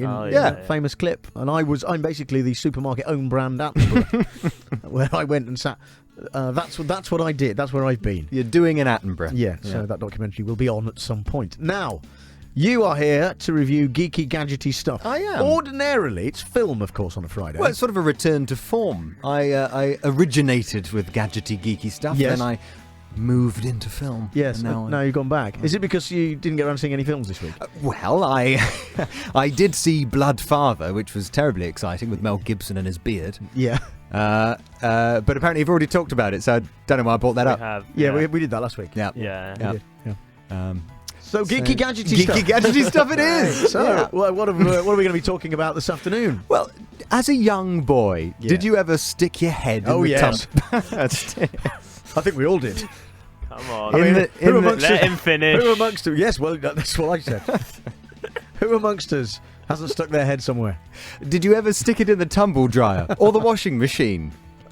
I don't know that I did. I think I did. I probably did. Because you're a child, you're inquisitive, aren't you? You probably go and open a washing machine, put your head in, have a look. Well, there's that advert that's based off the very idea with all the floaty clothes fish. I can't remember what it's for. But I think it's something that kids do a lot. I did it. But nowadays, parents are warning them off doing that because Which magazine has warned that washing machines and tumble dryers are exploding. Ah, I thought you were going to say have witches in them. No. I thought this was... It's the new craze. Yeah. It's the new internet craze. Dress up as a witch. And put your head in a tumble dryer. Yeah. They're all doing it, the kids. Well, these I would have thought it'd be more dangerous to dress as a witch and put your face near a Samsung telephone. Oh, I've just realised, yes, what you're getting at there. Which magazine? Yes. Yeah, yeah, it took me a while. I can see why that would have been confusing for you. Yeah. Which question mark? Not. Yes. Yeah. What was the question? Which? Which? Tumble dryers. Question mark. No, I don't. So they explode, so don't put your face in them. But they don't all explode. No, well, apparently tumble dryer fires are the second most common cause of house fires in Britain. I didn't know that. No, I don't know what number one is, but I'd put my money on Matches. irons. Irons? Yeah. Have you ever been just sort of doing your life and then suddenly thought, for no reason whatsoever, did I leave the iron on? You may not have even done any ironing, but the worry creeps in, doesn't it? I don't. The irons. Well, I don't know. I mean, I'm surprised you haven't. You're telling us the second most fire cause, but you haven't really researched what the first one is. Well, you see, irons cause fires because people leave them face down. But a tumble dryer will cause fire because they're just badly made, it would seem, and just explode. Right. I thought phones exploding was the thing. I didn't realise it had spread to tumble dryers. Well, yes. Make sure you haven't got your Samsung in your jean pockets when you pop it in your tumble dryer. Otherwise, that'll be like carnage. Chernobyl. Yeah, go on. Beko insisted that it meets European standards and described the issue as extremely rare, which is worrying because when we leave the EU, what's going to happen if their tumble dryers are already exploding and they're up to EU standards? Let's be clear, it's not all of their tumble dryers. No. Just 280. Is it Beko or Beko? Beko or Beko? I'm not sure. I don't know either. Echo. But apparently Hot Point are also in hot water. Yes. Yes. I mean, it's interesting you're here to review, the future of gadgets, and you've picked tumble dryers to talk about. I mean, it's not the futuristic. No, they are good, John. They can dry your clothes without having to hang them up. Yes. It's so futuristic, isn't it? No. Well, I'm just highlighting an area of concern that is somewhat gadget related. I suppose in some ways. Okay, so the advice is don't put your face. The thing is, because the glass shatters on these washing machines. There's washing machines and tumble dryers. Of course, as a child, you wouldn't really put your head in a tumble dryer. I don't know why I asked that question. Washing machine is. Yeah, but it has the window. Yeah, but you can't put it in there while it's on. What, your head? Yeah, you can't open a washing machine door. Do you know? But you can peek in through the window, can't you? Yeah, but that's what. So the idea is just don't put your face near a washing machine in case it explodes at any time. Because it sends shards of glass flying across the lounge, according to 280 families who've seen their doors blast off its hinges. Fascinating, isn't it? Do you know, once this was some years ago, because I'm not a plumbing expert, but I plumbed in a washing machine. Yeah. Right, which isn't that difficult. Even I can do. No, it is, because I was faced with the task and I couldn't manage it. Well, I tried to manage, right? But what happened was this, right? So I may have I'm trying to remember exactly what happened. So the washing machines are next to the sink, underneath the thing, right? Underneath the unit. Yeah. And so all the plumbing goes into the same sort of connections, Yeah. doesn't it, right? So I made a rather delicious spaghetti bolognese. But you know... Put it in the washing machine? No. And then upon washing up, Right. the washing up water became full, as you'd imagine, because you wash the tray. No, what's it called? It Dish. became full of sort of spare bolognese. Yeah, all the bolognese, right? Yeah. So it all went down the sink, didn't it? You know, because it Yeah. turns out. Anyway, what I didn't know was, because of my ill-conceived plumbing, was that instead of going down the drain, all of the contents of the sink washing up over 3 or 4 days went into the washing machine, but next to it, up the pipe. So then, when I came to open the door to put some washing on, my kitchen was flooded with days-old washing up water and bolognese. Yeah. Just a little Yeah. washing machine-based anecdote for you there. Oh, I bet you haven't done that again. No. Got a professional in to do it, obviously. Well, I'm glad we talked about that. Yeah. Well, apparently my brother's is always on the news, and it's very worrying for him. Has he got one of these ones then? He's got a hot point, I think. Right. And it's the stock image they keep using. It's his. Apparently on the news Right. is his, not his personal. Like they didn't come round his Him house. with his arm round it. Hey! In happier times. So we're all on the edge of our seats. Right. Well, that was I'm going to say disappointing as a subject. But where else are we going now with your geeky gadgety stuff? Well, this is terrifically more exciting. Oh yeah. Taste bud hacking. Yes. A gadget that you pop in your mouth that could make vegetables taste like crisps. Yes. Okay. This is a real thing. I am interested in Crisps this. are vegetables, they're potato. Very well pointed out there. But I think what they're going for is more authentic. No, I was going to say more authentic potato. That's the reverse of what they're doing. So they'd be making a potato taste like a crisp. They'd be crossing that bridge through the power of technology. Yeah, but that's not much of a bridge to cross, is it? Because a potato is a crisp. Put a deep fat fryer in your mouth. Yeah. And then everything, and a shredder. And then as you insert potato And a into your shredder? mouth. Yeah, to shred the potato. Into crisp shape. And then it will cook.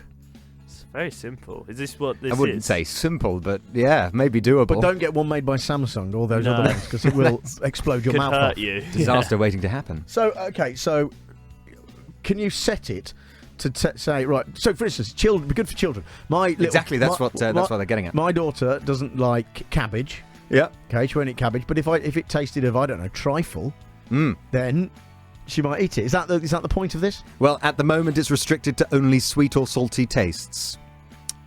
I'm not even going to go down that route. So there are limitations, but apparently future versions have the potential to completely alter our diets. So, yeah, like you say, people who are adverse to the odd tree of broccoli might be scoffing one if it tastes of jam donuts. Or my worry would be if your child got hold of one of these machines and thought, well, let's see what bleach or broken glass tastes like. Yeah. Well, the thing is that machine make no difference to that, because kids do that sort of stuff anyway if you don't watch them. You know, No, but if it tasted of donuts, there's even more of a risk of no. Well, this is radical, but here's some advice, right? Don't let children have access to bleach or broken glass. I'm just saying. Keep them away from the washing machine where those shards live. Yeah. All right. Good. You can try it out at the Big Bang UK Young Scientists and Engineer Fair in Birmingham. Give it a whirl. Okay, thanks. Stay there, I think, because we've got to take traffic and travel. But we'll be back to talk more geeky, gadgety crap with... work experience punditry is still upon us. 87222, by the way, is the number for your Start your requests. message with the word At TalkRADIO on Twitter. Start your message with any word you like. So, work experience punditry today sees Roo bring his gadgety milkshake to the yard. I've already talked about washing machines and tumble dryers that will murder you in your sleep. And a gadget that really exists now that can tell your taste buds that things you don't like taste like things you do like.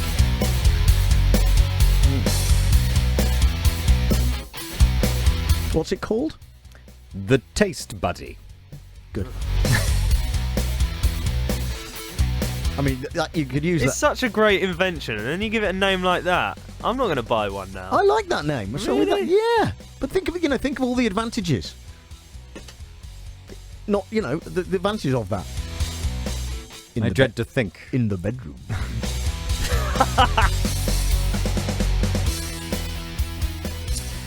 Anyway. But why would you be eating things you don't like? And Move on. Don't ask him that, yeah. Geeky gadgety stuff being reviewed by Roo. A review of the... What have we got? Where are we going now? Well, if you're anything like me... I hope not. You'll be listening to your music or maybe your speeches from the cloud and thinking, well, wouldn't it be nice if this cloud were literal?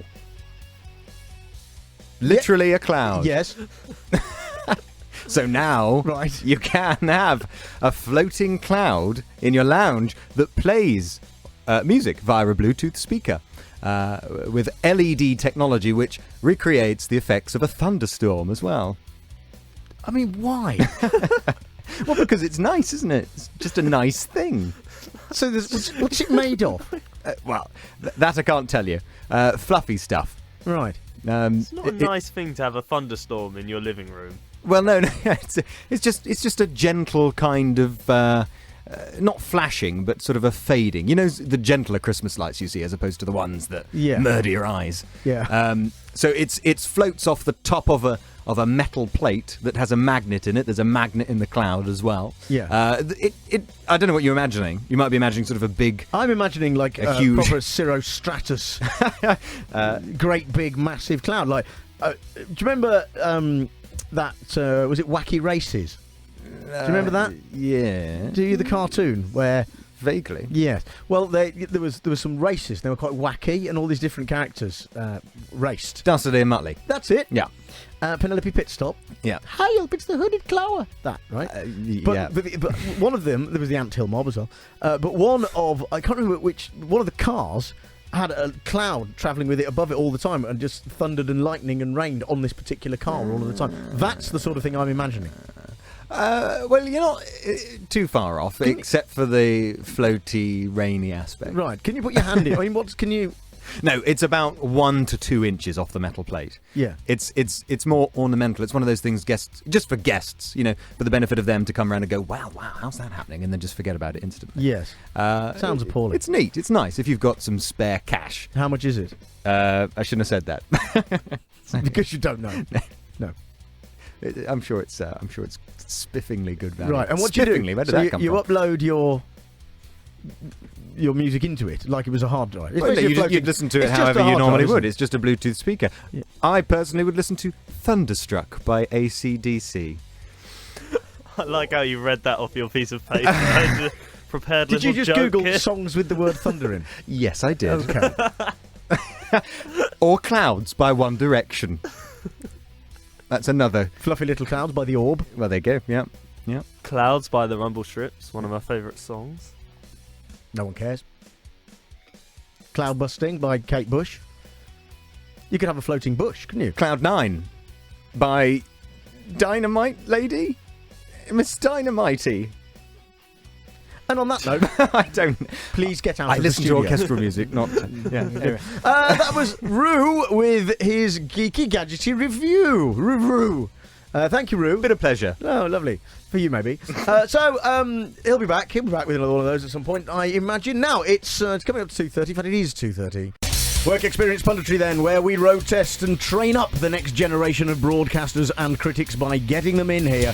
The Work Experiences, the Work Experience Eye, and getting them to review things just like a pundit would in the real world.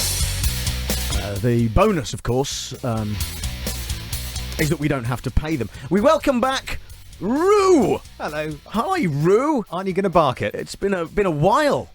Roo. It has been a little while. A few weeks. Yes. Now, this is because, with our blessing, and I like to say our help, by having you on here on a regular basis, reviewing things. Yes. You've gone out into the wider world and have got yourself some sort of gainful employment.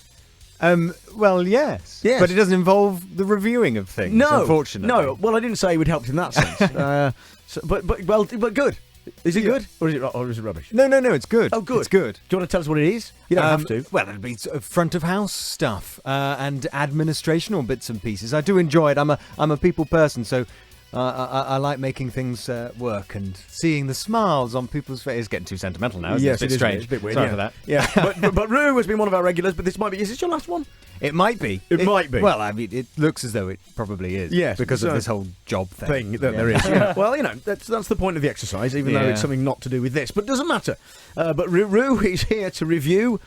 Rue? Yeah, there we are. I was looking forward to that. Films. Meow it. Thought you could just try a different animal this week. If I meowed it, I'd take your reviews off a teacher's cheek. I'm not sure what. Don't ask. Yeah. Google it. Anyway, so 6 till 10 every morning. Yeah. Okay. So, what have you got to review? Is it films? Yes, it is films. Where are we starting, Rue? Well, I know I'm not allowed to talk about it, but I did catch I, Daniel Blake, and I just want to say that it's not as good as the first one, I, Robot. It's quite different in tone, I thought. Yes, and also the prequel, the I, Claudius, which I saw once. It's very different to that as well. I, Claudius. Yeah. No, when I say not allowed to talk about it, you've already spoken about it. That's because we reviewed it last week. Yes, but it's not. We've not banned you. It's just it would be. Don't you mention it once. It would be pointless. Exactly. But the review for it last week was it's very good indeed. It is. Would you concur? I would concur. Yeah. Yes. Cool. Still getting into. Thanks for coming in. Yeah. I also saw. Yes. Here we go. Inferno. Oh. Starring Tom Hanks as Robert Langdon from the Dan Brown series. Yes. Which isn't the third book. The third book was The Lost Symbol. I hadn't realised. Something like Of course, that. you're right. So they've skipped it for reasons I don't know because I haven't read the book, but perhaps it's just not very good. Well, they're all not very good, are they? I mean, that's the sort of point of the... I mean, Da Vinci Code was okay. Page Turner, certainly. But after that... And the films have all been rubbish, haven't they? Well, I mean, if you sit them next to Inferno, they're very good. Oh, right. Yeah. Well, before you give us your verdict, yes, why don't we have a clip of Inferno starring Tom Hanks? There's a switch. If you throw it, half the people on Earth will die. But if you don't, the human race will be extinct in 100 years. What will you do? Mankind is the cancer in its own body. Do you love humanity enough to save it? In case they find me, I left you a path. The hardest one yet. Inferno will be at the end. You are my contingency plan. You are humanity's final hope. Make sure Inferno is unleashed. Seek and find. You can hear Hans Zimmer rattling away there in the background. He's very good. At the beginning of that, when he said, "There's this switch. If you throw it, half the population of the world will die. Yeah. And in 100, or you don't throw it, and 100 years from now, the human race will be... Is it about Article 50? Very good. Triggering the switch. It's, well, I'm sure you could just sort of swap what he's talking about for Article 50 and enjoy it the same way. I didn't enjoy that, though. It sounded a bit... I mean, what's the word I'm looking for? Rubbish. Well, the geezer speaking is the main villain, but without getting too spoilerific about things, it's really not much of a spoiler because 10 minutes in, he's already sort of out of the picture. And you hear him talking via flashbacks and strange memory lapses suffered by Robert Langdon. It's used as an excuse. He receives an injection that makes him go all fuzzy. It's used as an excuse, rather, to just mess up the narrative, which is pretty straightforward, really.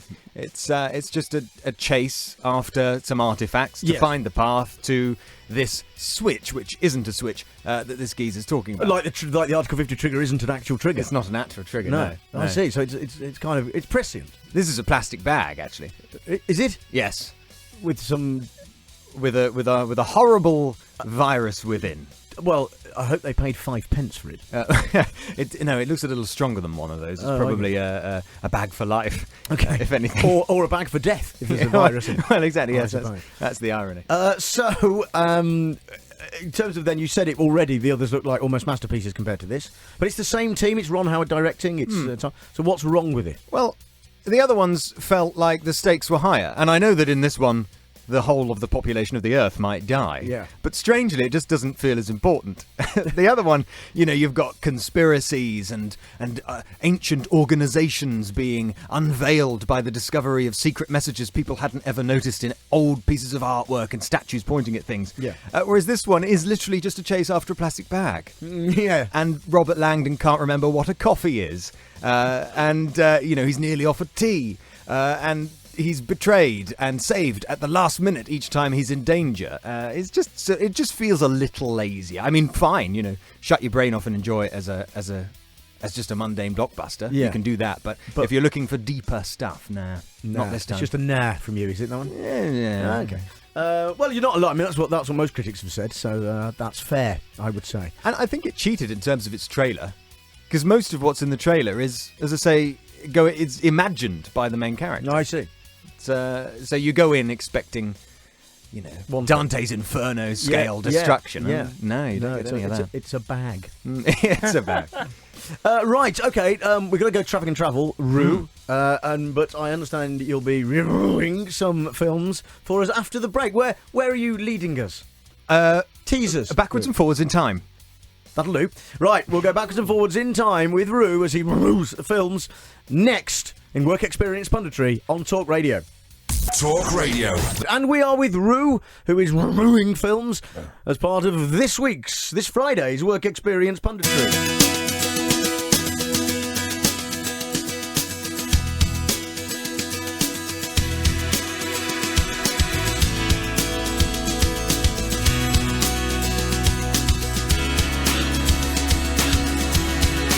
Here we go then. Already we have spaked of Inferno, the Tom Hanks, Ron Howard directed, Dan Brown pile of rubbish.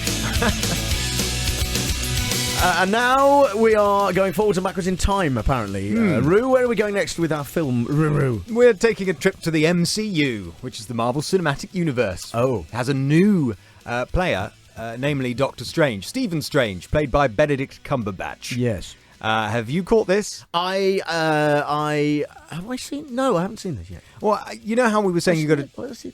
They all blended. I don't know, mate. No, I don't think so.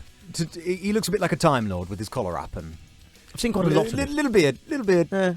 American accent. Sounds like Dr. House rather than Doctor Strange. Oh yeah, okay. Yeah. You know how I was saying in order to enjoy Inferno, you're going to have to pretty much lay there unconscious. I haven't seen it. Turn your brain off. With this, it's fun. It's the usual Marvel fare. Fun with fighting. But I think if you think about it a little too much, you risk not really enjoying it. So pop your brain on dimmer. Sort of have it on the halfway mark.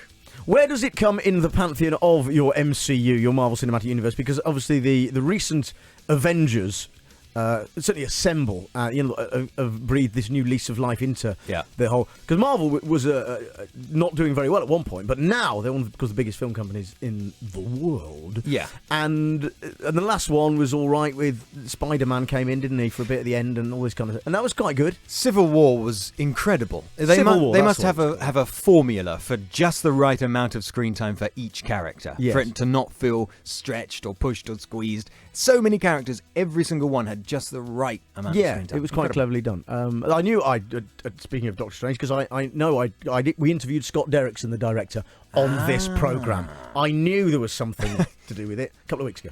Correct. Well, he did a very good job. Yeah. And Captain America, the Winter Soldier, was very good as well. Yes. So where does Doctor Strange fit in? It is a little more on the Ant-Man side of things. But I really liked Ant-Man. But that's it. It glossed over the bits that didn't make sense, couldn't ever make sense, with humour. And now I'm starting to sort of see through that. So it's got. Technique. Is it a funny one like Ant-Man was? It's closer to Ant-Man than it is, the gritty Civil War. Right. Okay. Guns. I really liked Ant-Man though. I thought it was fun. Very good. Thomas the Tank Engine moment was my favourite there. Yeah. No, that was fun. That was a family-friendly romp, wasn't it? Yes. Strange to see him alongside other characters, though, that are a little more hardcore. in Civil War. In Civil War, where he turns up as well, yeah. But no, well, I mean, how big? I mean, I'm not a comic book person, so I don't know. But how big is this universe? Where did Doctor Strange? Oh well, it's multi-layered as well. So he's going to be in the next Avengers film, apparently, as well. Is that? Well, if you watch the after credits scene, it's already going that way. I see. There are 2 after credit scenes. There's one before the credits. That's not an after credits scene. Or just after the beginning of the credits. Oh yeah. And then there's one at the very end. Oh, I see. You've always got to stick around for those, haven't you? Yeah. For a Marvel film, yeah. But I am a bit worried that Doctor Strange has made the MCU heroes far too powerful. Yeah, so he can manipulate time and space. Yeah, basically. So he can do anything. Precisely. You know, if you remember X-Men Apocalypse and the amount of power he had, but he didn't really use because then he would have been too powerful and wouldn't have been able to defeat him. And obviously that's in a separate strand of the Marvel stuff as well because that's Sony. Anyway, is it Sony or Fox? I don't know, one of them. I think it's Fox. What was I going to say? Yeah, you've lost me now. I think so he's a bit too powerful. What I'm getting from this is that there's a fox that can travel backwards through time. No, not in this looking one. for a plastic bag. No, there's a raccoon, though, in Guardians of the Galaxy 2, which is Don't confuse it. Is it a raccoon or a badger? Or something? What is it? No, it's a raccoon. I don't know. It's small and furry. Whatever it is. Genital. But if you can't wait for Guardians of the Galaxy, I can strongly recommend Farscape, which is the greatest science fiction television program ever made. But Doctor Strange, I'm a bit worried, A, because he's a bit too powerful, but also because you give Marvel the ability to rewind time, and suddenly the stakes are even lower. You know, nobody ever dies, there's never any consequences anyway. Look at Agent Coulson from Agents of S.H.I.E.L.D. He got stabbed through the heart, and now he's back. Spoiler. Well, that was years ago. Oh, fine. All right, clearly it was okay then. I enjoyed it, yes, but you think about it a little too much and how it immunises everyone in the MCU, and I think it poses a bit of a danger. All right. In terms of, lazy storytelling. There's Doctor Strange as rude by Rue. What are we going next, finally? TV movie of the week, is it? Or DVD or something? What have you... Well, there's Zero Dark 30 on More 4 at 9 p.m. tonight. I can strongly recommend it. It's about Jessica Chastain's hunt for Osama bin Laden in a very dark, brooding exploration of terrorism with a fantastic soundtrack by Alexander Desplat, who also did the music to Grand Budapest Hotel, but they're quite different. You can't swap them. Right. No, that would be a mistake, actually, thinking about that now. Yeah. 0.30 did fairly well, didn't it? That was quite well received at the time. It did well. It's there was another one that came out recently that was very much sort of on the same vibe. Was it Sicario? I can't. Oh, yes, I've seen that. Yeah. Is it that same sort of gritty kind of military, drudging kind of sense of impending darkness? Yeah. Very strange. What, More 4 tonight at 9 p.m. 9 p.m. All right. Well, Rue, look, if you're not coming back ever again.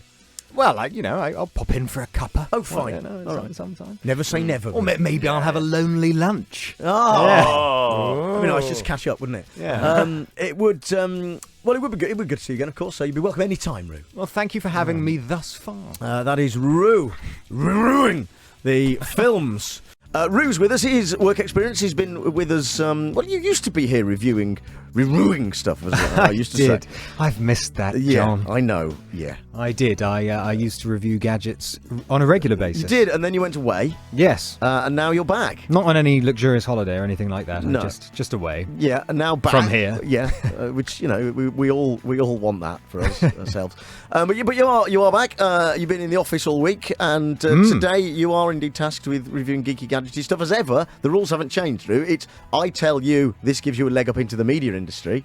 That is still a lie. It doesn't. You just don't get paid for this, and that's why you're here, because you're budget free. I feel I have one extra leg up than the last time I was in the studio. Right. Both legs are on the desk now, John. Okay. It's a very casual attitude you have there. Cornelius is with us as well, of course. Hi, everyone. Hello. Hello. Right, so what's geeky, gadgety crap are we going to be talking about in the next half hour? Well, there's a new gadget that allows your iPhone to print moving pictures Harry Potter style. Like a GIF in real life. Is it a GIF or a GIF? It's definitely GIF. Is it? The man himself who invented GIFs has said GIFs. It's not a hard G.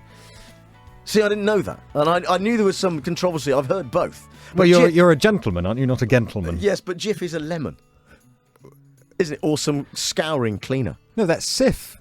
No, GIF lemon. It's a lemon. They renamed it, didn't they? Well, the lemon. No, the cleaner. From Sif to GIF or GIF to Sif? GIF to Sif. Right, but what about the lemon?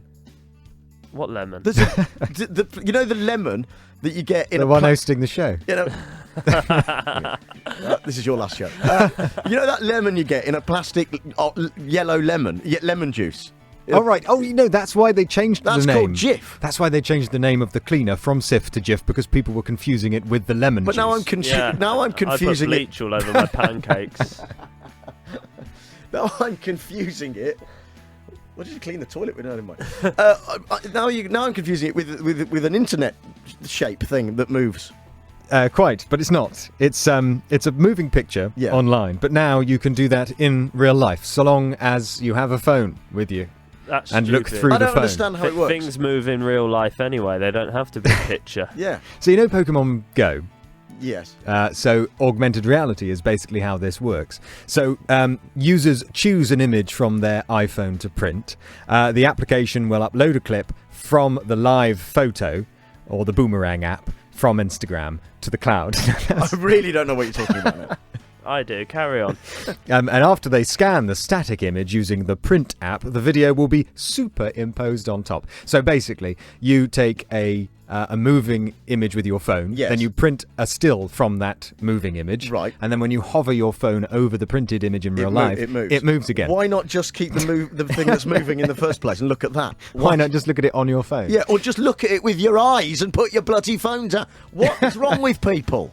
I mean, why do you want that? Well, co-founder of Print, spelt with a Y, Clement Perrot, maybe, said it's the best of both worlds. You get something that's tangible, unique, but you also have a sense of the context of what really happened at the time. Well, he can shove off. I mean, what happened at the time is you could just film it if you wanted to. Or just remember it. You don't need to film it, take a still of it, print it out, and then make it move again. It's already moving in the original. You don't actually print it, though. You don't print it onto a piece of paper. No, it's a little sticky printer. Have you ever had a Polaroid printer that prints mobile phone pictures in much the same way? It's just that they don't move afterwards. Right. It's just prints onto a little sticker, and it doesn't use ink. The Polaroid. I don't know if that's the case for the Print. Right. I still don't know what the point of it is. Am I just missing something?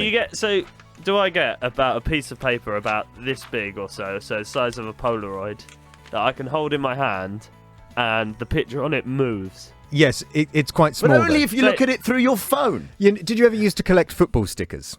Yes, I did. Yes, so did I. So it's like having a shiny. It's like having a shiny. It's about that same size. Yes. A shiny... Now, this has got me very excited, because I've always wanted to make myself into a football shiny sticker. There you go. Because I've always think I do warrant a shiny. I warrant a shiny. Yes, people have said similar things about you, but not quite. Thank you.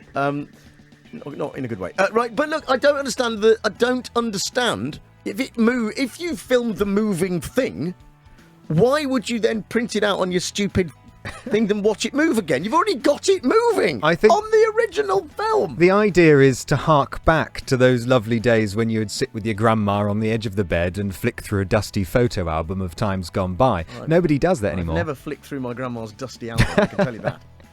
The only difference is that this will set you back £107 on Amazon, and a pack of 40 sheets costs £15 each. Oh, they do that with Polaroid cameras as well, don't they? The paper's really expensive. Yeah. You can't use any other paper. It has to be the special. But Cornelius wants a shiny. Can you use shiny? Can you use shiny paper? I'm sure they'd be looking to expand their printable options. I'll just put some kitchen foil into it. I'm sure that'll be fine. Here's a tip for you. Yes. You know how we are a program of household tips. Yes. All right.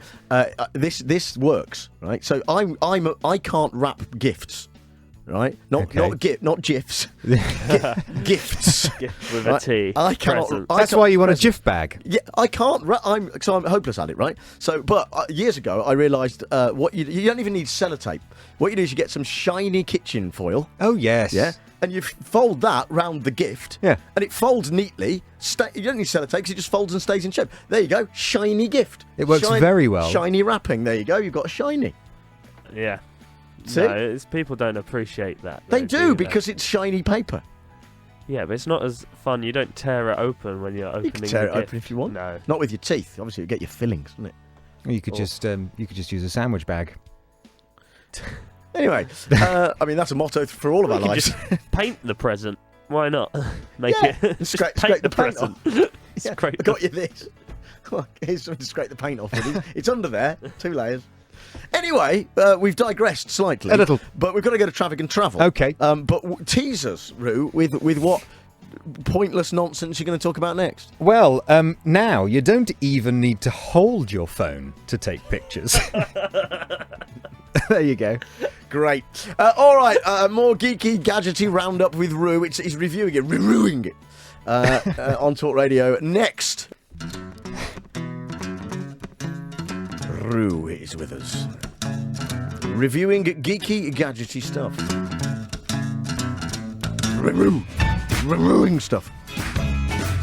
I don't get to do that with any of our other reviewers. You could just bark at them. I could bark at them. I mean, it's slightly odd, wouldn't it? If people came in here to go, oh, here's Zoe, she's reviewing the music. A bit weird, that. I think that you might mislead your listeners into thinking that I have some sort of dog expertise, or I'm here to review dog-related gadgets. Roo. Yeah. Yeah. But no, just gadgets, it seems. And already we've talked about a waste of time thing. By the way, we were talking about the soft and hard G on GIF. I thought you were talking about Brexit again. Well, that's it. It's the same thing. But Beth has messaged us. Hello, Beth. The G in GIF, she says, stands for graphics. So surely it is a hard G. Why would the man who made the first one get to decide whether he liked it soft or not?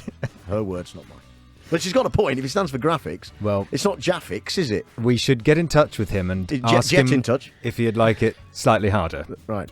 I'll leave that to you. Right. Where are we going next? Snapchat specs. Yeah, you don't need to hold your phone anymore to take a Snapchat.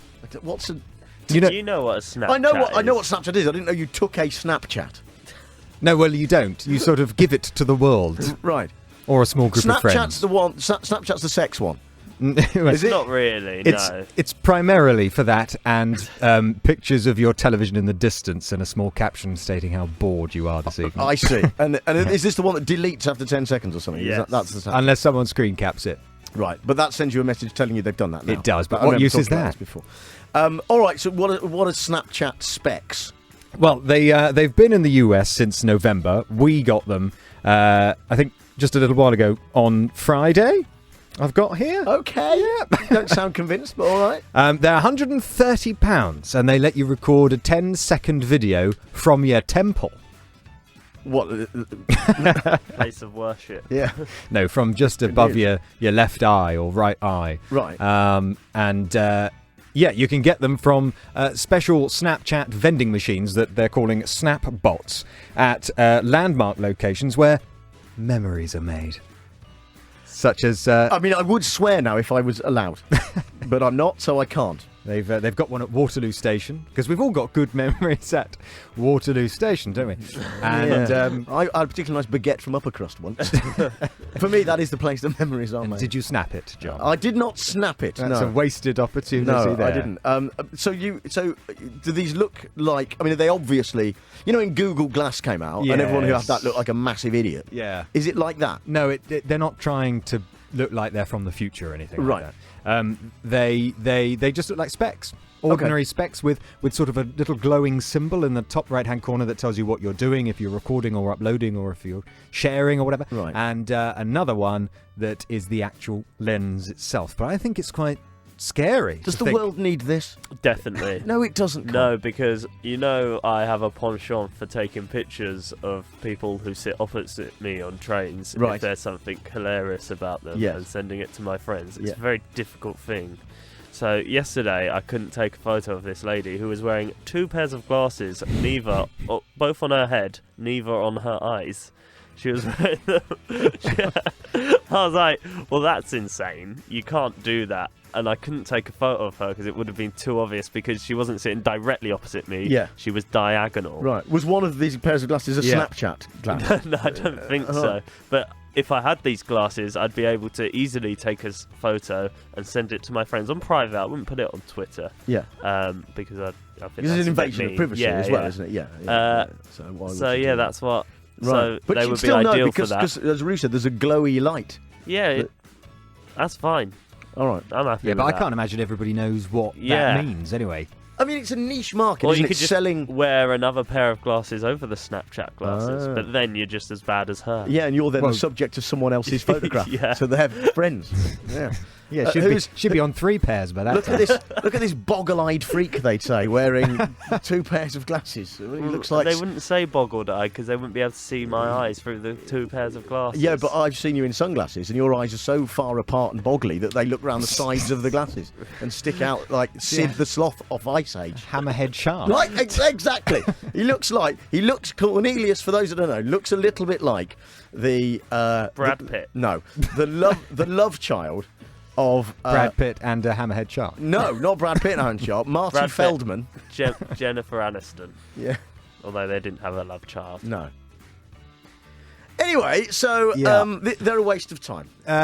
I mean, it's a very niche market to sell to. People sitting on trains who want to take pictures of strangers. Is that the market? That's the market. I would that pay goes- thousands. I know you would. I sort of turn my nose up a little at Snapchat, but it's the app for the young'uns. Yeah, young people do use it. I've said this before, that all of these apps. I've got WhatsApp. Okay, Yeah, because we use that for work. We use that as a group work chat. Yeah. Right. I mean, it's full of filth, but it essentially, but that's primarily it's there for our work, production stuff, right? But I don't use it for anything else. But to me, it just does this. It's just messaging. It's just the same. I don't see what the difference is between that and why do I need that and Snapchat? Why do I need both of these things? Different. I don't think you've used it. It's I haven't more used it. photo based. I know it's got some Snapchat. bunny ear filters. Yeah, exactly. Yes, that's so it's true. more fun, and it's more fun for children to use. Where WhatsApp is just a practical app. Yeah. It's less social media. It's just more a practical messaging app. And if you think yourself in some bunny ears is too embarrassing to post to WhatsApp for eternity, you can post it to Snapchat for all of 10 seconds, or 24 hours, isn't it? It's up there for. Yeah. If you post it to your story. If you post it to a friend, it's there for just 10 seconds. What else have you got? What else have I got? There's a man in Russia. Yes. Yes. What else have you got? A man in Russia who's embedded a compass in his chest, a vibrating compass in his chest. He wants it to start feeling like a sixth sense, which direction he's in. It vibrates when he's facing north. What? That Are you must be drunk? one of the most annoying things ever. His name is Daniil. He's 26, from Russia. He paid £355 to get the gadget installed. I mean, is it like Iron Man? I mean, is it like a big There's a picture.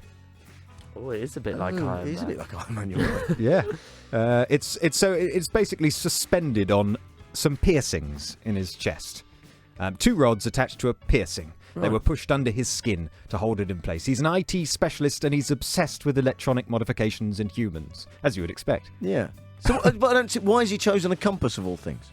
Well, he wants an extra sense. You know, like how you can sense. It's weird, isn't it, when you think about it? You, without looking at where your hand is, you can tell exactly where it is in relation to the rest of your body. Yes. Can't you? And your foot and things. Because I own it. Yeah, yes. So, and I'm in charge of it. So, but I don't understand what sense does that give? A sense of direction, presumably. A sense of direction, yes. Oh, why not? And so, in case he doesn't know when he's facing north, he just sort of turns around and goes, He just vibrate, and then spins goes, round. Oh, there's north. I mean, what use is that? Well, if he does a lot of mountain climbing and things, they're always wagging their compasses around, aren't they? Why? He said he was Mountain curious. climbing's quite easy. It's up. Just go up. I don't know if this vibrates depending on whether you're up or down, but he said he was curious to find out how his body and brain will react to the new machine, and he wants to install one in his wife. Well, that's a matter for him. Yeah, too many jokes. Perhaps it's because he can regulate the duration and intensity of the gadget's vibration. Right, where does he want to... No. Okay, so... I mean, Sorry, I just got text messages, and I thought I was facing north. Yeah. Did you just vibrate? Yeah, I did. I was like, oh, I'm facing north. It's like Josh Whittaker when he did that. I think you got a snap. You received a snap there. Good. from a pair of snap specs.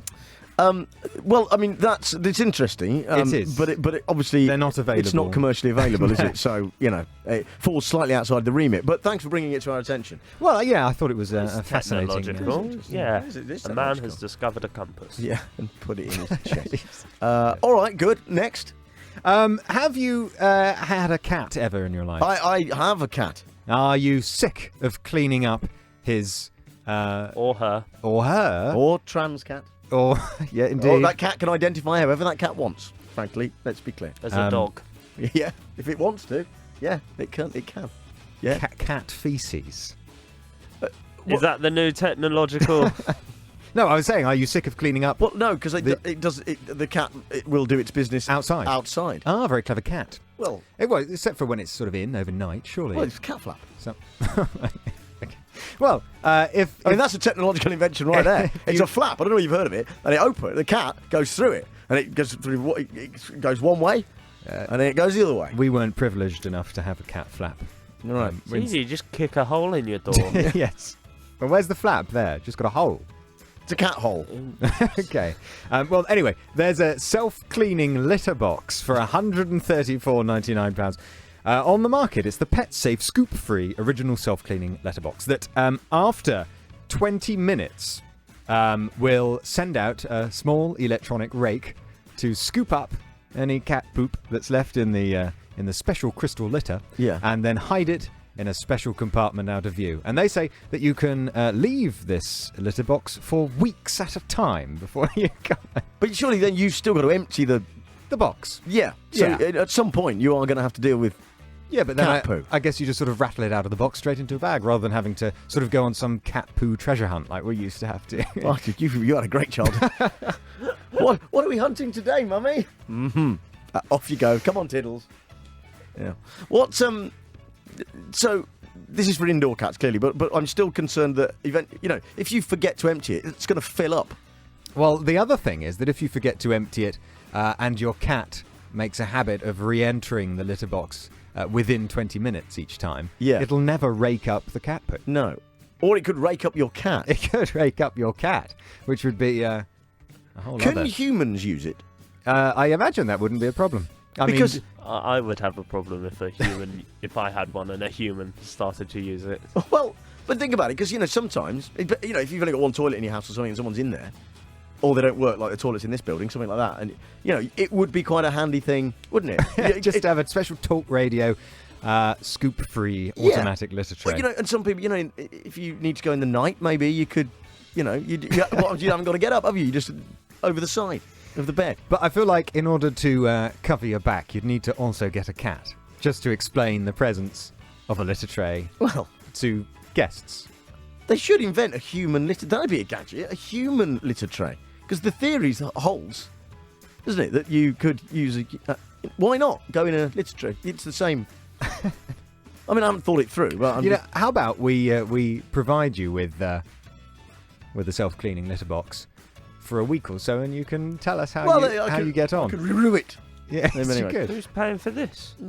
Ruth, thank you for coming. Well, we've talked about the radio. They'll send us a free one. Exactly. That's how it works. All right, Ruth, thank you so much. Thank you for having me. Coming in. There's Rue reviewing geeky, gadgety stuff.